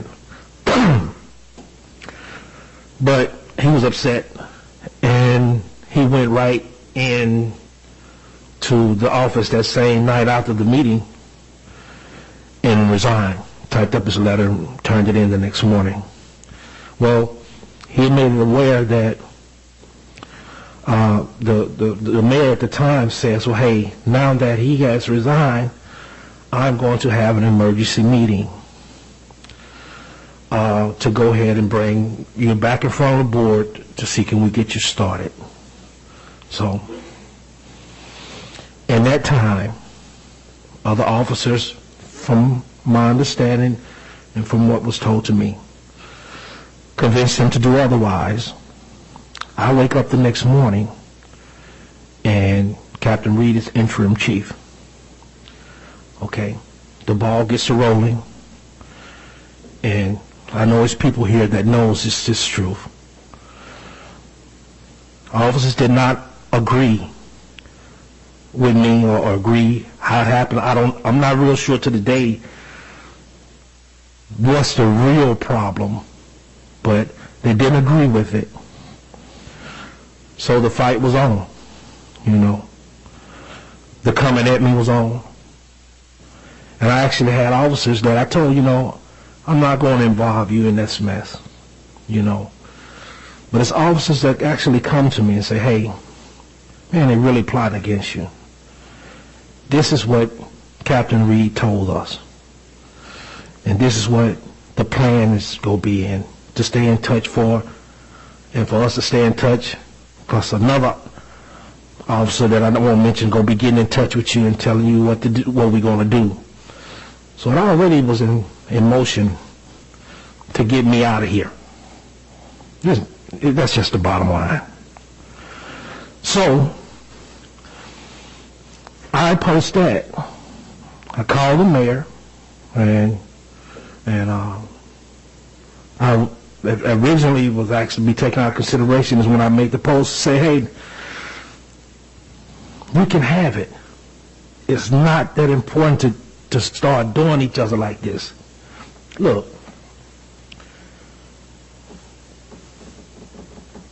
hold on.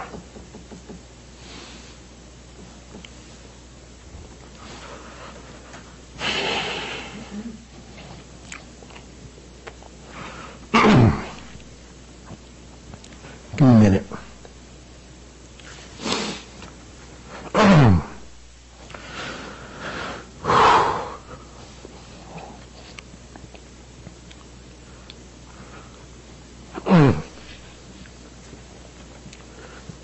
We friends. All of us. We've done things for each other's family. We helped out in time of need.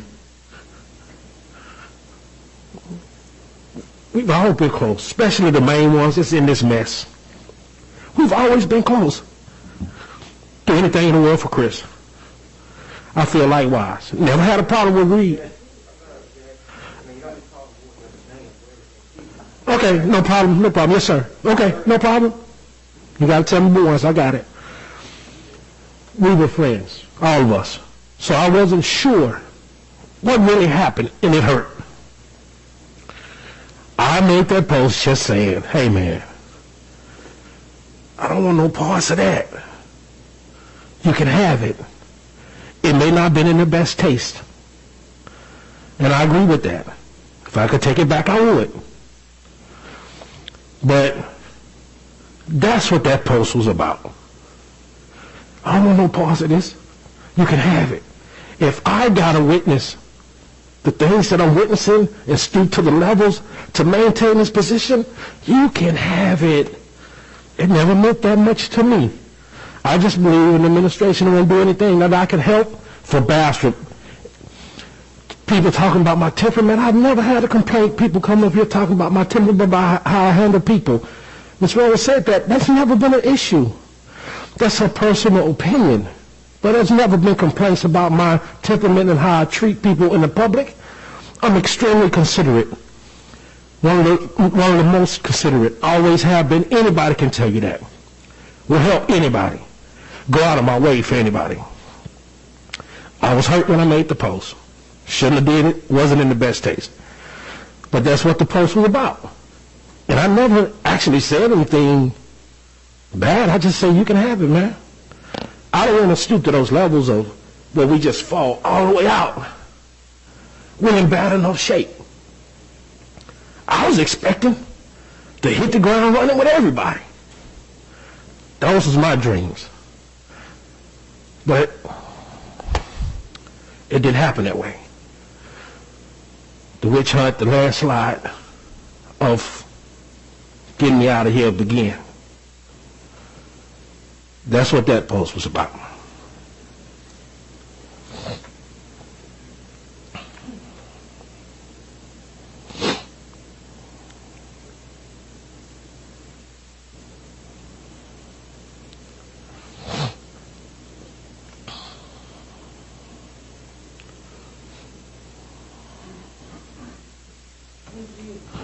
this complaint also claims that he beat your girlfriend.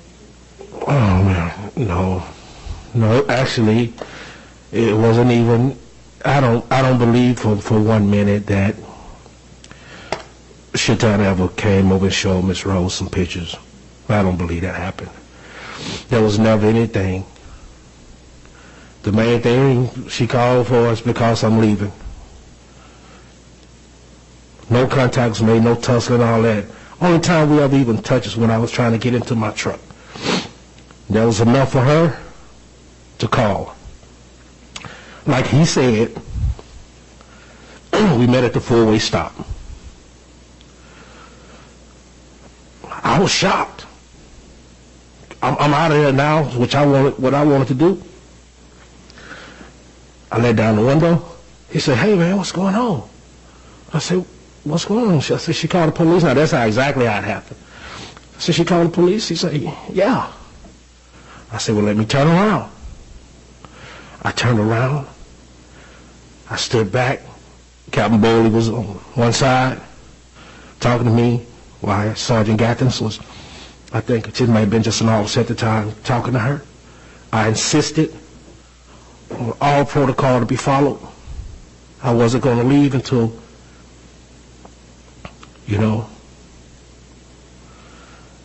everything was good.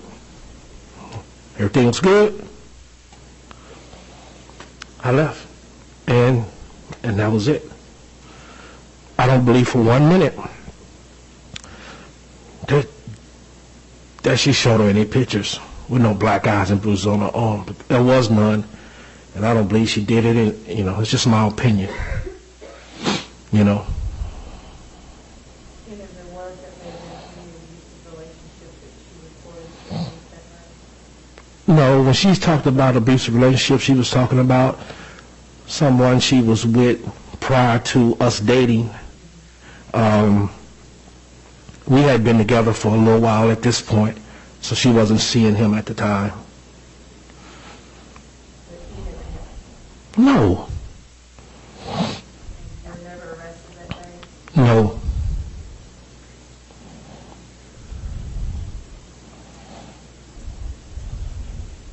Basically, you and your girlfriend had an argument?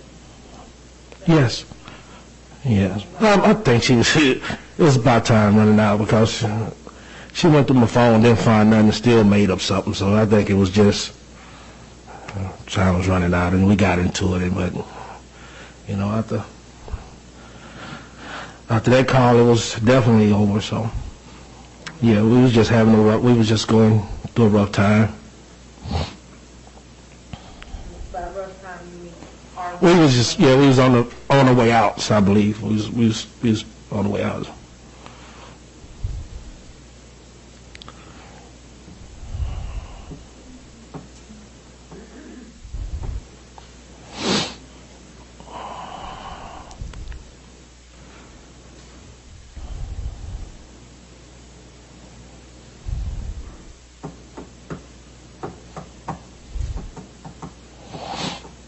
When you made the post about y'all can have it, was it your intent to say anything, were you trying to say anything ugly about it?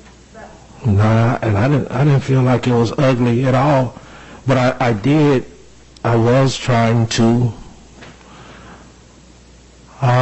hint that, hey, I know what's going on, so I will admit to hinting towards, I know what you guys are doing to me, I know what you guys are saying, it's getting back to me. Before it get that bad, let's just, you can have it. Value me that you can have it. You can have it.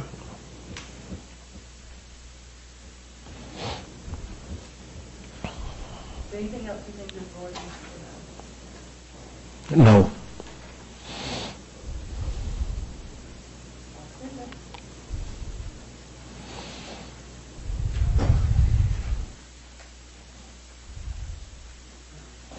Given this, this is your response, seeing how folks have come forward with these allegations, these statements,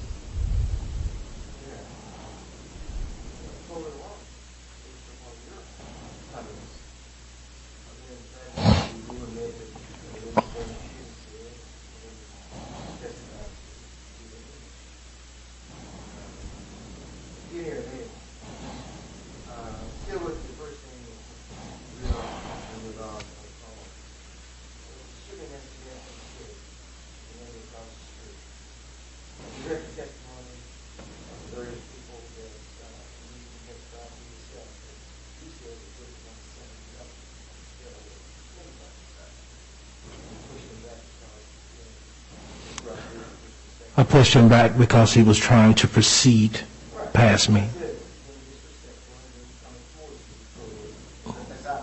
Okay, you didn't say forward at first, but yes. I think, yes, sir. Yes. Probably not knowing that he was going to fall back on the step on the argument testified that concrete was on, I guess, in front of you. That's what 2 weeks ago. Yeah, Then they leave and go across the street to his house. Comes back. They go butcher knife over there, across the street. And you got Jim Dunn. What type of gun was it? No, it was a, it's like a Mini 14.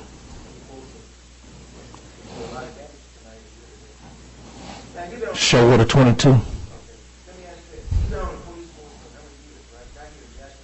In law enforcement period, several. About 20. About 20. Mm-hmm.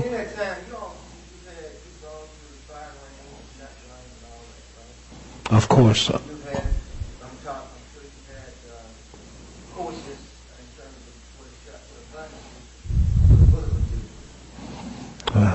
I have courses of what a knife will do to you too.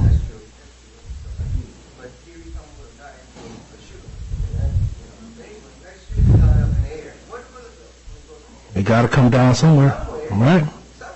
Mm-hmm. Facts.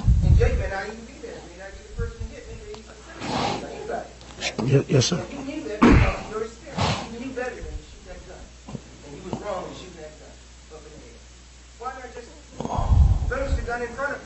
He wouldn't stop. I did. But I was testimony in this conversation that he was across the street. He never did come back in your property. Yeah, he was on his way. But you shot that gun up in the air. Yes, sir. Knowing that a bullet would fall down and hit somebody. Well, you know a bullet gonna fall. But you think about that?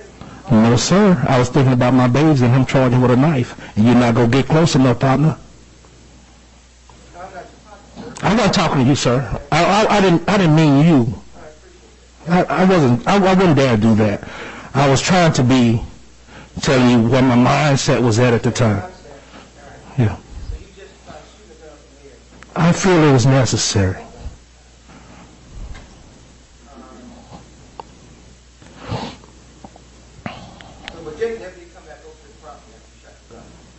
No, sir, he did not. The police was there showing. I don't remember seeing scars on him. He may have been bruised.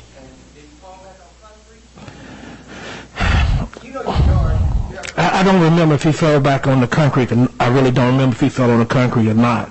I know he fell back. He stumbled and fell.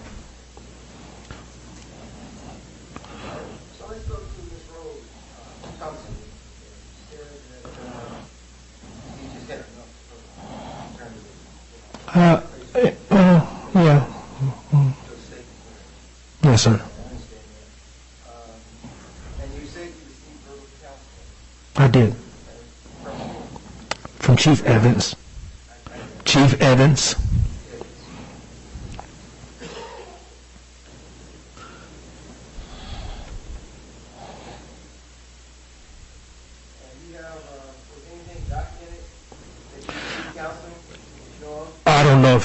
I don't know how he documented. I know that he worded it as coming in, let's talk.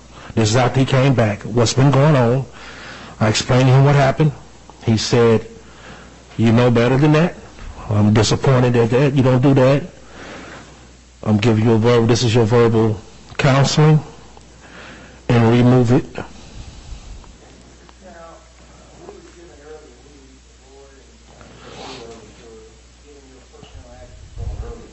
Mm-hmm. Okay.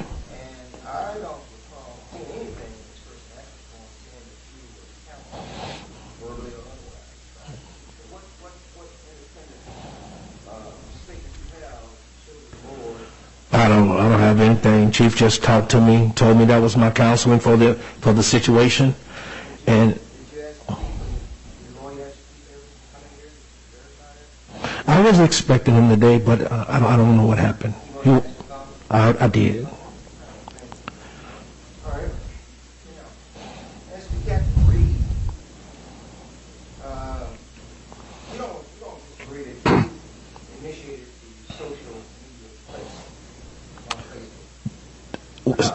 Okay, can you repeat it? You don't deny that you initiated the social media place. I don't deny that I wrote the post. Right.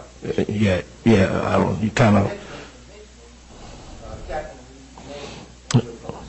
that's true. Whatever you said, you mentioned his name at the top of the post. Correct. And then, following that, there were others who responded, not because you told them to, but because you initiated the post, which you couldn't. That's been established. Many responded to your post that you placed, Yes, right? yes. Did Captain Reed respond in any way on social media to your post? Not on social media, no, sir. Did he respond by text? No, I believe, no, he did not. I believe Captain Reed is very passive aggressive, and he has his way of doing things. Well, you asked me, did he respond? Yeah, that's my answer. He did not respond by social media. He did not. And now we go to his girlfriend, Ms. Holmes. Mm-hmm. And you're saying that you never touched Ms. Holmes in any kind of abusive In an abusive way, no, sir. No, sir. Police were called out. Yes, sir. They came, we talked to you. Mm-hmm. They separated you. Correct. She stayed in the house and you went elsewhere. Yes, sir. All right? Yes. So what, let me ask you something. Was there an incident where y'all had some kind of disagreement with Ms. Holmes? Yes, we had a disagreement. Okay.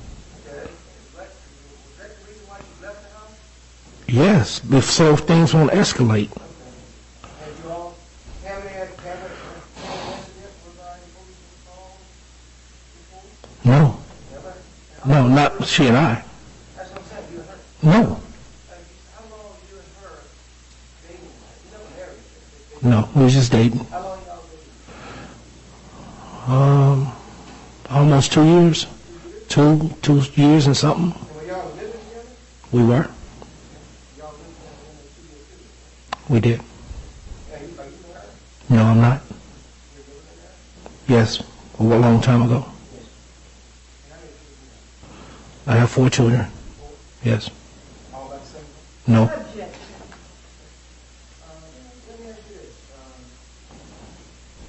Chief. You want to sit here and listen to you, and everything is all okey-dokey, and everybody else is wrong except you. Is that what we're hearing? No, I don't. Can I openly answer it? Well, I don't understand the question, so I object to the question. The one who holds the key to my peace and salvation knows the truth. I'm not concerned about what you or the board thinks. Okay? I just want to tell the truth because it's been nothing but. So if you're asking me, am I telling the truth, and I'm the only one telling the truth, I'm telling you the truth from me, yes. But as far as me trying to play victim, I hadn't talked like that one time. As far as me being concerned about your opinion of how, if that's what I want the board to believe, well, of course I want to believe the truth. But not in the manner that you just expressed it.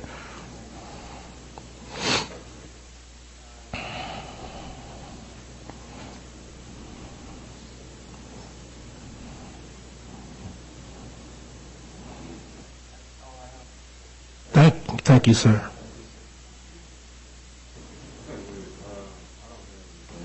Well, I do.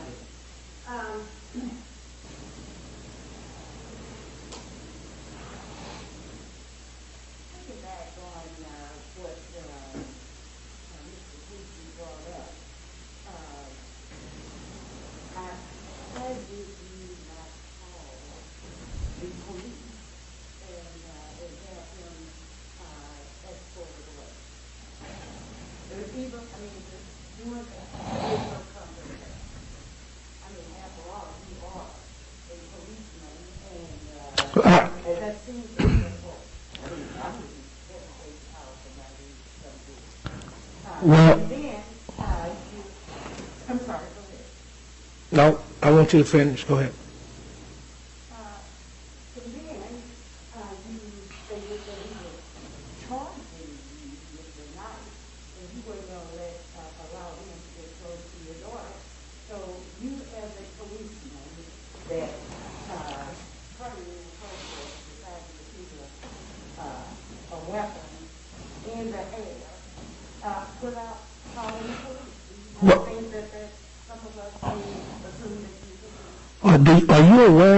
Are you aware, Miss Whaley, of how we're trained as far as reaction time when dealing with a subject armed with a knife? I'm trying to answer your question.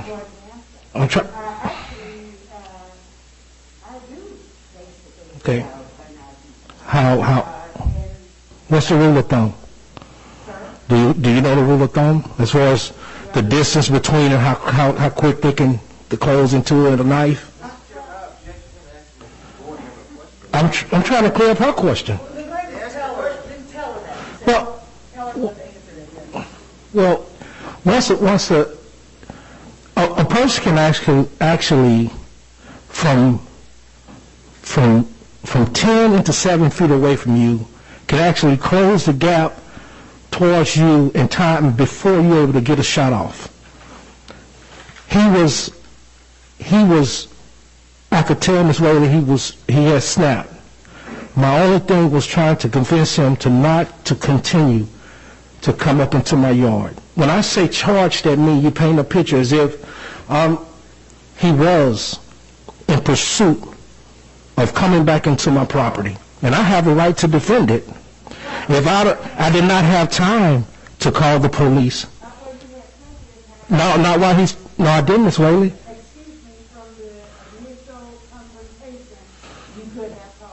It happened quick. The initial confrontation, he escalated that. Once he went from talking to actually hands-on with the girls and stuff. I'm not going to have that. But he went across the street inside of the house and then came back with a gun. With a knife. My next question is, how old was your, first of all, did your daughter have a child at that particular time? Yes. How old was she at that time? I think China was, I know, that's her name.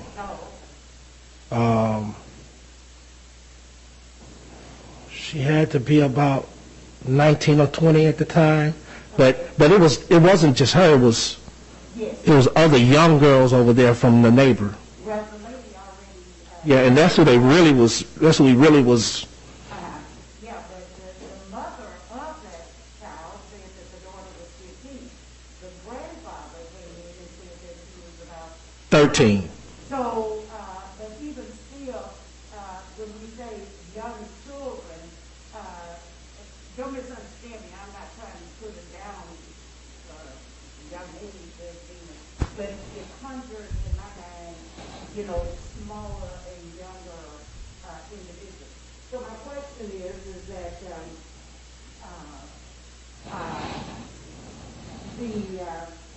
why did you not call the police?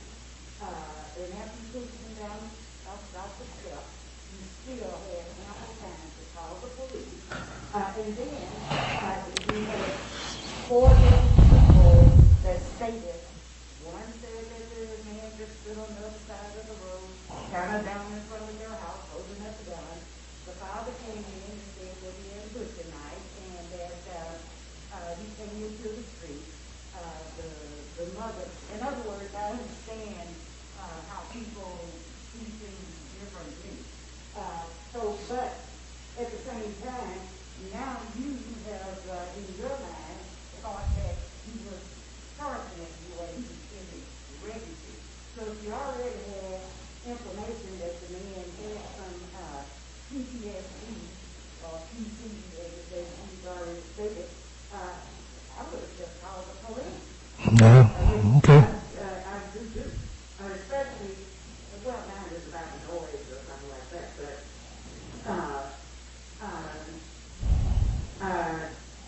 are you not aware that, I know that you stated before, that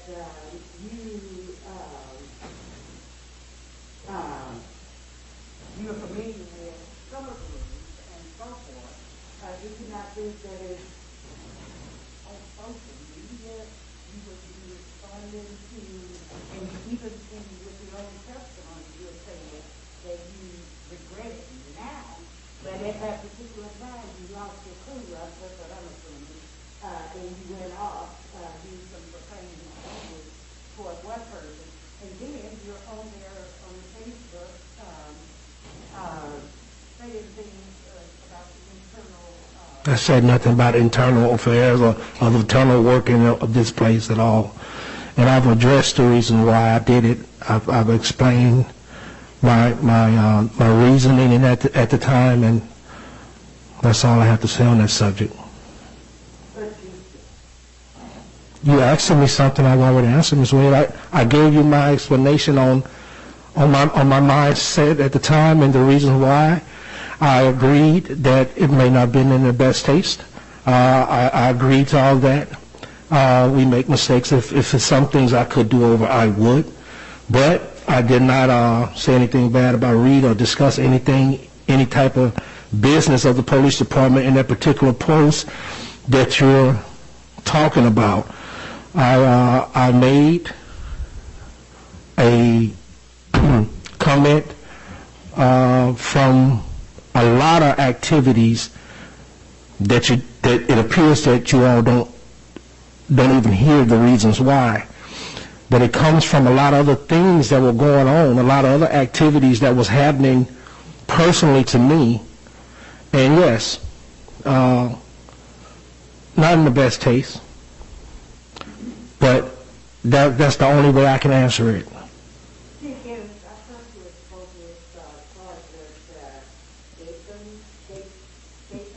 Gattens. On yesterday, and I think that he was one of the witnesses that was not able to be heard. He was used to be a policeman, but now he's a paramedic with Catbird up here on the Yes, I was thinking about the border. You can have to try someone like you said. Have his disease. Oh, I see. I understand. Oh, okay. All due respect. Well, I'm sorry, but in any event, I was just curious about the incident with your girlfriend, Ms. Hawkins. I think, if I'm not mistaken, did not Captain Goldie think that he escorted you as far as removing your belongings from your house, although you said that you already leaving your clothes in the car? Is that what you... Miss Whaley, we had a disagreement to not allow things to get out of control. I left with very minimum. Once the police got involved and I turned back around, I was then in the security of not getting myself in any trouble or her in any trouble. So I had the time at that point to gather more belongings to leave, under the security of the officers. So what he meant was, it's routine that we do that. Get your belongings, get the things that you're going to need. We'll stay here until you do. And that's what happened. Is that when you made your decision, when you met the Captain Goldie? Made my decision to do what? To go back and... No, I made my decision to go back because he informed me that the police had been called. I wasn't aware. We stopped at the four-way stop. He said, hey, man, she's called. I said, oh, well, let me turn around and handle the situation. I had already managed to leave.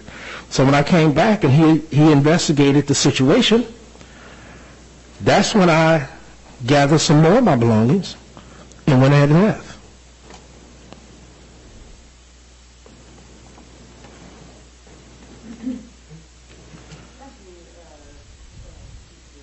Thank you, Ms. Whaley.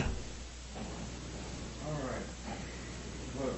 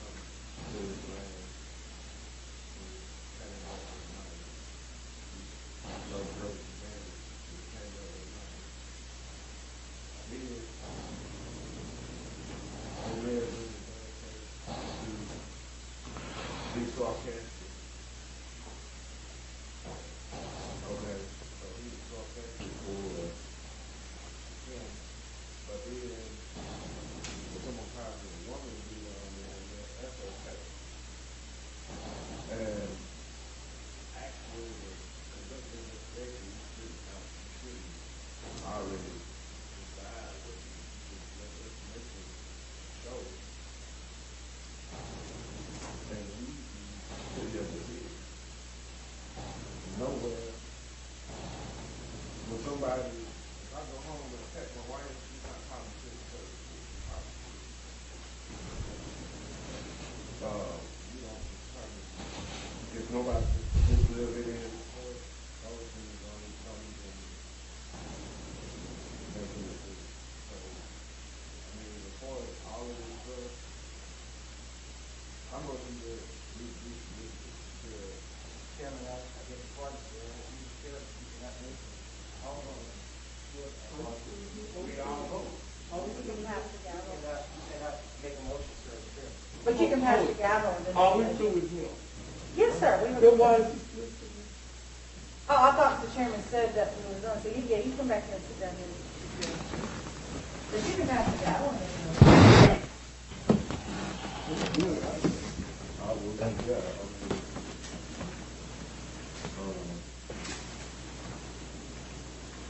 Yeah. The motion has been made. You cannot make the motion, Chairman. But if you pass the gavel to the vice chair, then you can make the motion.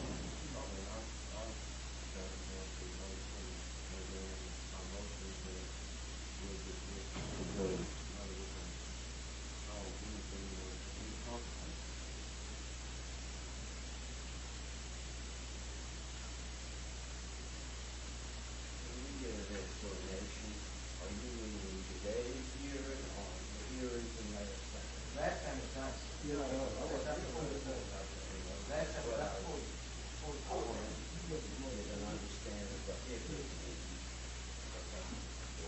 Well, I'm not going to second such a motion. Is it discussion time? No, you're gonna wait. No, the motion is dead. There was no second. Well, And it's going to rehearse the motion. well, you didn't, I don't think you gave, only one person said they weren't gonna second. I don't know if anybody else. Right, unless you rehearse the motion, we say the motion. I have to be heard. I didn't sit here from 9 o'clock until now. I That's want to be one heard. Well, you heard after the Mr. Scott, let me say this. I'm not saying what's going to happen to the motion. There could be another motion made, and you have discussion. Even if the motion is made and seconded, it's still going to be discussion, Mr. Scott. But the motion has to be seconded before we do anything else. If not, the motion dies. I'm not going to stop on this motion. I don't agree with you. Wait now, wait. It's not that you don't agree with it. The motion's on the floor. If you don't get a second, the motion dies. Once the motion dies, then another motion can be made. That's the parliamentary procedure.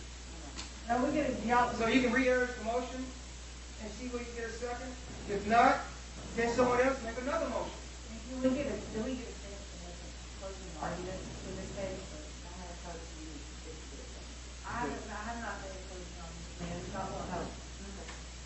Well, I suppose before we be making any motions, you can make her closing argument. That's true. Well, you have the burden of proof, Mr. Casey, so you're going to make your motion. You're going to argue first. I'll argue that I think making evidence to show that the chief journalist in the group and things that came out, even though no word was made, some things that could not say it. That's under an officer, especially an officer, the chief of police, the highest ranking officer in the police department. There's some other things that came out in terms of Facebook. I mean, it's questionable in terms of what he does. And as an officer, you don't allow your ranking officers to follow your lead. I mean, you have to have some kind of status that you can be above approach in those situations. And for whatever reason, you shouldn't have done up in the air. You know that bullet's going to fall somewhere. Suppose some innocent bystander would have gotten that bullet. Okay? Thank God that didn't happen because you don't know anyway. So a lot of things can happen in terms of that. Is that becoming an officer? Is that becoming a lawyer who go out there and shoot a gun in the sky? For whatever reason, it's supposed to be lied and allowed to do it. But that wasn't allowed. I think the ordinary citizen would have probably done something like that. Probably done. So you're saying Dr. Underage girls can be in trouble? No, I'm not It's giving not that. as important as I'm not giving that. I I think I'm giving my closing argument. Let me get my closing argument. Whether you agree with my closing argument or not, sir, you know, with all due respect, I think I have a right to do it. Whether you're in favor or not. You know, in terms of what the person did, yes, that was a violation. I wouldn't stand for that either. But also, there's other remedies in terms of me shooting a gun in the air. Okay? And I think, as you pointed out, I could have called the police or something. The man was across the street, palms way,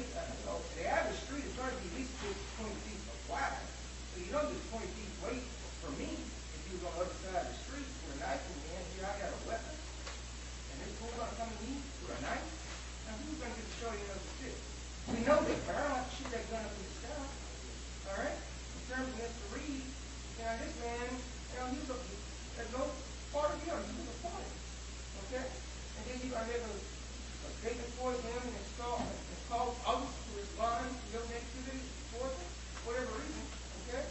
No, I'm not justifying what Mr. Buford did with private dollars. I think the chief also have a right to defend his property, but I didn't see anything there that caused him to shoot a weapon at that time. I mean, this last weapon was enough to keep his hand coming. He said he wasn't coming at him. Only time he came at him, just like himself, when he was on that second level of the stairs. He came towards him, and that's when he pushed him back. You know, I see justification in that. People can come into my house.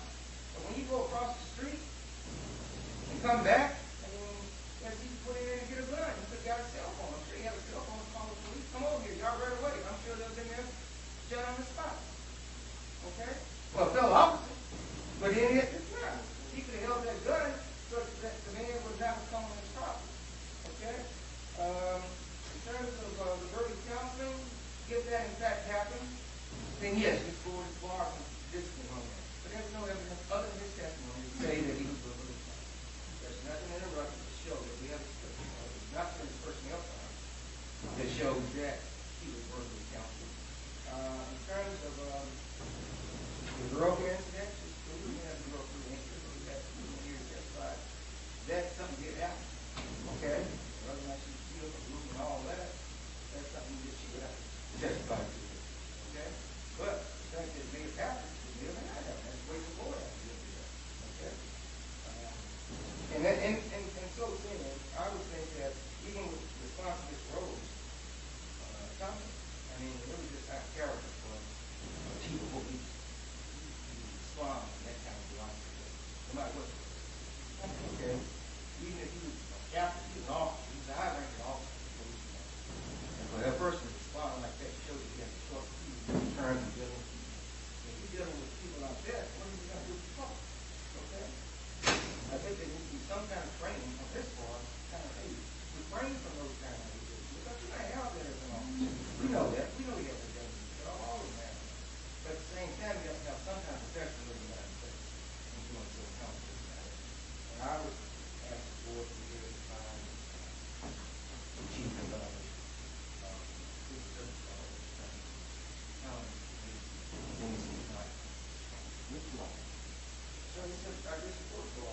Want to report again? Yeah, I'm Look going to.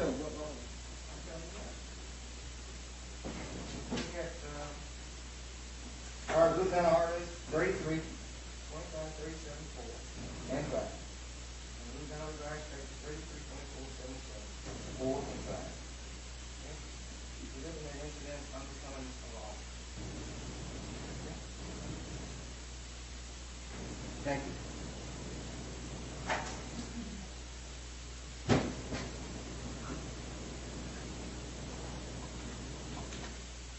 First off, as you obviously heard my client say, that my client wasn't the chief when all this stuff done. And this entire argument that Mr. Casey made is directed really more to whether or not you want somebody to be the chief and not whether somebody has actually violated a departmental rule or civil service law. Straight up. First off, to suggest there is testimony, which is evidence, that my client was already disciplined for the comment he made to Ms. Rose Thompson. The board has brought no other evidence saying that that didn't happen. Verbal counseling is exactly what it says, verbal counseling, so there's not going to be written documents about verbal counseling. And I'm actually kind of floored that people don't understand that I personally, I wouldn't wait, the chief, he was the officer, to protect children, that you've got somebody that he knows has a bad mental problem, that sometimes he can be a nice guy, and sometimes he snaps and y'all can fight with him for 20, 30, 45 minutes trying to get him to do something, who is violent, who had made lewd comments to whether she was 13 or 15. I'm sorry, my daughter's 25, but I remember when she was 13 and 15. And police would have probably been coming already because he does not think to my children, and y'all would already come because I've been all over him. Because he's an adult. I don't care if he's got a mental problem, get away. He actually did the right thing. Leave. Try to be disrespectful, tell him to leave.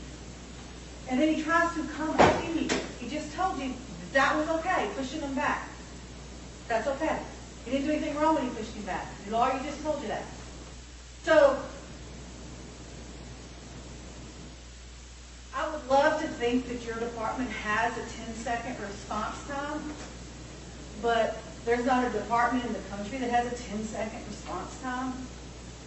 And every witness here told you that man went across the street. He leaves. Once he's left, there's no reason for the chief to call the police because it's been diffused. But then the guy comes back, and he's coming back with a big butcher knife. And it's not, first off, even if he didn't know anybody, somebody coming towards me and my daughter, my son, my grandchildren, the neighbor's children, my neighbors, coming at me, coming back. You heard the father cussing, but coming back. He may not have made it to the yard, but it doesn't take long if you keep coming. You can be killed with a big old butcher knife. His grandchild could have been killed, his grandson, his granddaughter, because this guy is not all up there. Captain Relford, you deal with crazy people. You know when they get into it, when they snap, you can't deal with them. Captain Moore, you too. You have to transport people. When they aren't like that, you can't deal with them. He grabbed the gun. The guy didn't stop coming. Now, was it shooting him in the air? Well, that's a lot better than shooting him and killing him, because that was really the next option. If he hadn't shot the gun in the air, he would have had to kill him. Would have had to kill him. So you're going to punish this man for not killing somebody? Because let me tell you something. If he kept coming into the yard with a knife towards children, you have a right to defend yourself and your grandchildren and your children and your neighbors. And if there is no time from when somebody is, whether it's 15 or 20 feet away, even if you call the police, they can't get there in the 10 seconds it's going to take that guy to get across the street. It's going to take you longer than that to get a hold of the dispatcher to talk to him and tell him what's going on. You have a right to defend yourself. And you have a violent, mentally ill person charging across the street with a butcher knife. Everybody who came in here said he had a butcher knife. That somebody may not have saw how close he got or may not have had experience with him. You should be glad he did what he did. Because otherwise, if he had come the rest of the way into the yard, he would have had no choice but to kill him. And it would have been a justified homicide. And it would have been. Because you have somebody who is mentally unstable coming at you with a butcher knife, coming after your children and your grandchildren onto your property. Captain Rutherford, you've got a right to defend yourself. And I promise you, if somebody was coming into my yard after my child, they would be dead. So he did a good thing that day. He didn't kill the guy. He shot the gun in the air, which was apparently enough to make the guy snap enough to go back home and stay home. That's actually a good thing. And let's all not forget that he wasn't on duty when that happened. When that incident happened, there's not been a single test ever. I mean, he was not on duty. He was not in uniform. Nothing. So you can't discipline him for defending his house, and more importantly, defending his child and grandchildren and the neighbor's kids. That's not a disciplinary offense. And there was not, the whole time throughout the closing argument of the board's attorney, he's not cited one single departmental rule that this officer violated. It wasn't until the chairman asked which rule he had to go dig and find out, okay, maybe conduct unbecoming. So conduct unbecoming for you to defend your child from getting stabbed by a crazy man. That is the most ridiculous set of circumstances I've ever heard anybody being disciplined for. Because I feel confident that most parents are going to defend their children, not let them get sliced by a butcher knife. I would not only my children, I would do somebody else's child. But particularly when you're on your own property and somebody is charging your way, you shoot a gun up in the air to get their attention because you've already had dealings with this guy and you know when he's gone crazy, he's crazy. And that works. That, you know, there are levels of force. You know, and he did appropriate actions on that day because he didn't kill the guy. Because if he would have just held the gun and he showed the gun, the guy didn't back off.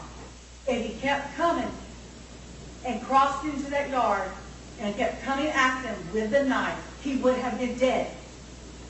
And he didn't kill him. And that's a good thing. Unfortunately, the man has passed away since, but he got several more years of life because my client shot the gun in the air instead of killing him, which is what would have happened. He's already been punished for the comments he made about Rose.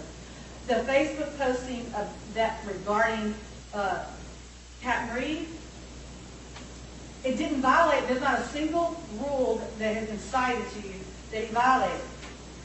You can't discipline somebody just because you think something is sarcastic. Nothing in that post said anything about the internal operations of the police department. Didn't say that, you know, we're going to do this kind of job, we're doing it. He basically said, here, you can have it. But there's nothing about the police department. So there's no violation there. There's no rule violation. There's not been a single departmental rule cited, nor is there any evidence in this that has been produced back to the board about any departmental rules that this officer did not follow or violated.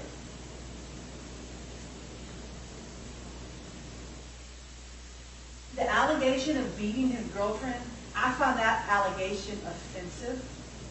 That allegation, quite frankly, that's not only defamatory, it's almost, it's not truthful.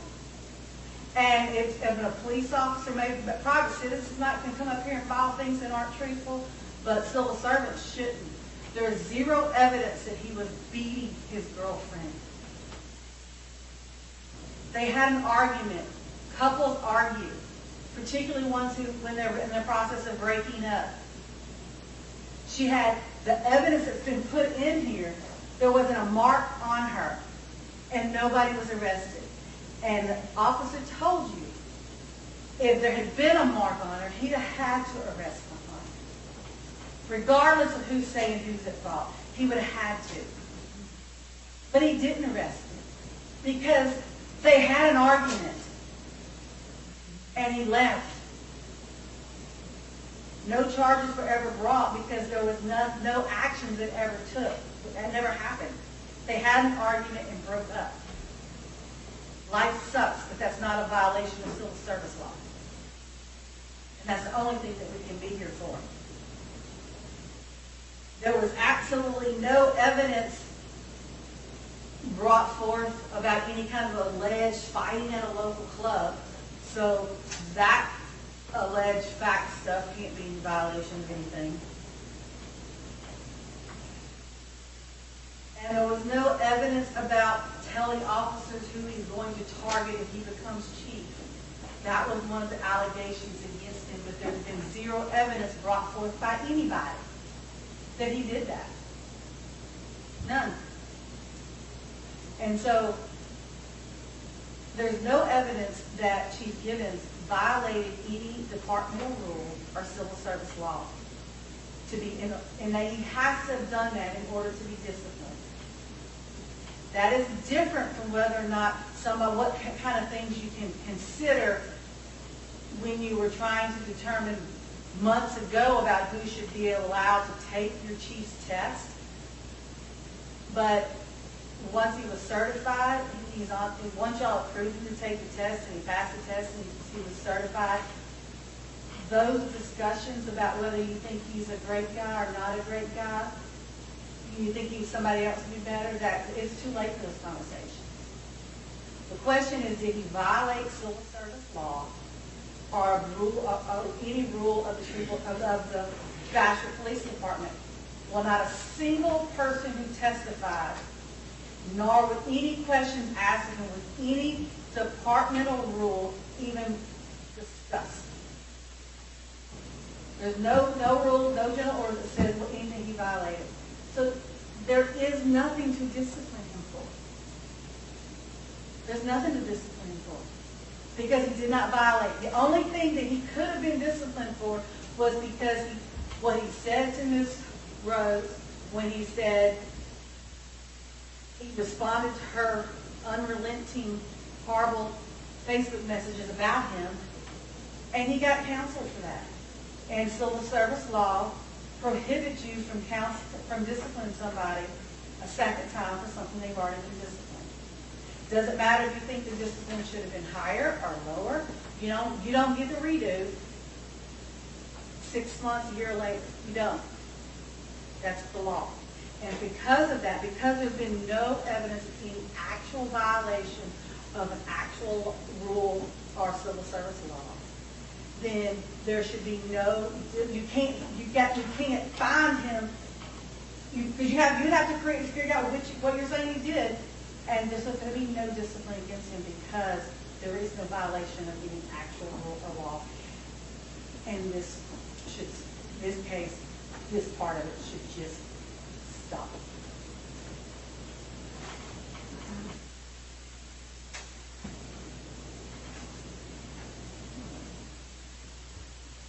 Well, I guess it's my time.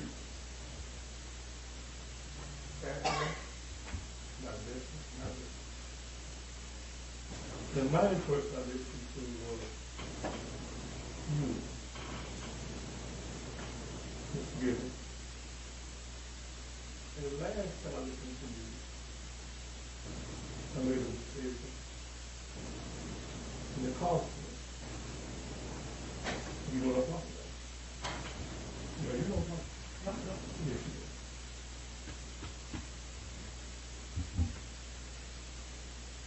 I just do everything you say, like I did before, and I base my decision on what I realize.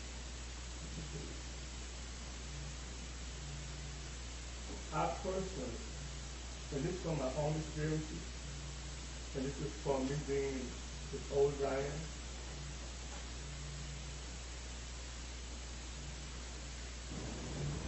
I personally feel that you are not ready to be in chief. That's my personal opinion. Remember, that's not the issue.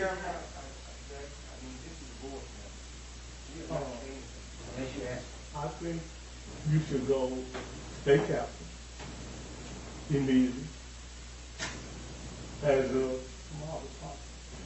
Go back to captain until you get some more experience in decision making. And that's coming from this is you.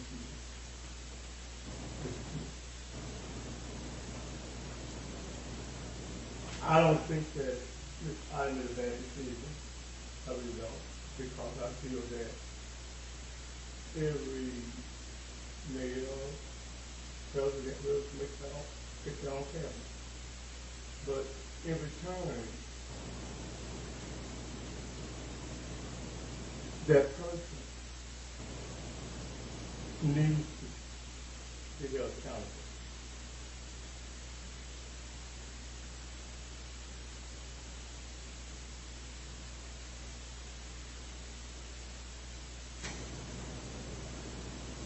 For things they're allegedly done or are doing or whatever. That's not the city. I think you should go back to captain for a while until you get a good understanding of people. That's not the city.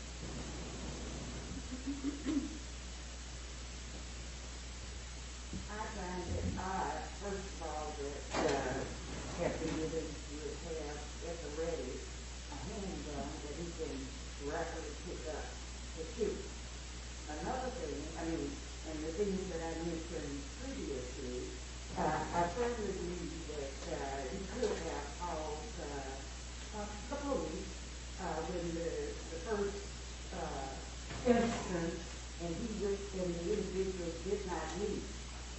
also take exception to the fact that he did not use proper protocol. After all, he is indeed a policeman and has been for 8 years here in this town and was one prior to it. And so he knows full well that he could have called the police on this person, and because he's a member of the force, they probably would have put him before my going out. Another thing, I found it interesting that he was just recently taken a ride when in fact the lady has already called the police to come to his house. That you said that has not been really discussed. Another thing that you brought up was that the sergeant had said that there was no mark on her. Actually, that particular sergeant was talking about the shooting incident. Yes, ma'am. The sergeant that handled the girlfriend-boyfriend set of circumstances was not here today. But his report is evidence. Oh, I see. And the report, you didn't specify that. and the report said she said that there was no, that he said there were no marks on her. And that she, apparently she also said that she did not want him arrested, but rather that just need to go away. Is that correct? Yes, but what I'm saying is the cop who did talk to her, there's a report in evidence that says there were no marks on her, that he said that there were no marks. It wasn't somebody who she talked to, she no longer was not going to work with, but it's in evidence that there were no marks on her. Oh, well, you took exception to that when the other policeman was up there seeing it out that the person, as you said, it was no evidence. Let me just say what I'm saying. Again, I really think that it's completely out of the question for a policeman to be shooting a gun in the city limits. And everybody knows, or should know, that you don't shoot a weapon in the air, or you don't be doing it in your house, because the bullet has got to go somewhere. Another thing is, I don't think it's appropriate for any public servant to get into a spat on Facebook with another citizen. That's just inappropriate. And I agree that an individual should not be using derogatory comments, but then on the other hand, there was confusing evidence, testimony as to the exact improper procedures. Somebody said to me, they had done up one thing, they want to answer, and then now one that the guy was supposedly coming up the stairs to approach his now 18 and 19-year-old daughter with her child. And I don't think that he should have pushed him off the steps during the time he hadn't really did anything at that point. So it wasn't necessarily, I don't know why we would assume that he was going to come and lay hands on him. So I just do not think that at any point that a public servant should be making comments about internal dealings in their organization in a public forum. And that is just my opinion, and I think that he should be held accountable. There are certain standards that should be in place, not only for the police chief, but for all policemen. I take exception when I have to wait an extraordinarily long time, in my opinion, for a police person to come. And then I find it odd that the group that responded to the shooting incident went away and not even do anything about one of their fellow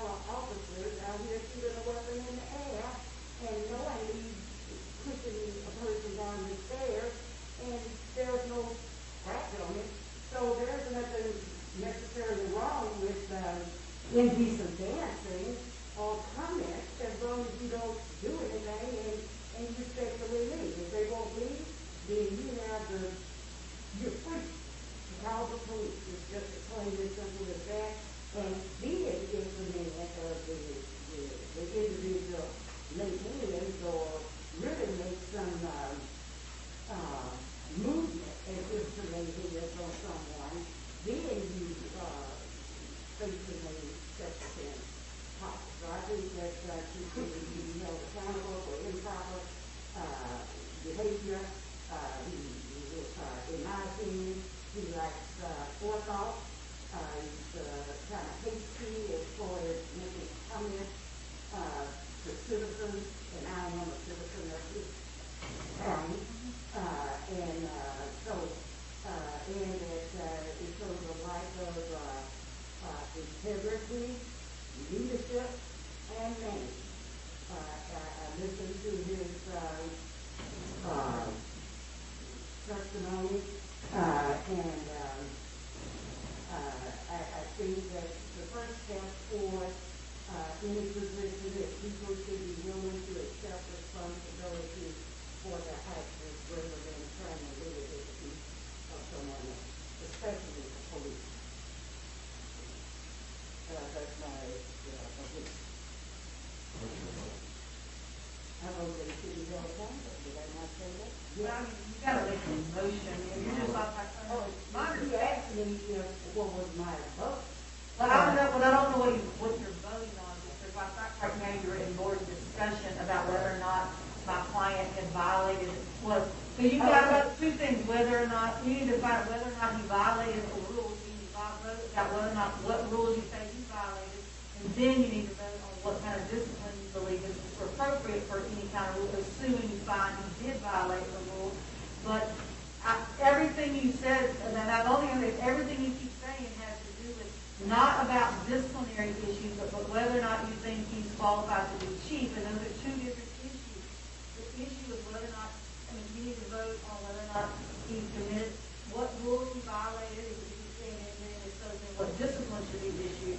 The issue is not whether or not you think he would make a great chief. I personally said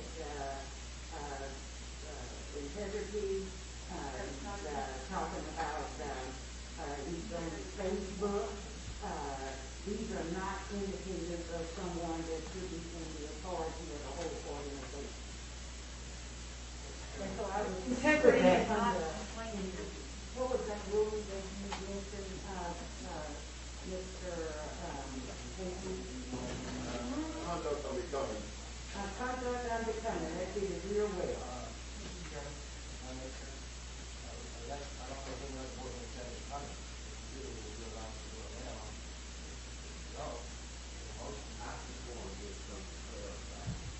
When you said the young man had acknowledged, now,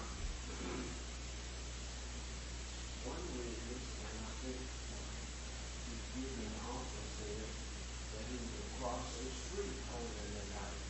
Is that correct? No, sir. No, sir, I didn't say that. I said he never stopped coming. No, he was charged. Yeah. So did Billy. Say, yeah, he kept coming. Yes. Actually, he wasn't across the street. He was on the same sidewalk coming towards the house. He had already crossed the street when he left his home. There was testimony that said that he was across the street. Yeah, I thought that. Yeah, somebody did say that. He was in the street. But there was no testimony that said he ever had that knife on Mr. Gibbons' property. Correct. But it said before you. That's wrong with you. One question, one clarification, I guess we got it. The other one, she said, the lawyer said, well, you better be glad he shot in the air because he could have shot him guilty. So that's kind of a strange statement to me. Now, if it had been a citizen shooting in the air and someone had called, we would have been in jail. No, Not under those circumstances. no, none of the stuff. I think he would have. No. Will you explain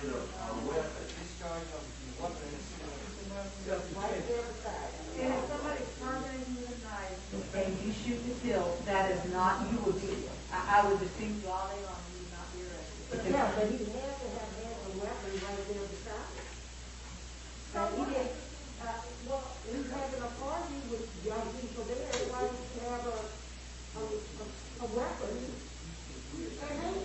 And then if he didn't have, if he went inside to get the weapon, he had time to call the police. But that's not important now. But anyway, I feel there should be some kind of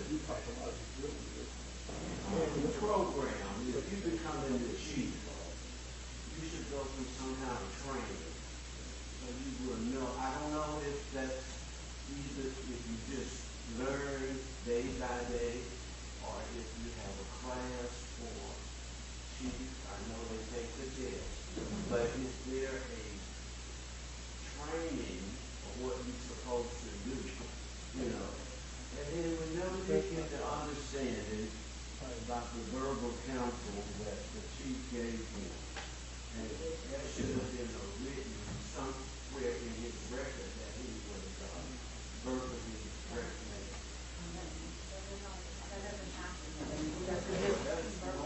That's the normal procedure. Maybe not for this particular case, but normally, when I go to school, if I got something happen, they put it in my record. So the question is there's a level of discipline and counseling the first one? But I'm just saying that should be one of them. I don't make the rules. Well, when I was in the military as well,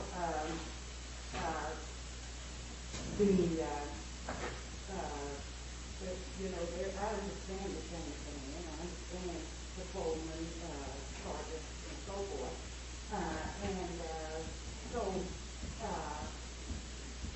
It's just, I just fail to understand why the police would do a verbal counseling, especially when the person was on a public forum, and this not be annotated from there. I agree that there should be something in the record to reflect that the person had been advised not to do so, because not only did it one time, he did it two times. And we have even his own testimony that he did it. I understand the police department really needs a lot of, I don't know what I want to call it, because I had called him. Oh, we don't have but one or two. And I was across town, and the other one, my business was broken into about 3 times. And when they got there, what happened? Everything could have been done. I had to sit there and wait because we don't have enough. We need to get our, I don't know how we need to do it, but the city needs some improvement. Really good. That was just started from the top. That's the big reason why you don't wait to call. And I haven't even replaced those boards yet because I keep saying, well, they're going to break in again. And it's no use in replacing these windows and they're going to come back and do the same. One time, everything in there was taken. I had to buy air conditioning. I had to buy all curling irons, clippers, everything. It cost me thousands of dollars to replace. When you call the police, and it's going to take them 30 minutes. People could come in there, and which they did, came in there and took everything I had. And when they got there, I said, well, it's too late now. It's done. My alarm went off. As soon as I left out, went home, make a sandwich to come back. As soon as I opened my door at home, somebody must have been watching. Boom. The alarm went off. I came back. I said, when they got to close the door, I get there, everything gets ramshacked. So we do need our police department.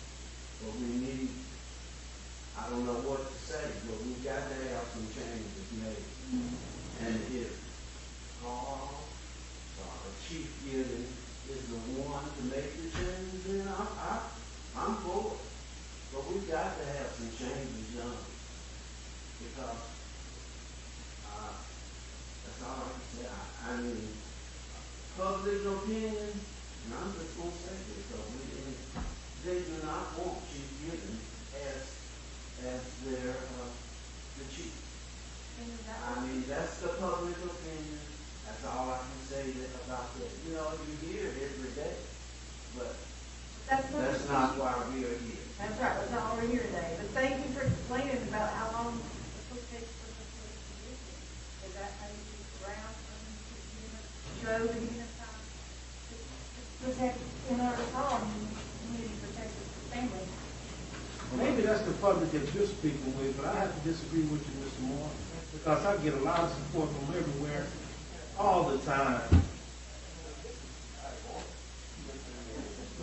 I was just starting.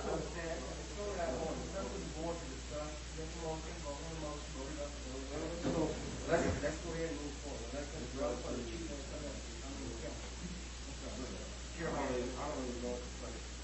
I'm not allowed. I make a motion that we go ahead on and vote, and if that's the appropriate way of doing, we decide on the type of punishment. What is the punishment for that? That's a community to vote. We make a motion. I make a motion that we go ahead on and vote on this matter, as to whether. No, I gave you the other. Oh, I'm sorry, we made the. Motion we did a long time ago. You know, motion, we need a motion. That's the same motion, we need a motion. Maybe a different motion, we need a motion. I make a motion that,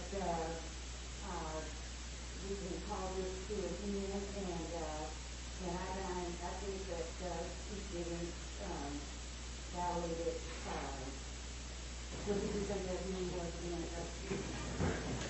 Conduct on becoming an officer. Conduct on becoming an officer, you better roll that. Conduct on becoming an officer. All you got to do now is do that. I mean, someone from the second or? Second. Okay, so now we vote.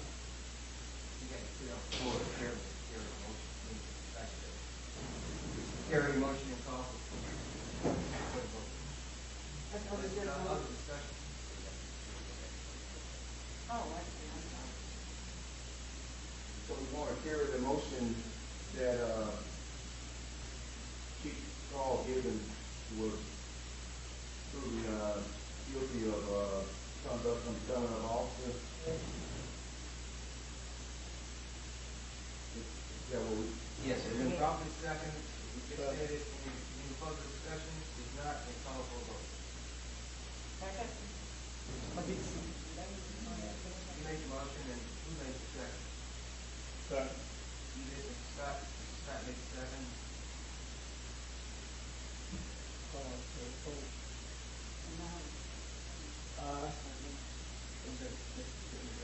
Okay. It's been properly moved and seconded, now you're going to ask for further discussion, if there's no further discussion, you call for a vote. Okay. Is there any further discussion for the motion that you moved?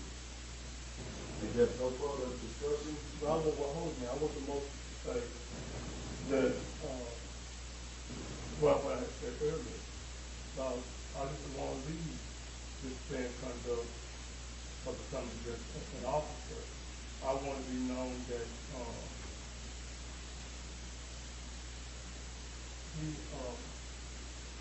he may go back to captain.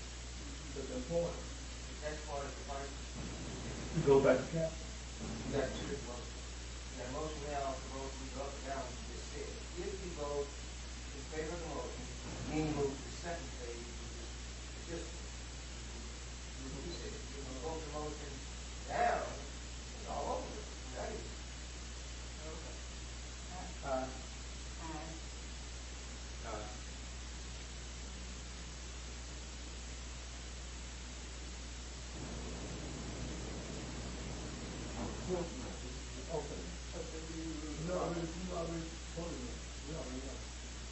So, four votes. Sorry, sir.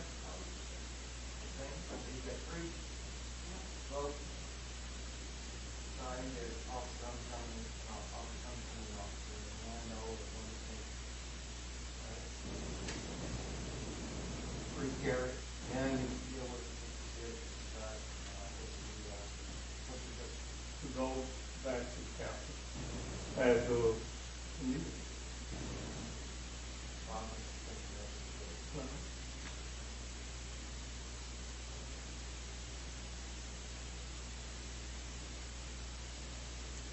Is there a motion, Mr. Scott? yes.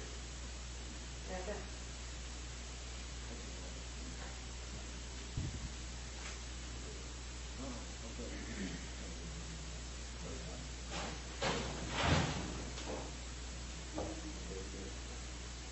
The motion carried. The next, the vote on the motion was, 3 yes, 1 no, and 1 abstention. Well, that's on the motion to, alternate, kind of, off, and the second motion on the floor, Scott, is this, exactly that, that this one was come to, Go back to the captain. That's when we vote on that one.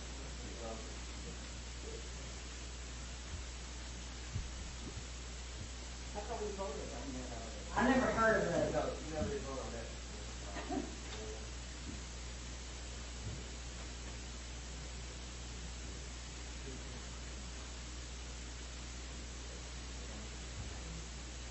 We need to specify how long the person,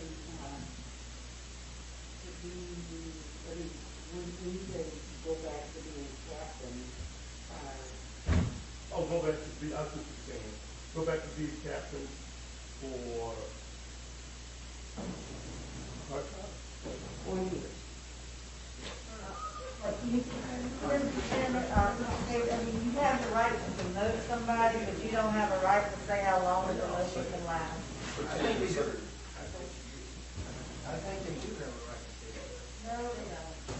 Well, go back to captain until what? I didn't know, I just said, I didn't know. Well, I think. I don't want him to go without no job. Well, right, I think, he was doing, all right, I suppose. You never, came for him tonight, called, but, I guess he was doing okay, he's still on force, and, What's the name? Captain until, Miss Ollie feels that, Now, once he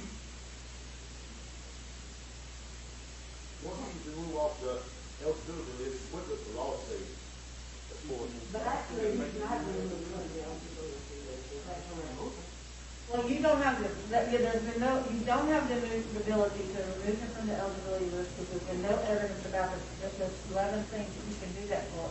The only thing you can vote on is to, if you're trying to demote him from provisional captain, from provisional police chief back to captain. And that's the end of your vote. You don't get to say how long you get to say that because that is the vote. You get to do a demotion. You don't get a time limit on demotion.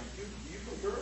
I guess it was your. Where's the authority for that? They have, the board has this. Well, we can do that, and then they can remand it if, The board has the authority to, motion, reduction. Because that was prevented from being promoted to chief if you got. no.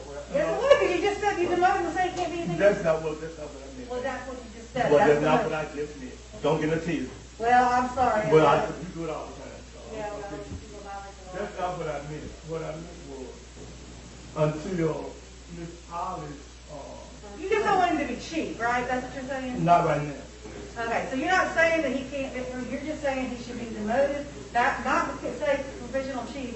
You just don't want him to be chief. You're not saying that he can't be, if No, some other man it's who wants right. to be demoted to captain, and Captain, stay you know, demoted for 4 years.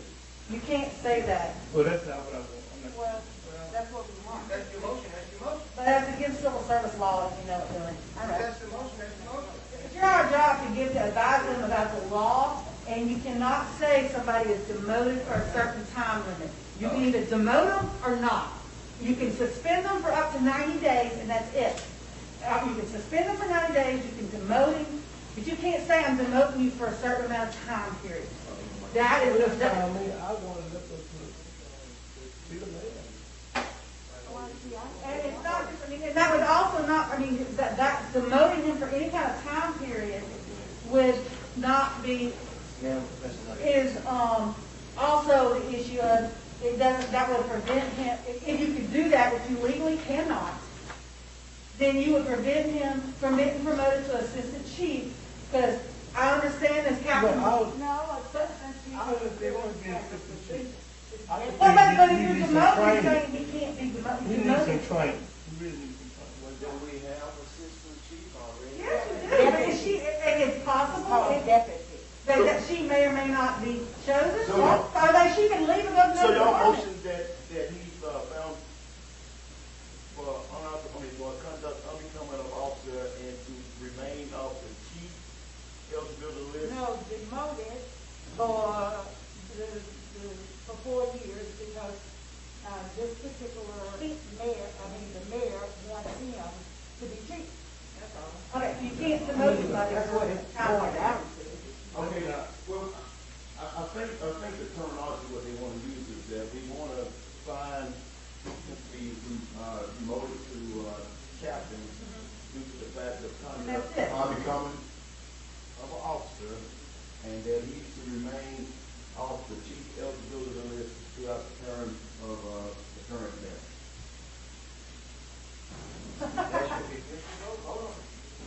Okay, that's still a violation of civil service law, but thank you for the grounds for reversal. You're only gonna do what you want.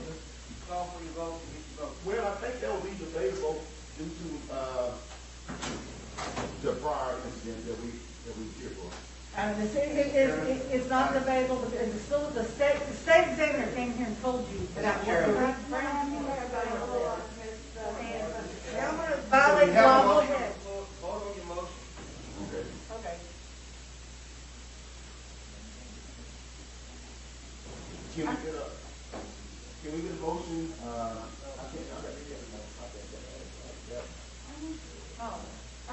The vice chairman walked out and said you were not violating law, yes. The vice chairman is still sitting here. I mean, the chairman left, because I'm not going to violate law. That the Captain Gibbons, Chief Gibbons be demoted to captain. And I would like to see him to remain so until he has had some proper training under the present administration. I make a motion that Captain Gibbons be demoted to captain until the termination of the end of the current administration. So your motion. Ma'am, please, point of order. It's before the board. You want to accept the motion or not? If you don't accept it, not, the motion dies. Yes. I'm sorry, Mr. Scott.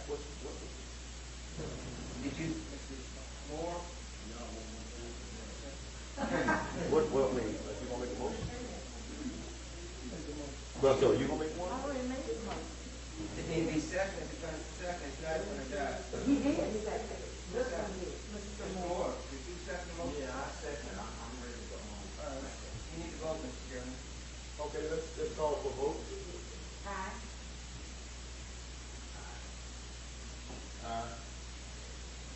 The motion is, the motion was that he be reduced to the rank of captain, due to the fact of conduct unbecoming of an officer, and that he should remain off the chief eligibility list. That's not what she said, Kathy. She said that he was the state captain No, until that she he- was no, made. That's what she That said. he That was the remains- motion. That he remains off the chief eligibility list for the duration of this current mayor's session. Well, you're going to need us to revote, because that's not the motion that was made. The motion that was made by Ms. Whaley was that she wanted to that he remains captain until the end of this mayor's term. That was her motion. Okay. Ms. And that's what y'all just passed, so you're going to have to undo your vote, because all y'all, well, it actually passed 3-1 because Mr. Scott did not vote for it. Okay, I have the gavel, and I call myself clarifying what Ms. Ms. Wayland said. Now, the motion is, that Ms. Wayland made, was Carl Gibbons is to be reduced to the rank of captain for the conduct unbecoming of an officer, and that he should remain officer, chief eligibility list for the duration of the current mayor's session. Do we have a second for that? So we're voting, doing the last vote, y'all already voted. No, we entered that motion. Well, I'm not being, no, what I'm saying is I think you have to undo your motion, because you already voted to what she said. You can't clarify something after you voted, so you need to unvote it. It's no problem. I make a motion that I withdraw my, motion. And Mr. Moore. Or you second. I withdrew the motion. Withdraw your second, now you have to make the motion. You want to withdraw your second, Mr. Moore? She withdrew her motion. And so now the new motion is that, well, I'm not sure that we have the, under these, can we, say he can remain on the eligibility list for these items? That's your motion, Mr. Moore. I think we only had one item and that was already passed, that to remove them from the eligibility list. That's what the director said when she came. Right. But that wasn't the motion you made, so you can make it again. We undid it. Okay, so go ahead, do we have a? You undo the vote, you already voted. No, I mean, but you can't withdraw a first and a second after they have voted on the motion. And they voted, everybody voted for it. It was already passed. You're gonna make a motion to undo what they just passed. No, they already passed it. No. They have passed it. They passed the motion. And she made a motion. And second, and they voted. It was 1, 2, 3, Now she made a vote. motion to Well, after you voted, there's nothing, no, you can't withdraw a motion. You have to make a motion to undo what you just did. That's what she did. That's what she did. No, sir, you are not. This is the whole people have already voted, then you have to undo what they voted on. It's a shame nobody here understands still, public meeting law. We made a motion to rescind. No, that's not what The you did. president. I did. And you didn't vote on that motion. That's You what got they a are. second, That's you what got they a are. vote. That's what they are now. We're rescinding it. Okay, now that's what, you got to vote on the motion to rescind the discipline. Right, that's what they go. Okay, let's vote to rescind the current, motion. I second. It's already been seconded. Oh, okay, well, You we're vote back. yes or no? You rescind? Yes. Yes, rescind. All right, now what's the new motion? I make a motion that Captain, Gibbons be demoted to the rank of captain, and that he should not, seek the position of, police chief under the current administration. Okay, removed off the eligibility list, what do you want to say? To be, for him to be removed from the eligibility list to be chief, under the current administration. Do I accept it? Yes. Is there a second? You second? Mr. Scott second. Okay, let's have a vote, and the vote is that Carl Gibbons is to be reduced to the rank of captain, and that he needs to be removed off the chief eligibility list throughout the duration of the current mayor's session. All those in favor?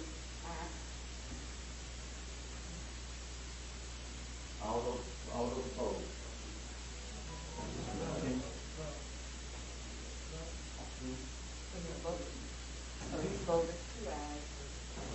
Aye. Scott?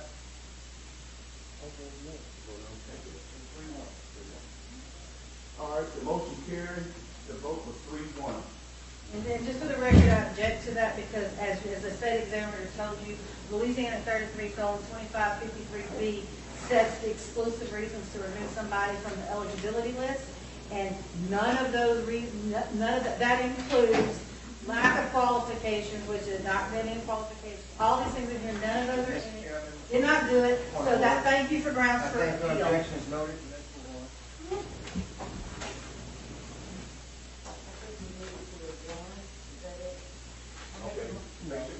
you understand that, Duffy left the meeting, so. Oh, well, that's right, it should be noted that That the form was 4 instead of 5. right, that, But, I make a motion.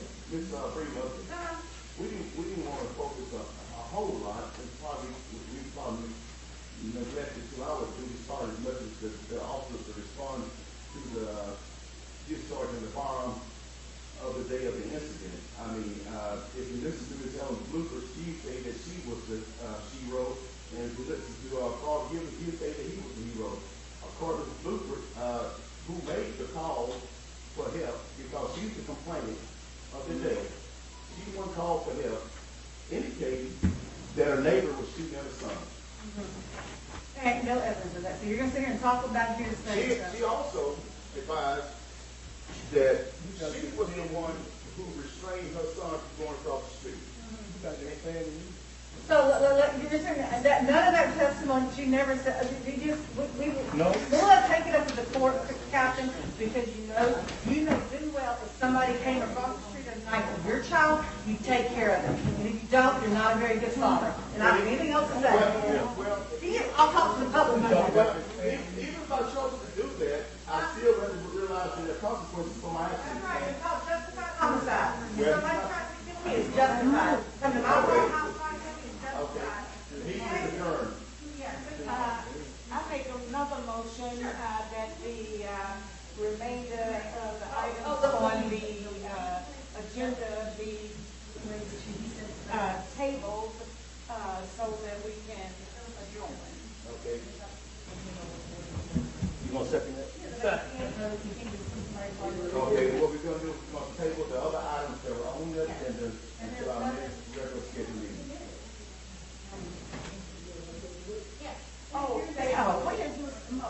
He went to the bathroom. We still have a four. We still have a four. Yes, we did. Oh, that's right, even though he's in the, three.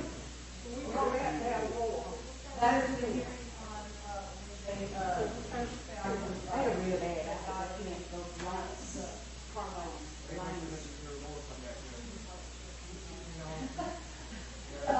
look like Richard mentioned,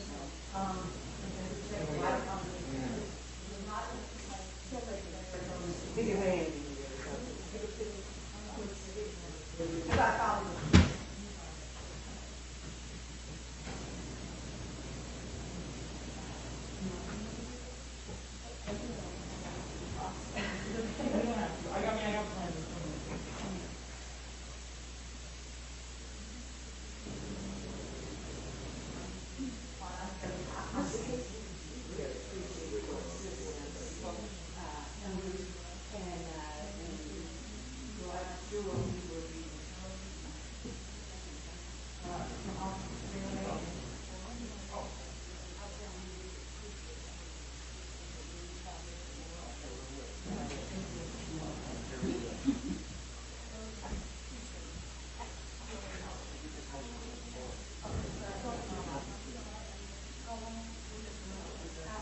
Motion, not that Yeah, she made a motion that we're going to table that until our next scheduled meeting.